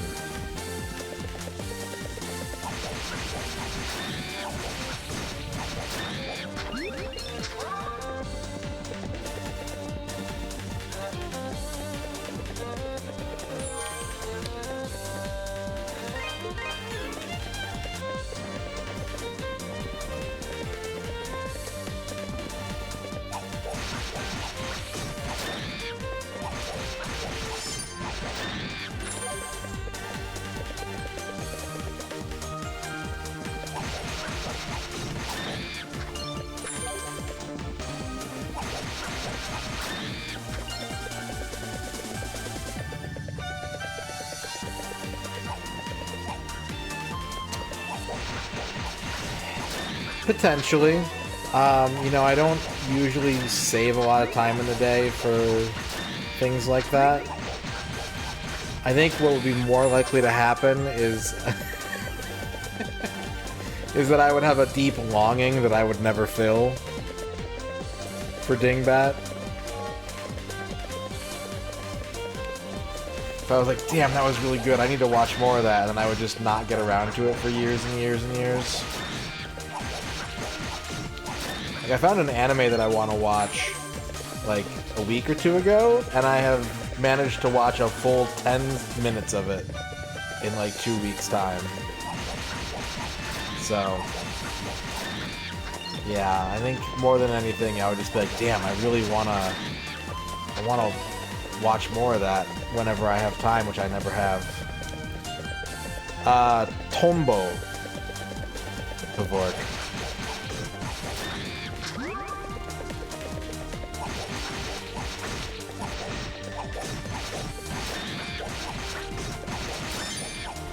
Dingbat.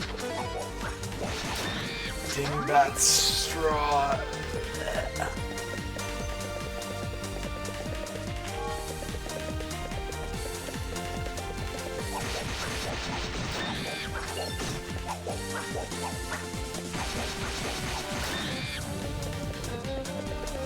Yeah, I found Tombo completely by accident.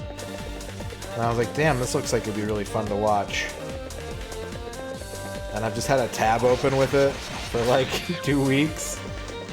And there was one day a few days ago where I was like stretching and like lifting free weights, and I was like, I could put on Tombo while I watch. And I got 10 minutes in, and I was like, okay, I gotta do something else now. Time to go back to the content mines.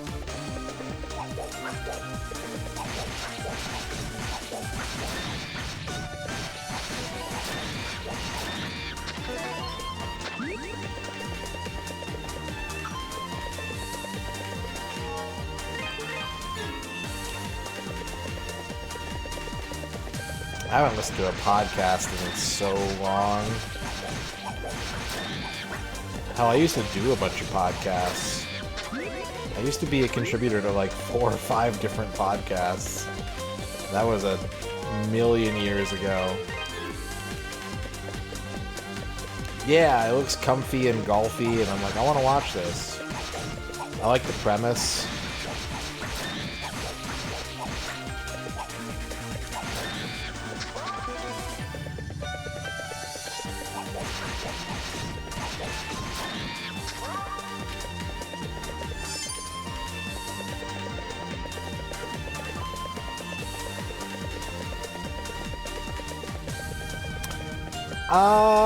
I don't love the Cadillac Cats. You know who I do love? Top Cat. Top Cat might be one of my favorite Hanna-Barbera cartoons of like the classic era. What compelled me to get into podcasting? I was 25 and self-important, and I like to talk. Is it because of Choo Choo? Choo Choo is pretty good, yeah. But so is Officer Dibble. I had to prove to myself that I could name another Top Cat character.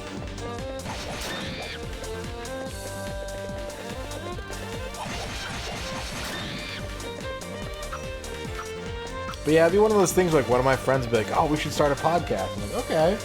And so I was doing like 2 podcasts very regularly.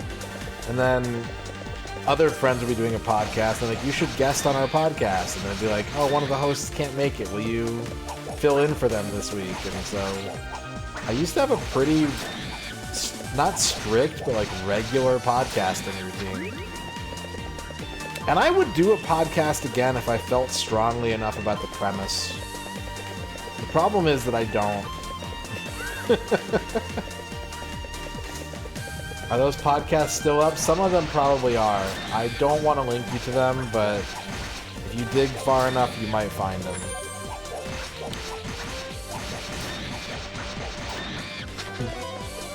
I'd be sick of looking at Adamant, too.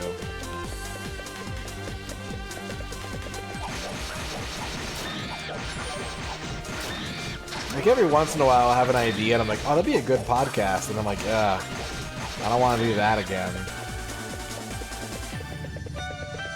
A big part of it, too, and this is maybe unhealthy, but, like, a big part of the reason why I stopped doing podcasts is because I kept feeling like, what am I going to get out of this? Like, it was something that was fun to do most of the time, but at that point in my life, I was very much driven by, like, is this going to get me money?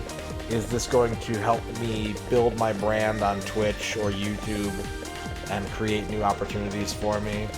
And the answer is usually no. I mean, I've told the story before, but the main podcast that I was on for like years and years, we got offered a panel at a local anime convention. They offered us a panel, and so we're like, let's do a live episode. Let's do an episode in front of an audience. And so we went to the convention, and we were there doing a couple other things. We were there to have fun, and we were there to like run a booth for my co-host's business. But we also had this panel. And so we go to do the panel, and it's like an hour long, and literally nobody shows up except for the photographer. No one came to our panel. It was a crowd of 0, and someone taking pictures of us performing it. Because we were recording it too, so we couldn't just not do it. And the video is out there. My friend still has the video.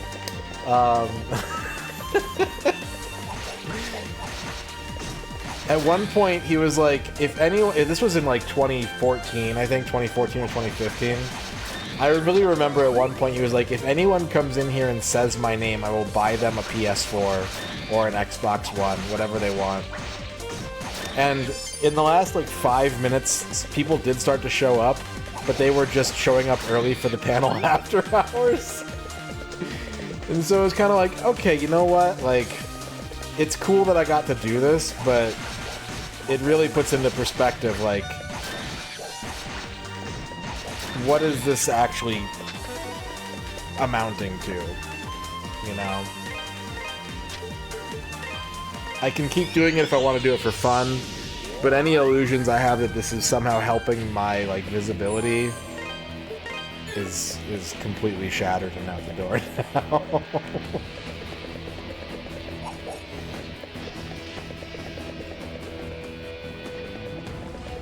It was still fun, though, and I actually wanted... Recently I've been thinking about doing a podcast with him again, just because I'd like to keep in touch. And we always had a lot of fun and, like, silly conversations, but... I knew you'd... Yeah. I could also just, like, call him on the phone. Not record it. And yet... Is the co-host a regular stream viewer? No. But I... No.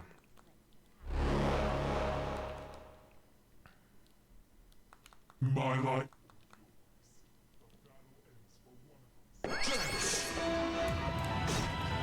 They've been here before. I think everyone that... What? Yeah, I want to say everyone I've ever done a podcast with, for the most part, has been in chat at least once. But remember, too, that I've been streaming for 14 years. So even if they were around for a while, like, there's a good chance that you weren't. It was a different era of the stream.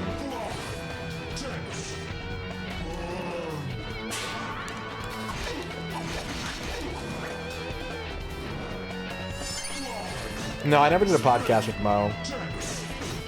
I think we were planning on doing an episode of his podcast once when I was planning on going up to the Midwest and my plans fell through.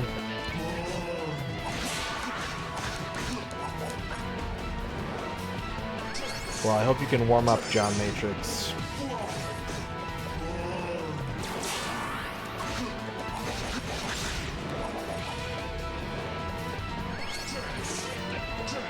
I don't think I ever did a podcast with anybody from, like, the Twitch community. They were all people that I knew from other stuff. Real life, IRC, forums.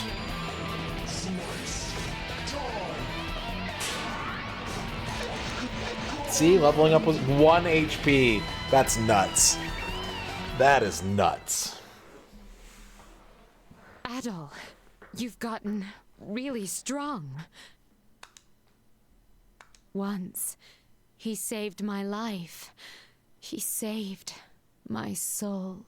His words, the sight of him, was all I ever had to live for.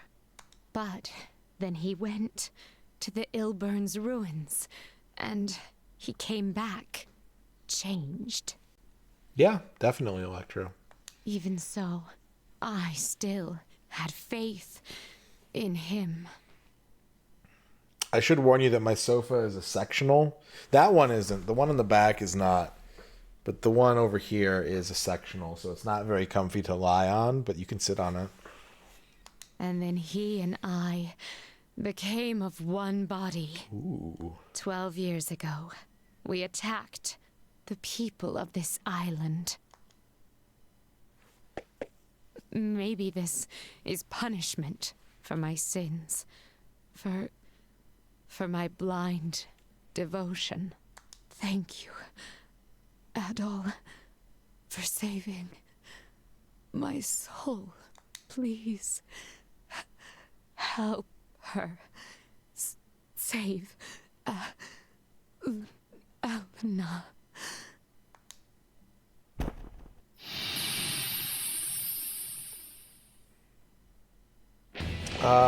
Depending on if you get killed by Adol, probably. If you get killed by, like, the Shropshire Slasher, probably not. Then again, you'd be like a martyr or a victim. It might help. It might help. But I think it's very context sensitive. If you get killed in a gunfight with Jesus Christ, I'd probably not.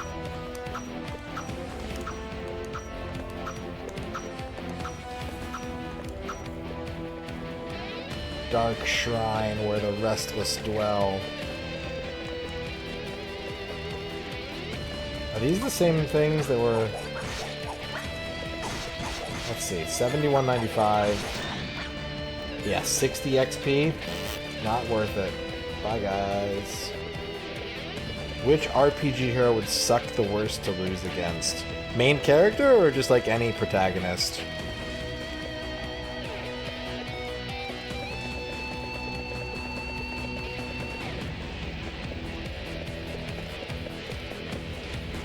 I'm also gonna go Final Fantasy IV, and I'm gonna say Edward. Losing to Edward, you're not coming back from that. They're gonna play that on the blooper reel in hell for all eternity.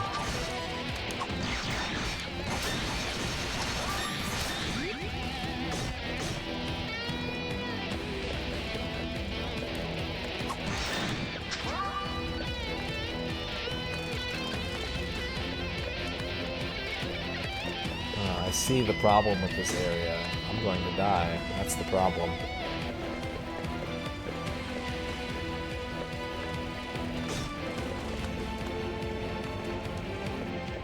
Oh, nope, they can fly up here.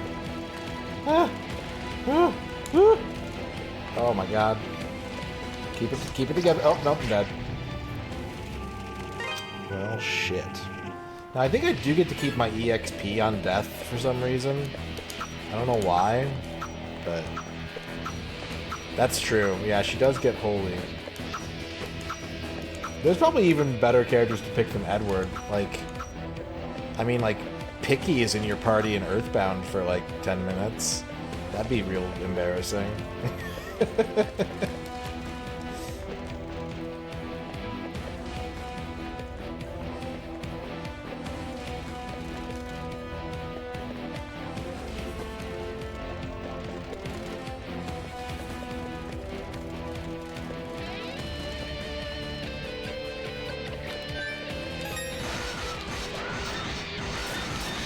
Ah, that's the ticket.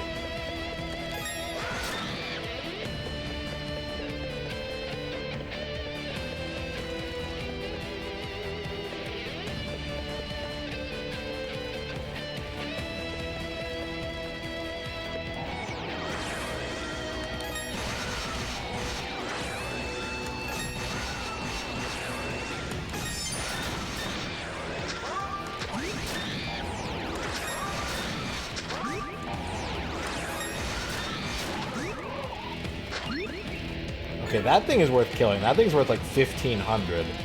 These guys, these little bats are worth like 50. They ain't shit.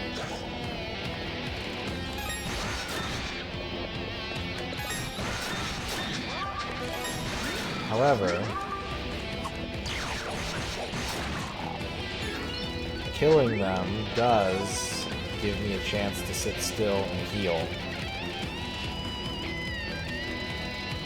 You could also, you know, you go the Pokemon route. There's a lot of Pokemon that there's no glory in dying to. But are Pokemon protagonists or antagonists, or are they merely equipment?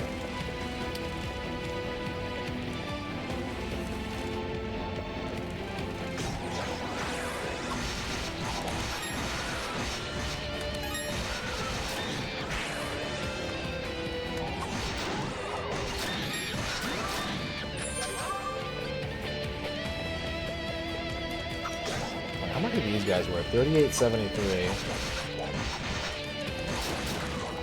Two of them got me 600.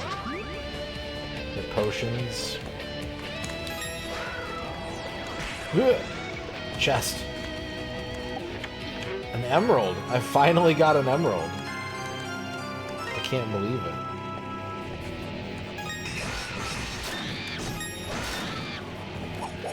Oh, I don't want to go down there with him. I want to stay up here and heal. And then go down there and kill him and get big experience.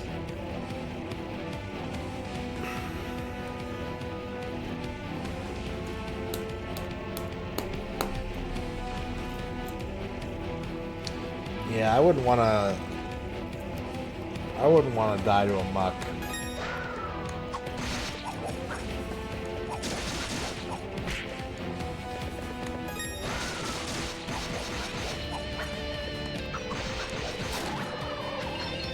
Favorite Final Fantasy IV character? You know, when I was a kid, it was Kain. But now I find Kain annoying and unreliable. Yeah, that's how you'd either slip on it or you'd like accidentally eat some of it. Like, that's the only way muck can kill you, right? Naming Way? Naming Way is pretty cool. I might say Sid. Sid's pretty cool.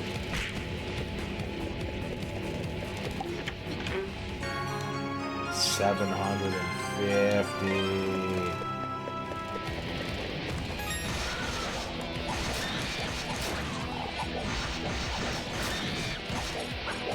I don't like him as a party member, but like as a character, he's pretty good.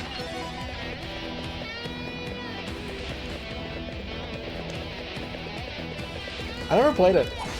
I've got it. I've owned like 2 or 3 copies of it, but I never got around to playing it.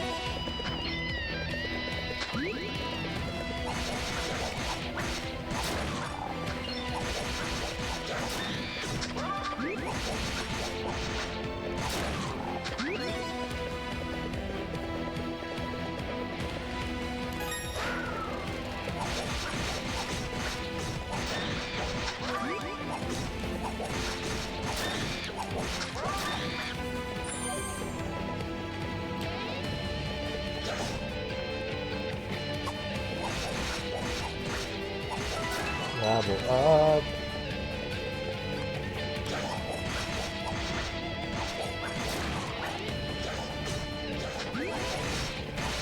If we're talking about playable, like playability, favorite based on playability, I'd say Lydia.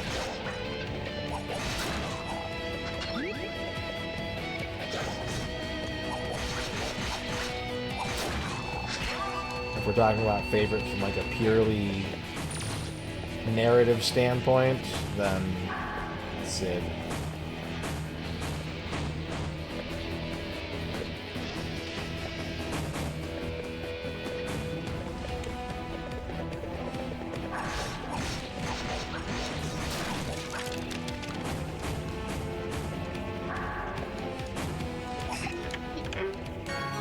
The Lotus Hammer.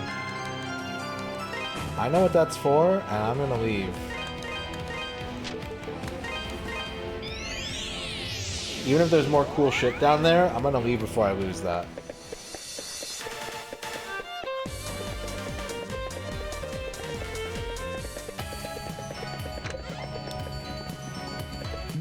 Hey, can I see that hammer for a sec?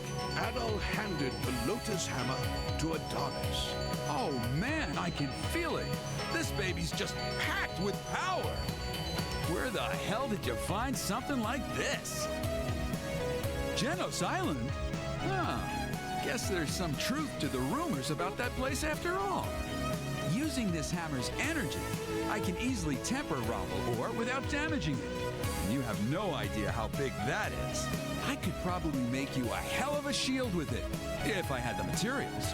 What do you want? That's just it. I'd need a lot of Ravel ore. Probably somewhere around 1,000 rocks. Wait. You already have 1,000 hunks of Ravel ore? Seriously? Well, damn, color me impressed. How'd you manage to get so much? And where were you keeping it? Either way, I can get started right now, if you want.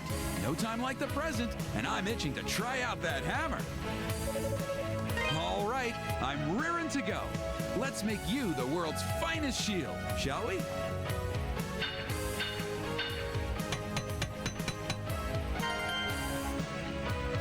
It's done!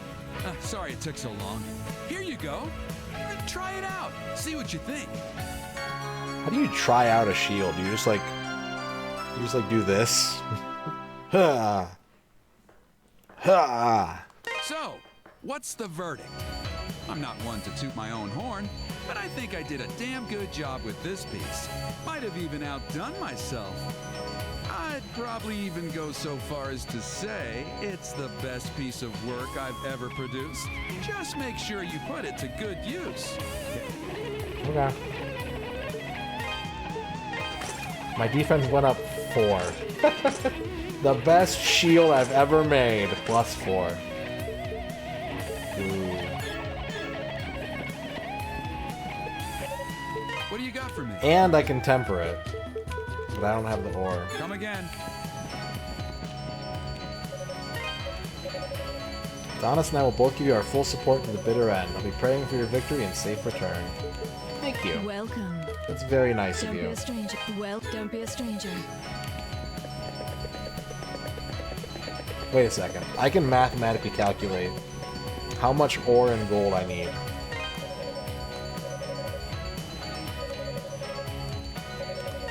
Yeah! Yeah! What do you got for me? Okay. 15,000 times 9 is 135,000 gold. Not 9, 6. So 90,000 gold and 4,200 ore. Come again.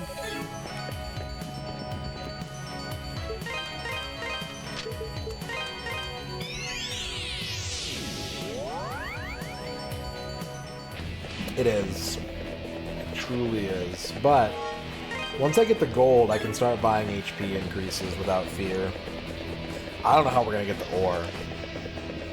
Enemies drop it sometimes, but it seems like really, really rare.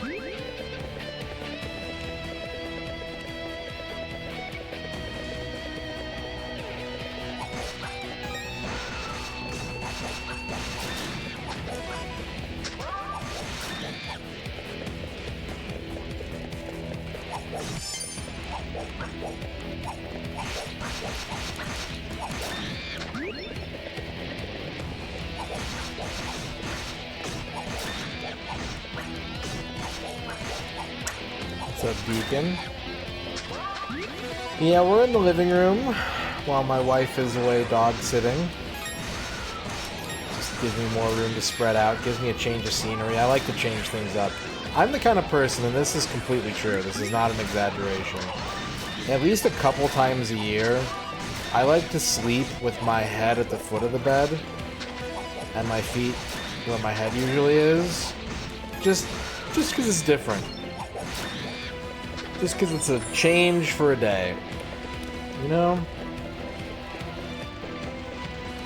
So, since I'm not going to be bothering anybody, since I don't have to worry about being in anybody's way, I am in the living room for now. What's up, Mike? My favorite Final Fantasy... This is a touchy subject, Slushy. When I got Final Fantasy IX, I looked at a character and I was like, that looks like the coolest character. I want to use them. I bet they're so sick. I bet their story's super cool. And that character was Amarant, who is a samurai class, which I don't really like playing samurai, and who has like no story at all. So the answer is probably Freya, but I really wanted to like Amarant.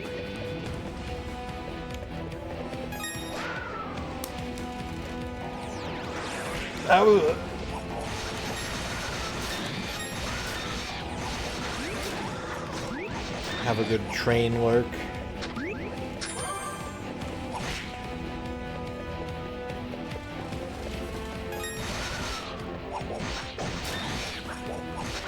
Is it because they love the action RPG elements?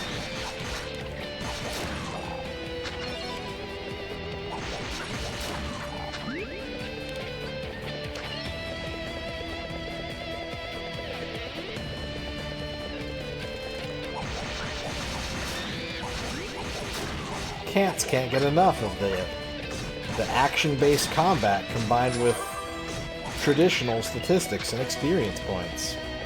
They go crazy for it.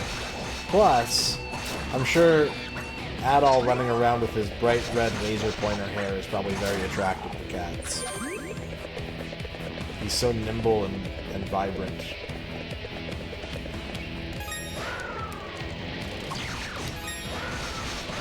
Alright, do I go back down and look for more prizes? There might be more prizes. Was it here, or was it up here? I don't remember where I fell.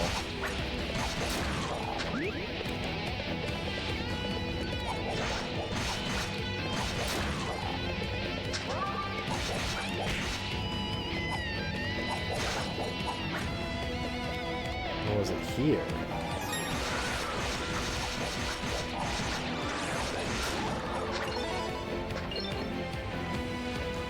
Well, there's this nice big square here. I feel like we gotta at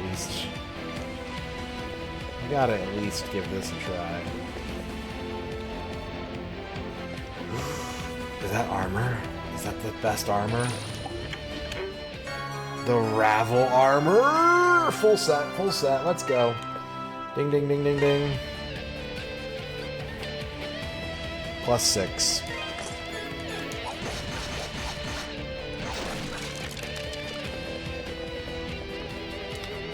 Heyo. Heyo.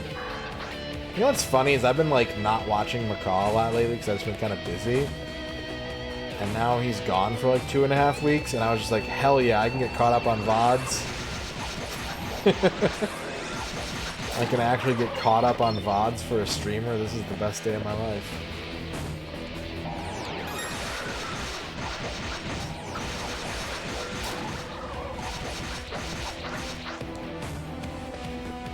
Yeah, I gotta watch all 36, 40 hours of Death Stranding with chat turned off.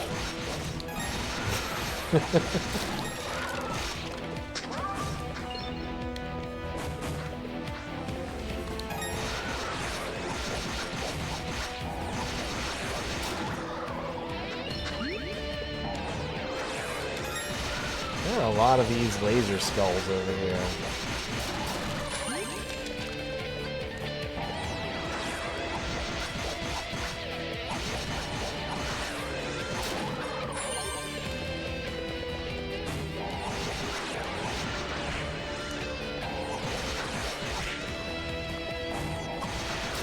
That last one.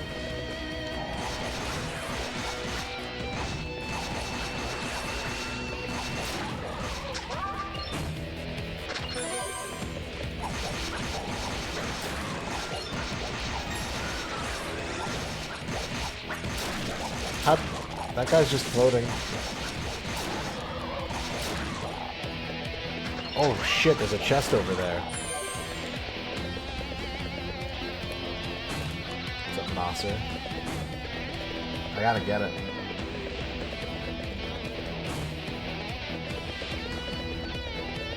Charge!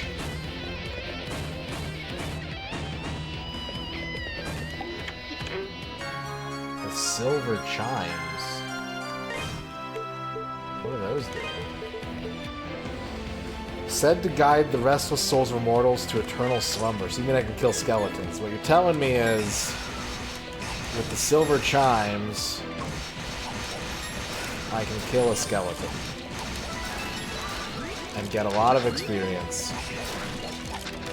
How much experience, I hear you ask? Good question. The answer to that question is 400 per skeleton. Yeah, up until now they were unkillable. They would collapse into bones and then come back up. And they had ore. I got like 20 more ore.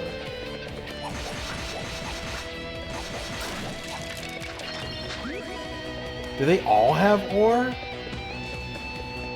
Oh. Oh, I think they all have Ravel ore.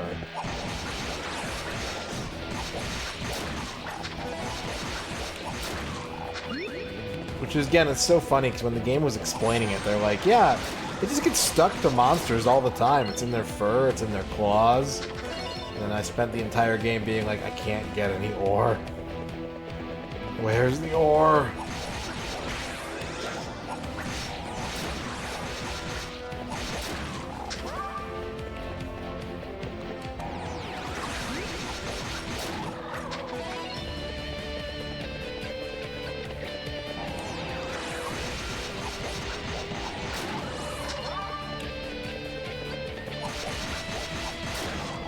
Using the bones.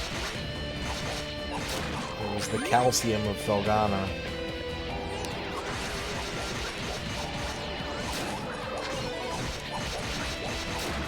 I know what you're talking about, Electro.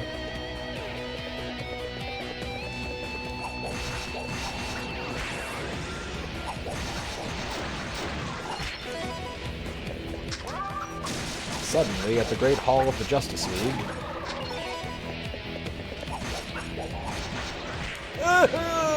Damn it. Ooh, I can kill the Priestess skeleton, too. She's worth 300. Ooh la la. Yeah, I think these guys just always drop ore. Or most of the time, anyways.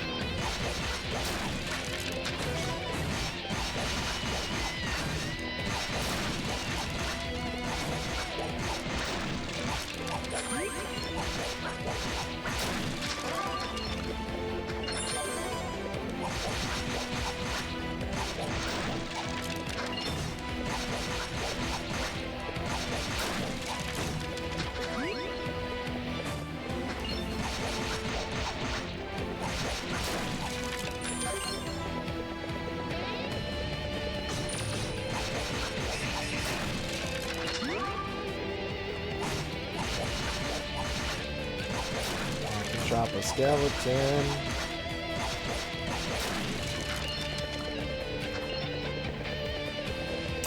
I don't think we're gonna end up finishing this tonight, but I think we're gonna get pretty close.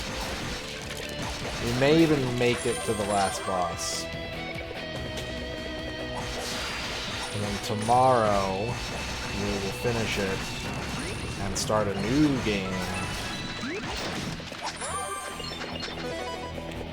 From our remaining list of great game raffle winners.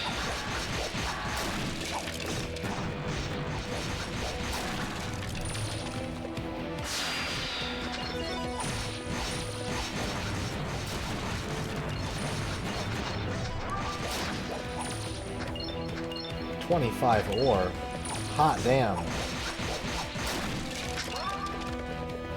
I didn't watch GoBots, no. I mean, I barely watched Transformers, honestly. That was a little bit before my time, I want to say, and it was definitely more something my brother was interested in.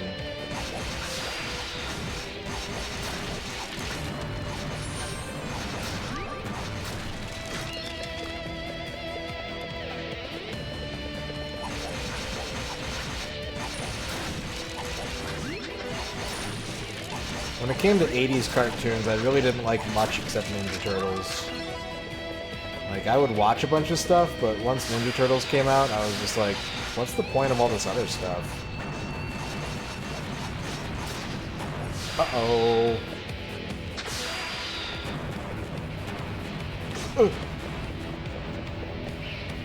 Favorite Ninja Turtles villain?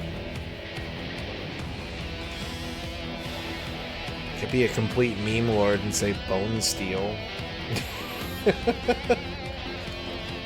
Oh, I don't have the cape equipped. I'm like, why am I not healing?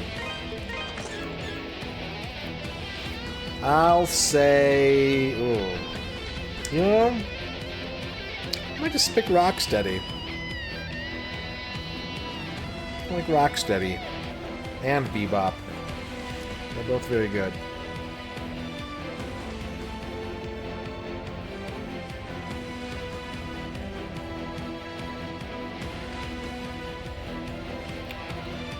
Rocksteady is the Rhino, yes.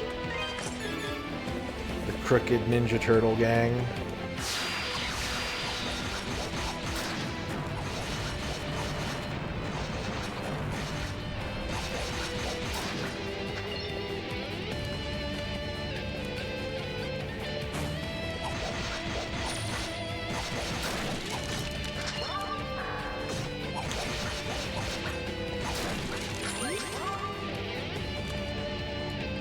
Oh, I missed the jump.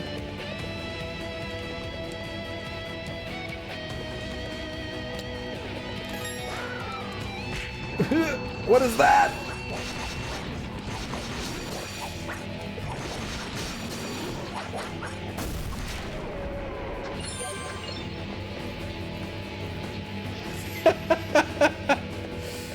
Like one of the original comic writers or one of the TV show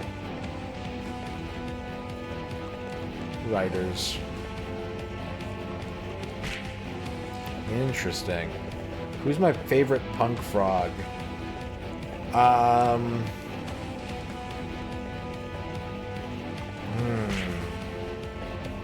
want to say Attila. I want to say Attila the Frog. Can I guess the length of the largest catfish ever caught? Man. I don't know shit about fish.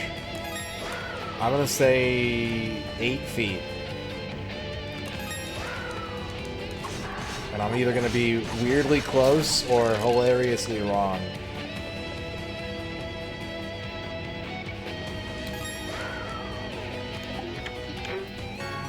Topaz. I think this is the last topaz. 9.4 feet long. Favorite fishing game? Well, I mean, I've only ever really played through one of them on the N64. I still have a lot of fishing games to play. I never really was a big fishing game guy. But now, the world is my smallmouth bass.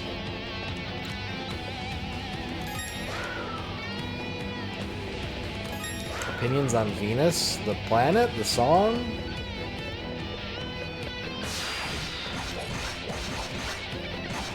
The Ninja Turtle.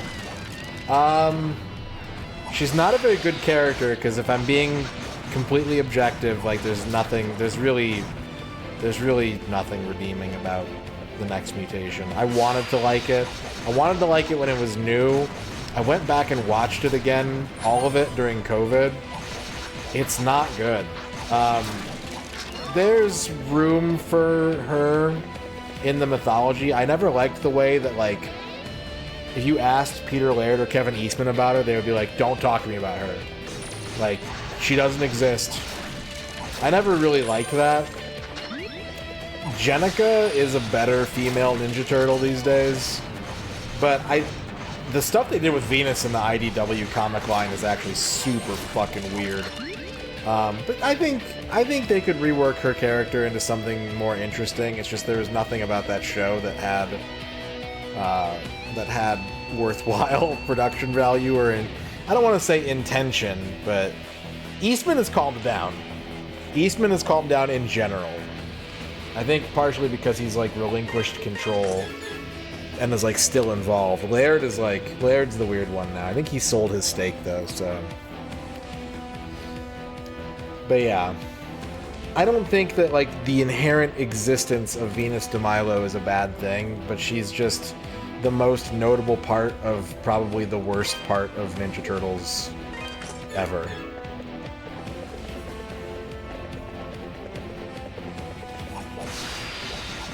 I think she deserves a second chance. But like I said, they have a female, well, depending on what timeline you're in, they have several female Ninja Turtles, and so you don't really need Venus. But I wouldn't be mad if some continuity tried to make her a thing again. I think it'd be a worthwhile attempt.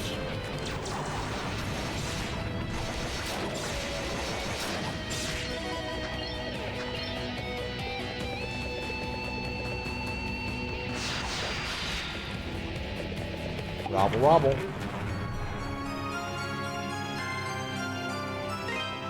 I think I have enough to fully upgrade my sword now.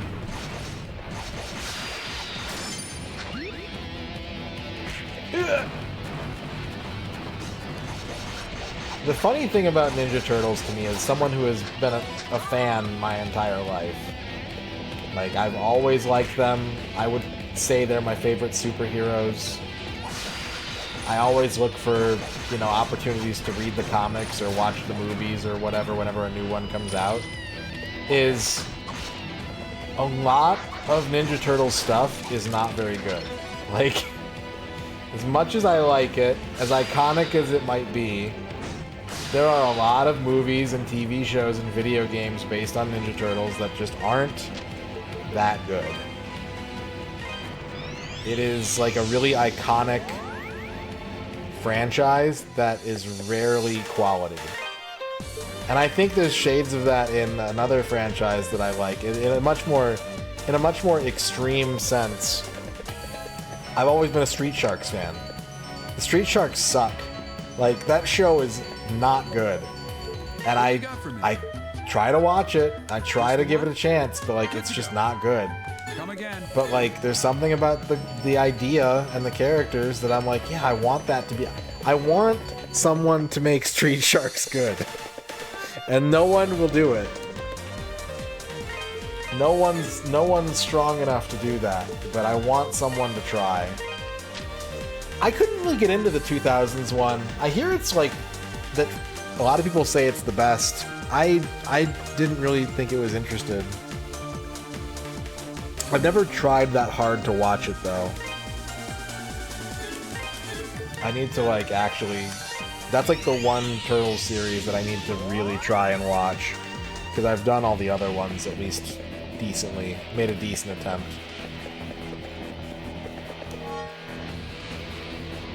Do you know they've remade the action figures, Al Pennington? I ended up getting most of them, but they did remakes like last year. And they're not expensive either. They're like 25 bucks a piece, which for a modern action figure is pretty low.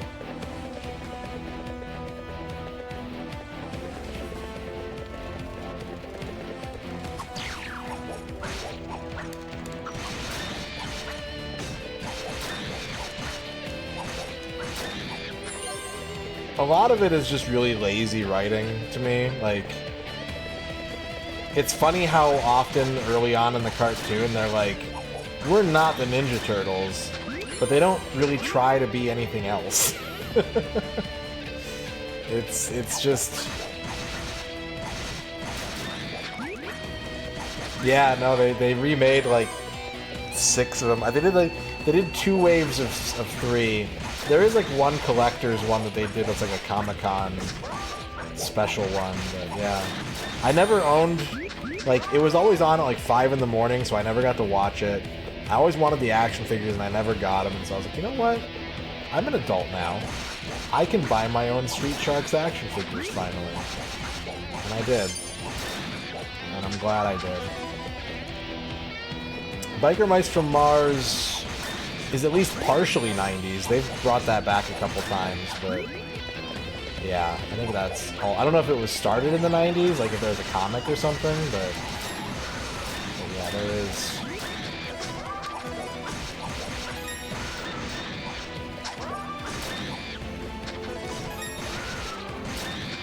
Favorite Dimension X character?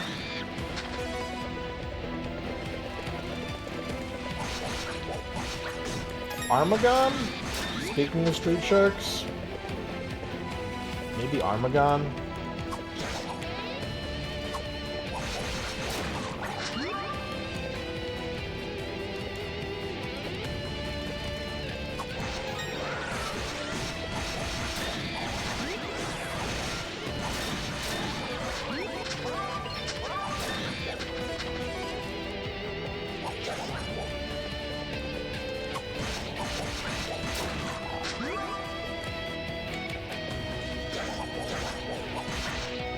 Shotgun going on about Ninja Turtles and Street Sharks, and I almost lost track of time. I was like, wait, is it like 3 in the morning now? Did I forget to end the stream? Like, I keep hoping, with all those shitty beat-em-ups that came out in the last year, I keep praying that someone's just gonna, like, make a half-hearted attempt at a Street Sharks video game, and that's enough for me, honestly. As long as it's better than the G.I. Joe beat-em-up that came out, I'll be alright with that. Just give me that. I've been patient. I've been good. If they do a Street Sharks FMV game, Yeah. Yeah, I'm there. I'll pre-order that shit day one.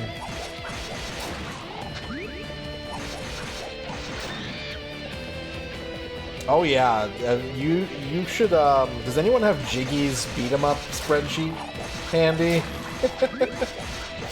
Jiggy's been doing beat 'em up watch for the last 2 years, and there have been so many beat 'em ups lately. Many of which are not of much merit, but exist because Shredder's Revenge and Streets of Rage 4 sold really well.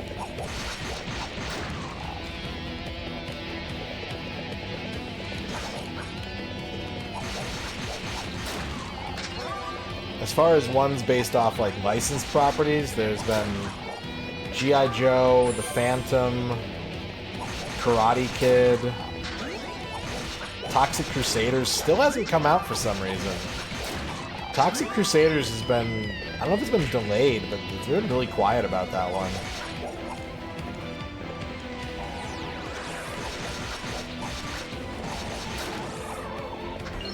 Duke Donuts.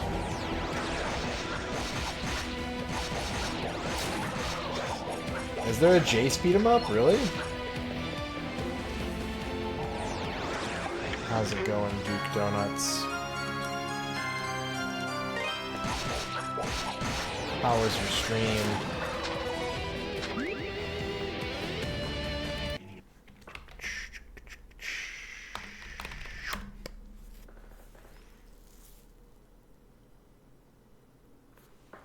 See you later, suckers. Whoops. Oh man, I need to play Brainlord again. I'm due for a Brainlord replay.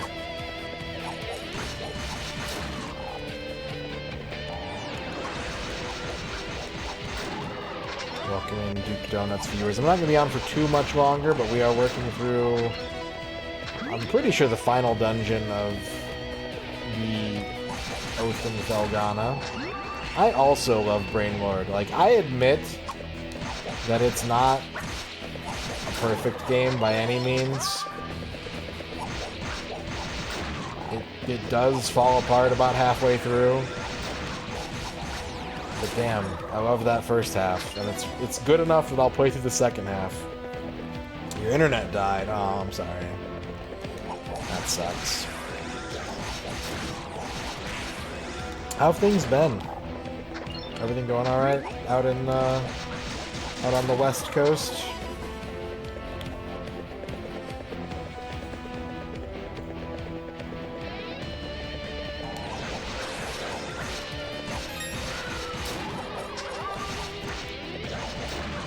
How are things on the West Coast?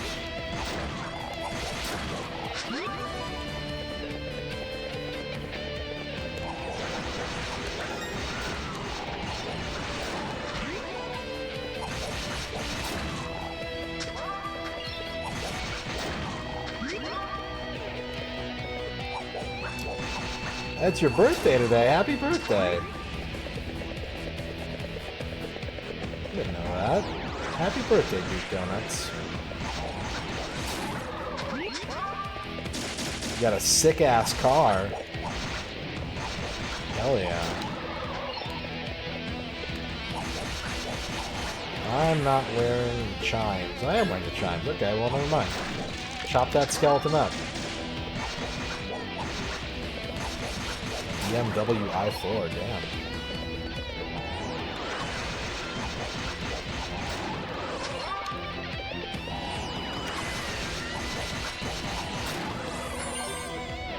I'm about to level up. I leveled up. How much are the skeletons giving me now? 14,651. About 100. Meh. Meh.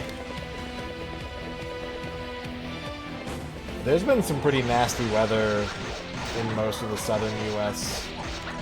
I mean, we had crazy wind for like 2 weeks.